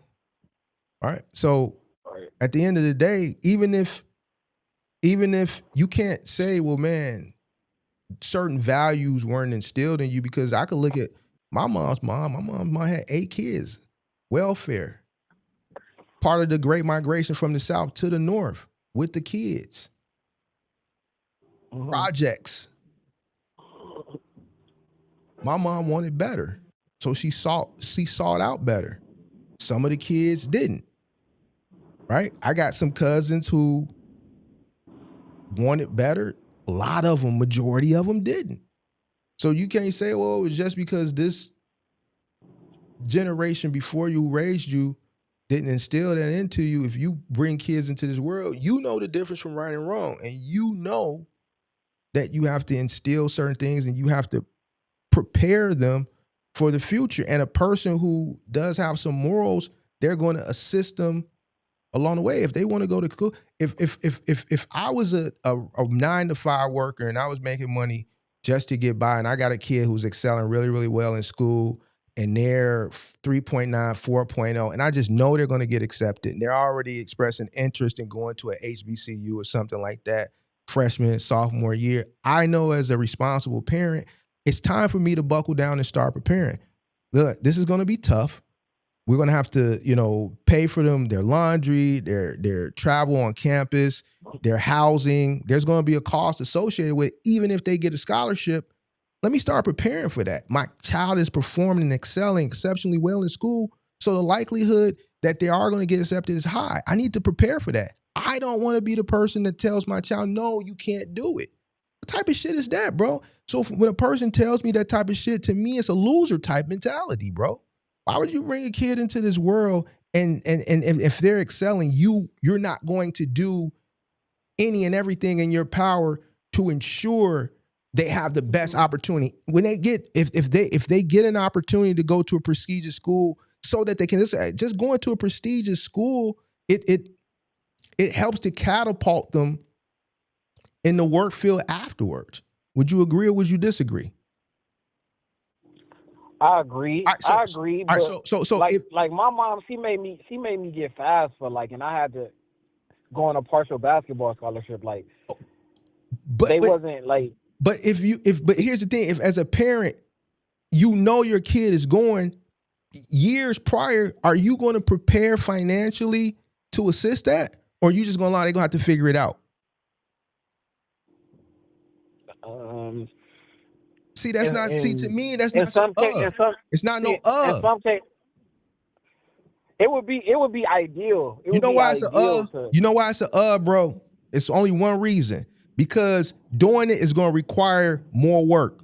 That means working a job and go working another job so you can put more money away. That's why it's If I was in a situation like that and I was making money just enough to pay the bills and maybe put a little extra money aside, but I know that this is going to be a financial burden, and I know 2 years prior I'm going to start working towards it. I'm going to go get a second job, and I'm going to be put into I'm not going to be no, not for that. Nah, my shorty finna go to Howard. My shorty finna go to Hampton. Nigga, we got to prepare for that. That's something that I'm looking forward to. That's a flex. That's a conversation piece. You know what I'm saying? Man, my shorty is in Hampton. My shorty is in Howard, and they're excelling. That's something to look forward to. So if I got to go work extra hours. It is. For that, But bro, most people are not going to be able to do that. You say what? Most people are not going to be able to do that. You say most people in this time, they complaining about rent and stuff like that and mortgage. Bro, like you look at the TikTok videos you looking at. Most people are not going to be able to do that, even with two people. Even with both parents. You missing the point. I just gave you a scenario where you already got a job and you stable, but you know you finna have to make this investment into this kid's future. Here's the thing: the moment you lay down and you have this kid, you understand you taking on a responsibility. And nowadays, it could be for life. So why would you not want the 100%. Best? So now, why would you not want the best? Why would you not want the best? Why would you not want the best? Anybody that tells me they don't want the best or they not willing to help ensure their kid, has a great education, especially if they're excelling, it'll be different. I'm not saying you're forcing a kid to go. I'm saying this is a kid that's excelling and they're getting accepted and they want to go. Like, bro, what are we talking about? This is what society come to? Like, y'all niggas is like, man, fuck it. They got to figure out, man, y'all got this game fucked up. And that just proves to me that, like, motherfuckers is out here doing this shit for laughs and giggles and don't want to do what it takes. My mom worked hard. She just retired. Here, we're not talking about your mom. We're talking about you. Okay, you got a son. Right. Your son, straight A's. He go to high school. Freshman year, 4.0. Sophomore year, he 4.0. He's already expressing interest in Howard, in Hampton, in Grambling. Right. What do? Do you start preparing for that? Of course, yeah. All right, so what are we talking about? What are we talking about, big dog? Because I know motherfuckers right now, I swear on everything I love. Daughter is 3.9 at a school here in Chicago. I'm not gonna dox her. Sophomore, she's already preparing for this girl in college now. Why? Because one, she wanted to win. Two, you don't want to never say no, especially as it pertains to education. Bro, I can't even believe we having this conversation and it's and shit like that, bro. And y'all niggas got shit fucked up out here in these streets, bro. Y'all niggas got shit fucked up out here in these streets, bro. Even with a scholarship, it's still money that has to come along. Laundry, travel, you changing my mind about the whole situation. But it's not like we had that. Like we didn't have that. Fuck what you had, like most people, bro. Listen. Most people, even anybody in the chat, like they probably never had that. Like you had that. The point. You missing the point. Scenario. You missing the point. It don't matter what you had. The responsibility that you brought upon yourself. Now you're responsible for someone else and their well-being. So then I could. So you can't say, well, we didn't have that. Like I'm blaming my mom for my success. But that's you like, placing the blame. You doing the same thing that motherfucker did. Because she did. You can't place the blame. She did everything she could do. Here's the thing, but you are an adult that's responsible for something that you brought in the room. You placing the blame on what you didn't have for you, like that's sucker shit, bro. Oh man, shorty, I can't do it for you because my mom didn't do it for me, man. No, I'm not saying that. I'm not saying that. That's why you changing my mind about the whole situation. Like Mark ain't disconnected, and then you got this motherfucker. He just always looking for a debate. He just always looking for a debate. Like. No, it makes sense. Like because like that, it makes sense though. But like to a dumb motherfucker, like that wouldn't make no sense though. When motherfuckers say shit like this, they either one looking for a bait and they ain't no real hustlers, nigga. That makes sense though. Like when you break it down like that, that makes sense. Yeah, because mine, nigga, we got it. If they want to do it, especially when it comes to education, how the fuck is that disconnected, nigga? How's that disconnected, like you laid down and you decided to have a kid. Like now, like you gotta be able to accept everything that come with that. What are you talking about, nigga? You gonna let motherfucker beat you? I ain't finna let you beat me, nigga. If it comes to my shorty and education, nigga, I'm finna take everything you got. Hold on, Mark. I'm gonna come out and earn. If I gotta work 20 hours a day, then that's what I'm gonna do. Nigga, my shorty ain't finna never be like, man, dad, I got accepted into Howard. I got a full scholarship, but man, we still gotta cover room, board, travel, laundry, all this shit. And I'll be like, man, son, fucking loser type answer, man, son. You got a full ride. I ain't really got it, son. So goofy. I ain't never finna be no goofy like that, boy. We gonna go get that. Talking about motherfucker disconnected. Nah, nigga, y'all niggas just ain't working. Y'all ain't getting to it. Y'all type give up type motherfuckers. Loser type mentality type nigga. Middle American type shit. Nigga ain't never. What are you talking about? Here we go with all the poor motherfuckers. Look at all the poor people. Look at the poor people. Hello? Who is this? Hello? Yo, Mark. What up, man? Hey, is my microphone coming in clear now? I hear you, but it's like a delay. Am I muffled? Hello? Am I muffled or am I clear? I hear you. Okay, so what is who is this? Said something about good. What'd you say? And who am I talking to? On a debate about. First of all, stop. Man, like a good parent or something like that. Who am I Somewhere talking along in terms of, something is the best. Yeah, the best. The best. What is the best to you? Who am I talking to? Who calls somebody and just starts talking? First of all, what's that? Who am I talking to? Your buddy, Mr. Gigger, man. My buddy? You ain't my buddy. I just know you from the chat. You ain't one of the guys. Right, I'm coming up to debate. What are you talking about? What is the best? Okay, listen. Hold on. Slow down, Charlie. Don't get a little bit beside yourself. Don't put yourself in the buddy category. I appreciate you in the chat, but we not buddies. Man. That's all. I'm trying to get a clean debate. We ain't buddies. You ain't one of the guys. I don't expect that if I call you ready to pull them things out, you ain't gonna do that. So we ain't buddies. But go ahead and say what you got to say. Speak your piece. Yeah, so that's what I'm trying to say. What is the best according to you? The best is, as far as what, bro? When you were talking about family and kids and the best. So what is the best family according to you? What is the best family the best quality model of according to Mark? Best quality of life. So what's the best quality of life? We was talking about education, sir. I'm a big listen. I'm an advocate. I'm a big advocate for education, especially as it pertains to my culture, because for the most part, we don't, especially when the men, we don't prioritize it. So because I come from, my mother was an educator, and I see how much, how further you can get when you are educated, especially coming from our community versus the people that aren't. This is why I tell people, educate yourself. It doesn't have to be, from going to school to get a degree. It could be a vocation. Learn something. Educate yourself on something. Just don't be out here just uneducated. Bro. That's all I'm saying. So then when I see people like you and Pop Smoke, y'all niggas just don't. Y'all niggas just don't. Hey, listen. Knowledge, is that what you're saying? Or you're talking about college and university and all that? Well, we were talking about education. We were talking about education.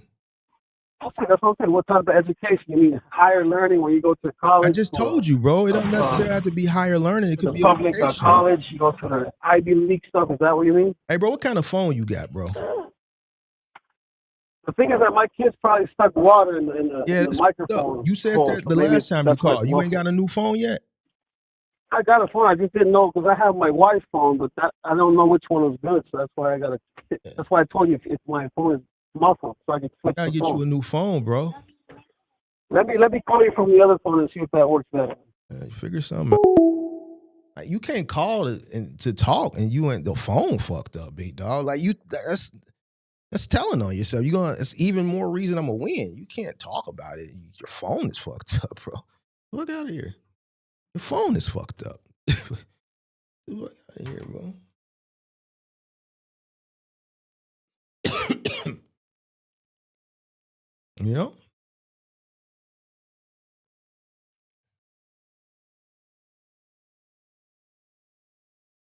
So,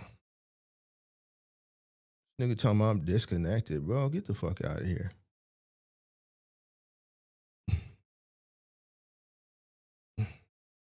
Some people, they just it's got this poor person's mentality, bro. When it comes to like real conversations as it pertains to like reality, they just don't want to hear it.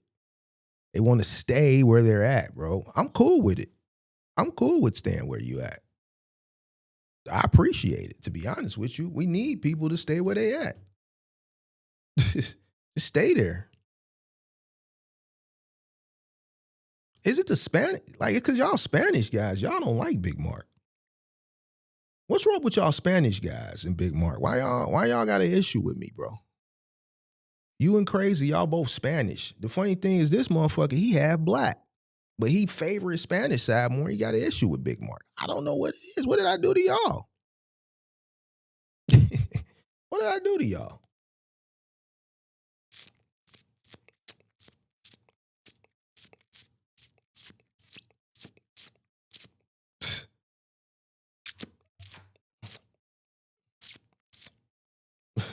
Is it because I told you couldn't? There's no such thing like the gigging thing. Is that what's triggering you? Listen, I'm gonna muster myself up. I gotta really like, I gotta really like trick myself, right? We might have to go out, bro. We might have to go out for a week. I don't know, and we gotta see. We gotta see if this thing is really a thing for a week. We need to do it for a week just to see. And I just really don't know if I just don't think I'm gonna get through it, bro. I don't think I'm gonna get through one day of that shit, to be honest with you. I don't think I'm gonna get through one day. Like, of that shit, to be honest with you. But like, I don't know, is it the gigging thing, bro? Like, I don't know, bro. First of all, y'all mad that y'all ain't players. Y'all mad that I said something about the gigging. Y'all mad, this motherfucker mad that he only got one bathroom and a double bed. That's not my fault. That's not my fault you didn't do what you were supposed to do.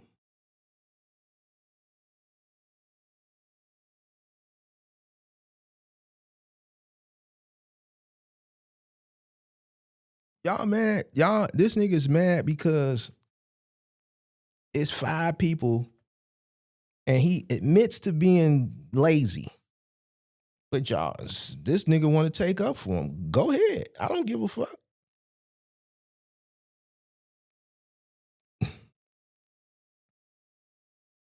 Or you're out of touch with reality. Nah, y'all niggas just lazy, bro. Y'all don't want to work.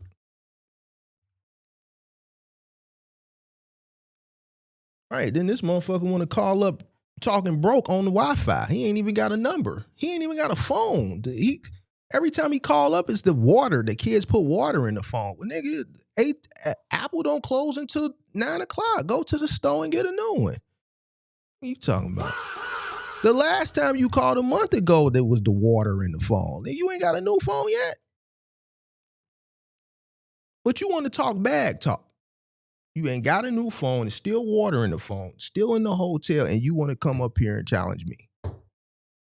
Get the hell out of here, bro. We ain't like, and then this motherfucker in the chat want to stick up for you. Man, y'all niggas better go play in the street. Go play in the street somewhere, bro.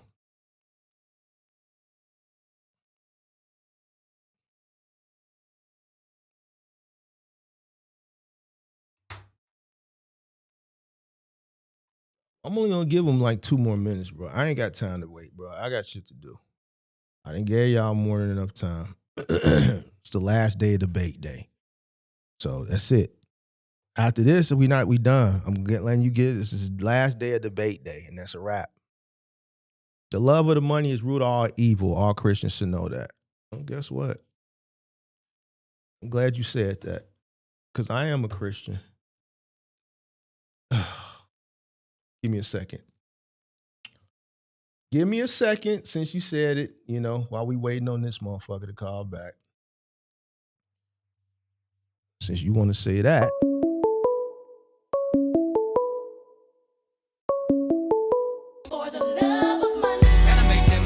Is that better?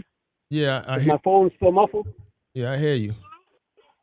Okay, so we were talking about education, right? So I was trying to see if you meant education by like school or college, and you said just any type of education. Are you educated?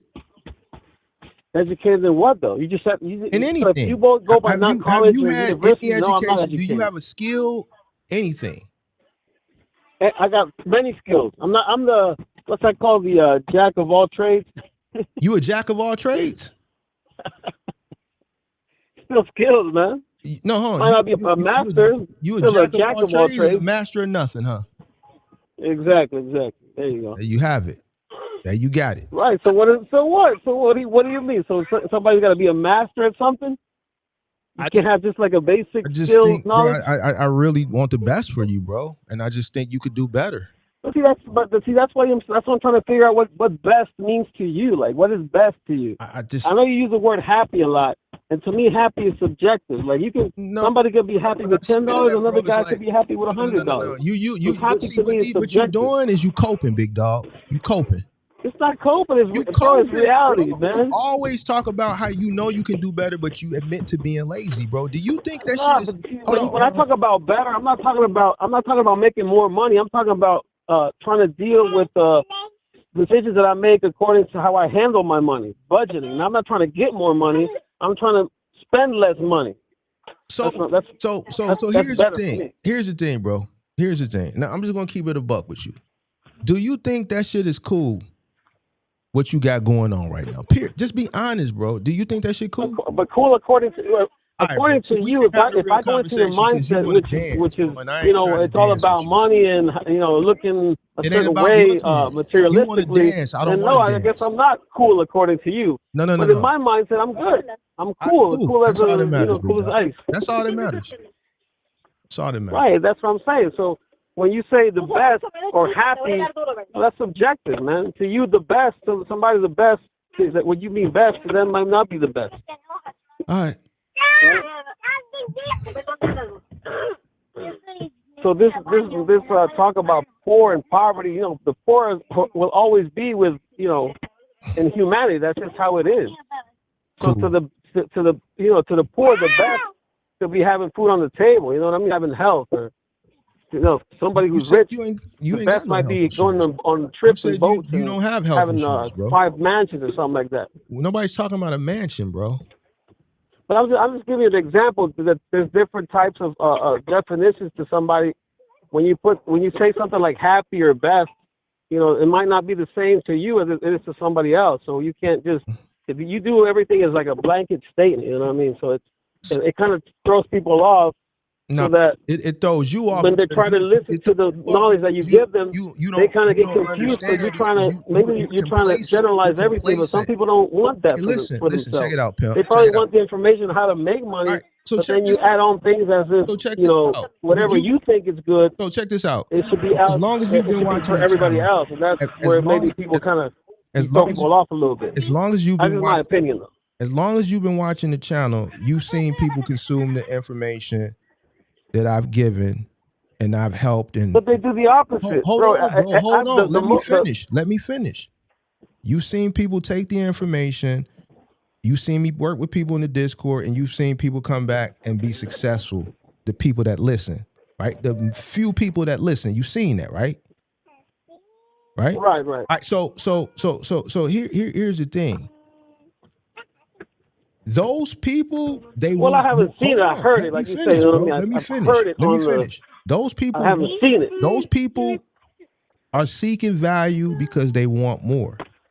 You don't want more. You've admitted it. So here's the thing.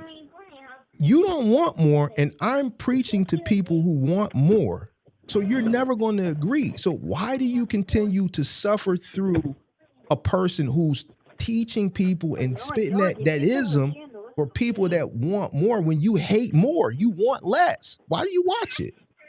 You need to go watch more. I didn't say I hate less or go. It's people that preach poor. You throw things that just go out of like what we're talking about. I didn't say I hate, hate this or hate that. I never said the word hate at all. Okay. Well, why do you consume? I'm just trying to debate your mindset with mine so that we can align. I can be happy and have the best according to me, but according to you, that is not the best, and I might not be happy according to you. But that's just your opinion. There's my opinion. But we can get to the same. We can have the same knowledge, like you said, things that I agree with.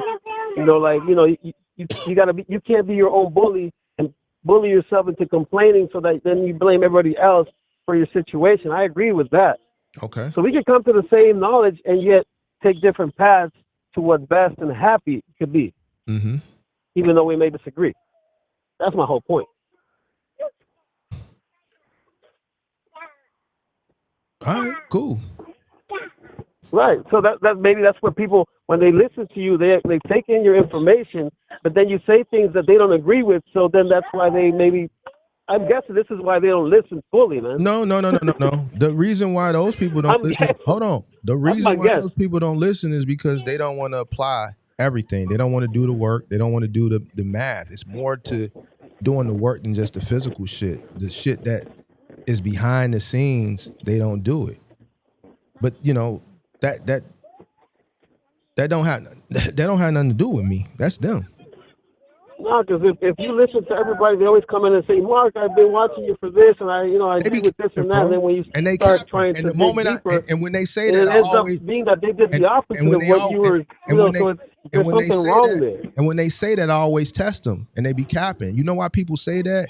They say that to use that as leverage to make me give them what they want. That's why I always test them with something to prove that, nah, nigga, you ain't been watching me. Right. So it could be. Nah, it's just true because I test them.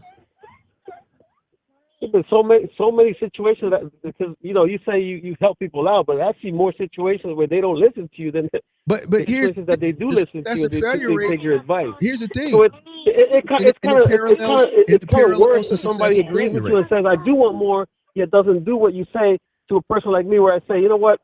I agree with the knowledge he gives, but my aim is for another way." I'm more likely your advice is more likely to benefit me, even though I don't want more, than somebody that does want more, but yet they don't put the work to get that. You know what I mean? They're wasting more time than me, actually. Okay. I say that's just my opinion. All right. Cool. Right. So that's just my debate. That best to you is something way totally different to me. So just you can't blanket statement things like best and happy. No, but see, maybe I am doing best according to me, or I am happy according to me. But in your mindset, I'm not. Professional. And we could agree to disagree, but hey, I still listen to your knowledge, man. And I can say, you know what, I agree with this, I agree with that. But yet I don't look at the same focus point that you do. You're looking for more. I'm looking for complacency or whatever word you say. Oh, big dog. I see you in other channels. I see you, bro. It's just over here. Sometimes you get the little engagement and you can't get over on the big one. You see what I'm saying? Because I got that in me, like that shit talk shit. I always got a smart remark back, and it's better than what the fuck you said. And I know you don't like that because you used to get over here. You kind of met your match. That's why I think, hey, you might be more intelligent, but I got more wisdom. Nah, big dog, you ain't got no more wisdom. I'm that's both. where we disagree. That's my opinion, though. Yeah, you can have that. You dig what I'm saying? Right. So at the end of the day, you dig what I'm saying? Is over here you match your match, because when you throw darts, I throw them right back, quick. No, I know that. I'm just saying, but the main point that I'm going to is that you agree that happy and best is not a general statement for everybody. Well, here's the thing. Like what people, what you think happy or when we were talking best about best, is not the same to somebody else. When I said best, I was talking about the best for your child. You should want the best. Right. For your child. That's what I'm saying though. Like some people think teaching their kids to wear a dress is okay, and that's the best thing for them. For me, it's not. Like I'm not gonna say, oh yeah, you think that's the best though. For me, a boy is a boy, a girl is a girl, right? But some other people in higher education, they think it's normal it's okay to tell your boys that they can be girls and all this higher learning stuff. That I don't think that's the best thing for me. But hey, if you go to somebody else and you tell them that, they're gonna think I'm the boogeyman by saying, I don't think that's the best thing for me. Well, here's the thing. It's different. What's best for you may be different than for the next person. But right. That's my point. What? All right, whatever, bro. I can't. You got it. You got it. All right, Mike. Yeah, my Thank homie you for letting me on for debate. That's the last time I'm going to debate with you, and I think I won the debate. Thank you very much, guys. No, I just got to stop having these conversations, bro, because this is pointless. Well, you said it's debate week, so I'm just trying to give you some entertainment for me and myself. I got nothing to do. We're not really debating nothing that's meaningful. Like, you want to stay poor. I don't want people to stay poor. Like, I'm not, see, that's my point. You said poor is a wait. You said poor is a mindset, right? So can you be poor having money in your pocket? Yes or no? You say what? Can you be poor if you say poverty is a mindset? Can you be poor and still have money in your bank account? We're talking about poor mindset, bro. I always say that. Poor mindset. Right. So can you be poor and still have money in your bank account? A poor mindset and still have money in the bank account? Yeah, you got a poor mindset and have a couple bucks. Okay. So that if poverty is a mindset, now you're trying to, when you say poor, you're like, is it my mindset or is it because I don't have what you think I should have or I should own things? Your mindset. So your situation. You're in your situation based on your mindset, right? You said you have a problem with. No. Hold on. I told you I'm in my situation based on my decisions that I made, not my mindset. My decisions. Okay, and what causes the decisions? Comes from your mind. Do this, don't do this. You can have a good mindset and still make bad decisions. That's human beings, bro. I got 3 kids and a wife that don't work. So maybe I shouldn't spend money on this because people still do have it. These responsibilities. Bro, we're human, bro. So those decisions come from your mind. You don't have a strong. You can still have a good mindset and still make bad decisions. You don't have a strong mindset. For me, you're 46 and you're not married. You can have a good mindset, but you still haven't made the right decisions. You don't have the right mindset to make better, more well-informed decisions based on your situation. It all starts from here, brother. So yes. You can have like you said, all the guys here that come on and say, yeah, I agree with you, Mark. They have that mindset, but yet they're still making bad decisions, right? Because they're not following what they supposedly agree with you. So you can still have a good mindset and still feed people a good mindset, but people will still make bad decisions. Because that's human. That's human. That's how humans are, man. See, we don't go in a straight line. We're like a roller coaster, you know up and what down. you guys do, you and Pop Sosa, when you guys can't articulate in the topic, you guys try to say. I'm articulating. I don't have that higher education. I think I articulate myself better than somebody who does. You guys try to throw personal jabs that don't really mean nothing to me. That shit don't mean shit to me, bro. None of that personal I'm not shit. I'm not throwing personal jabs. I'm just trying to get because you're anything, saying that my mindset is poor.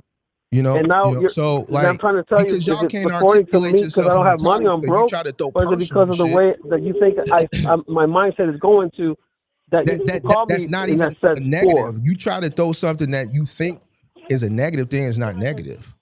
So I don't even understand. But at the end of the day, bro, you got it, bro, because I really don't even know why you watch, bro, to be honest with you. You're not in logistics. But see, why don't you say that to the guys who, they come and say, oh, Mark, you're so good, and this, oh, Mark, and this. And then once you get to the hour mark or the half hour mark, you'll end up knowing that they're really not doing what you're telling them. They're wasting. They're not wasting. You should tell them why you're watching. We clip it up and we put it out. They're not wasting time. Right. But I'm saying that person is wasting more time than me because I don't want more. But I agree with a whole lot of things you're saying, and your show is entertaining. So, I appreciate I'm not really. It's not really hurting me. That right there, see, that's a lot, big dog. That right there is a lot. That's a lot. See, that's a lot. That's with you. See, we need rooms, bro. We need cuts. See, I got cuts. We go in this room, we go in that room. Closed door. See, you need cuts, bro. You need to get a place where there's some cuts. Where you can cut in here, close the door, come out, hallway, cut, close the door, go over there. Yeah, but you go out to the store, you got Uber and all this stuff, but I'm outside, man. You gotta get you some. See, all that right there, I can't, bro. You need some cuts. I want you to get some cuts. See that's that's lot, part of bro. being a dad, and I guess you don't know about that, about kids screaming because you don't have kids. So that's how it is when you're a father. You hear a lot of screaming, a lot of kids screaming. Hold on. If I did, it would be cuts. Life, I would have more cuts. It's cuts. You gotta have some cuts. Cuts? What is that? Yeah, I know you don't know because you ain't got none. Get you some cuts. Right, I don't need none. I love for screaming my kids. No, it ain't about the screaming. It's about I enjoy that. You got one door and it's right there, so it's like you ain't got no cuts. You gotta get you some cuts. So what? How is that offensive to me? I told you I don't want more. I'm just saying it's a lot, bro. Like y'all got a lot going on. You would offend me if I was the type to want more, but if I'm the type to not want more, why would that be offensive to me? You say what? If I'm the type of person that doesn't want more, why would you try to offend me with more? Like with things that I don't supposedly want, I should have, or you think it's better for me to have. I tried to give you a I'm beneath you because I don't have this or that. Why would you think that's offensive? It's not offensive. It's a solution. I try to give you a solution, bro. That's a solution. No, your solution is trying to act like you don't have this or that. That's why you don't have no debate or you don't have no arguments. Can't debate, but yet, like bro, I'm telling you, this is ignorance. The argument can't was debate ignorance, bro. The word best and the word happy cannot be a blanket statement. Not everybody will think being happy the same way as you do, somebody or having the best in the is the chat same thing you see the best. They dislike me. And that was the argument. I'm fine with that. But at the end of the day, bro, that's on you. That's your problem. That ain't my problem. So then I win the argument. You want to win? Listen, at the end of the day, exactly right. So I win the debate. If the debate was over, I won the debate. That's exactly my point. I'm not gonna. It doesn't affect me. So if you want to win, cool. Right. Exactly. Right. So that's all. That's all. You want to win? So I'm good then, right? You got it, bro. You won. So you got it. You just said I won the argument, bro. You just agreed with me that not everybody will think the best as you do or happy as you do. Listen, you have it, bro. I'm letting you get it. It don't make me no never. Right. This ain't a bet. You ain't got that nickel to put up. Right. When I bet that $100, I was talking about AI. Nigga, whatever you think AI is gonna do, I think it's not gonna do. I won that $100 and you can't even afford to give it to me. So like, what are we talking about? How do you win that $100? How do you do that? Because you said AI is not I'm still not being replaced by AI. It's replacing people right now. Every Not fucking me. one of them little robots that you see delivering food 2-3 years ago, that would have been a person. So every one of them robots that have an order it's replacing a person, bro. And you can't deny it. So here's the thing. I'm not pressed up for it. That's why I didn't ask you for the 100, because I wouldn't even take it from you even if you tried to send it to me, because I know you need that, bro. I know you need that. But how am I saying it to you? I won already. No, bro, you said it's not gonna take over the jobs, and I showed you last night on the late night show the robots. I showed you a parking lot full of robots. I'm specifically talking about 2-3 years ago. Gigging. 2-3 years I'm ago. still gigging, bro. 3 years ago, each food order that you see in a robot now would have been a person. Would you agree or would you disagree? Would you agree or would you disagree? Disagree with what? 2 to 3 years ago, each food order that a robot takes now, one of the little robot cart things, would have been a person, right? Would you agree or disagree? I haven't seen your robot. I just showed them to you last night, live and in action. But I haven't. But physically, I haven't seen them in my market. But here's the thing. To me, it's non-existent. Okay, we talking about in your market. I'm asking you a question. 2-3 years ago, each one of these little robot things would have been an actual person, right? Could be. I don't know. All right, bro. See, that's why I can't. This is why motherfuckers like just stop talking. See, but the robots have always been there. You won, bro. Keep your $100, bro. I don't need it. You need that shit, bro. Keep that shit.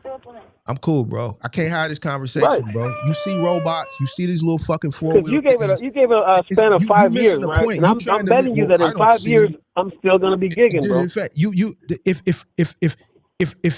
if a robot pulls up to my restaurant and I put an order in it, that's a person that a year, 2-3 years ago would have been pulling up.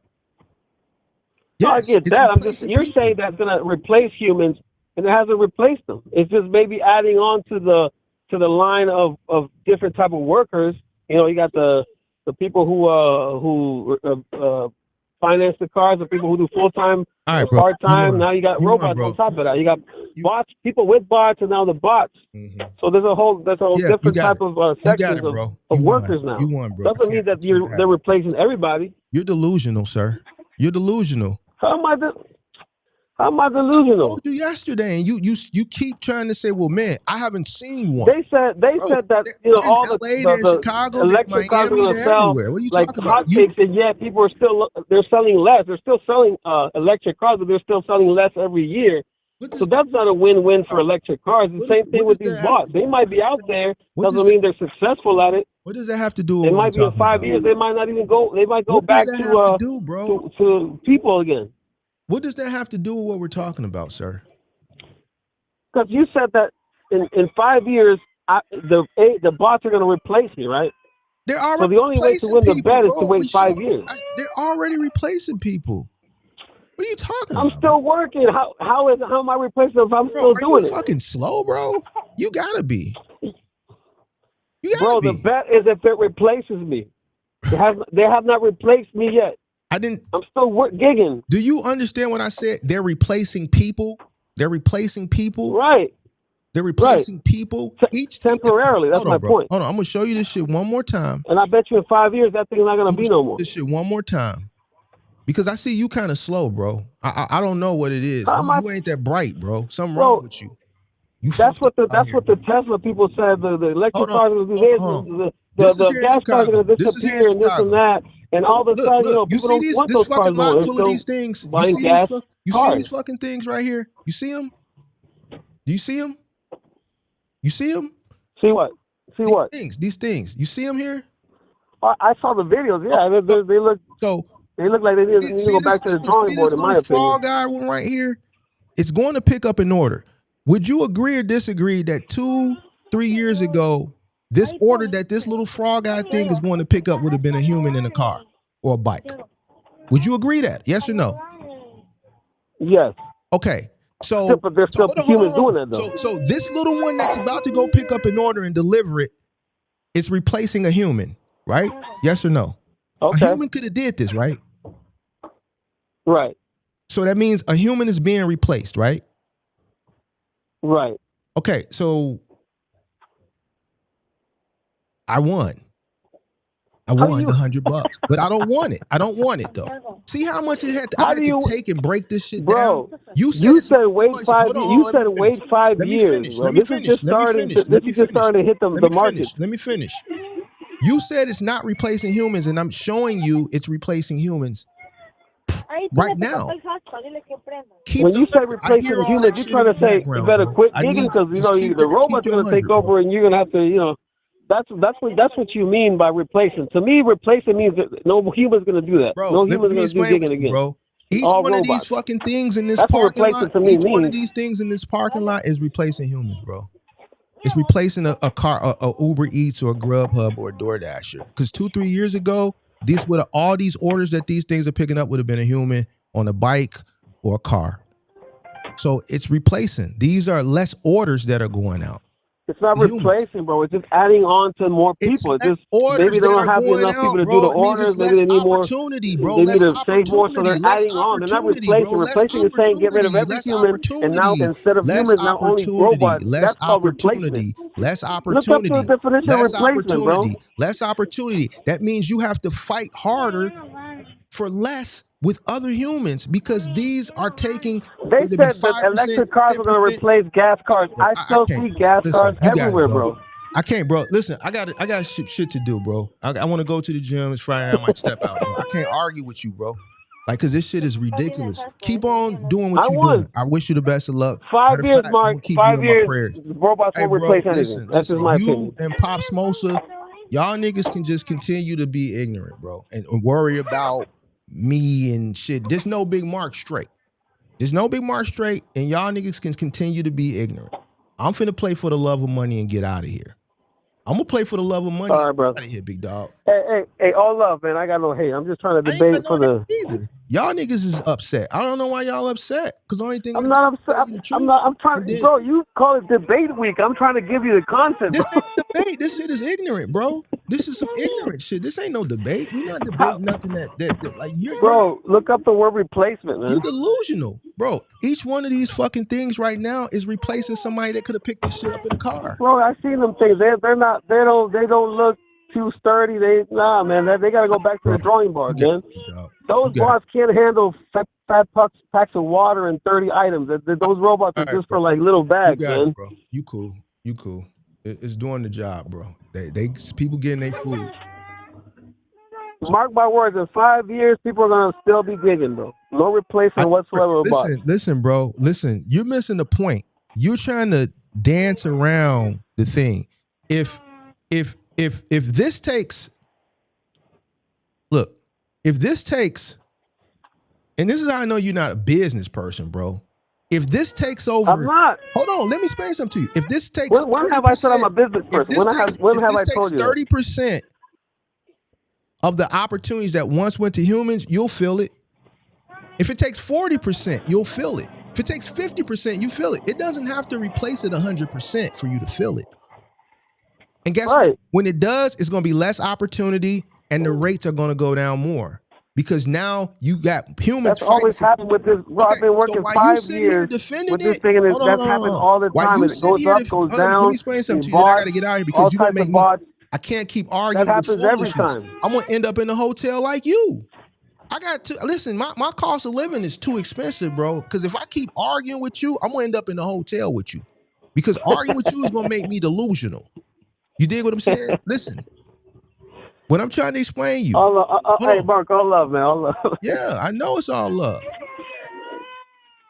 Hey, you might need a Tylenol. That's okay, Don't man. need no time. I'm finna go get it. I'll get you the Tylenol. I don't have to give you $100. I'll give you the Tylenol. Give me a headache. I can't let you. Not you. Man, keep that $100, pimp. Man, take your kids to Chick-fil-A. Tell them Big Mark paid for it. Nah. I told you my wife cooked Chick-fil-A. My wife all cooked. right, well, take that $100 that you owe me and go get some groceries, man, and tell the family, man. Big Mark. All right, Mark. Peace out, man. Later. Good looking. Yep. Good looking because he know he owe me that $100, and I said keep it. Nigga, we don't want that shit. Man, keep that shit, boy. and go get some groceries with that. You dig? What you talking about? I don't know about it. Don't go buy shit though. That's my song. That's my outro, bro. Y'all niggas is tweaking. Pop songs are crazy. Y'all tweaking, bro. It's at the end of the day, it is what it is. You smell me? Just, play with something safe. Go play with something safe.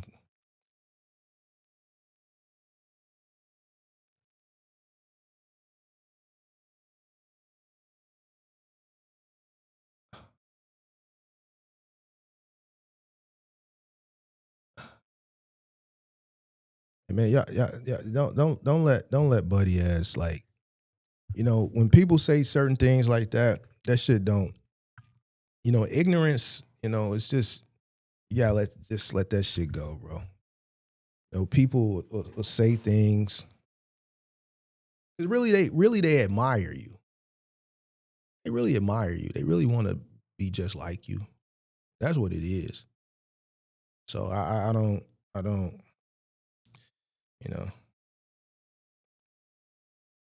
That's why they watch. But all right. This was a good Lies Ends debate week. And next week, we'll get back to our regularly scheduled program. Make sure you hit that like button, subscribe to the channel, turn on post notifications. I'm out. Late nights, same chair, same ground, right there. Turn it on, leaning close, this that.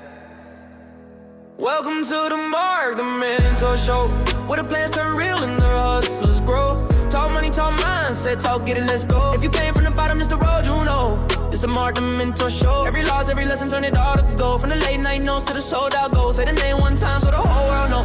Whoa, the Mark,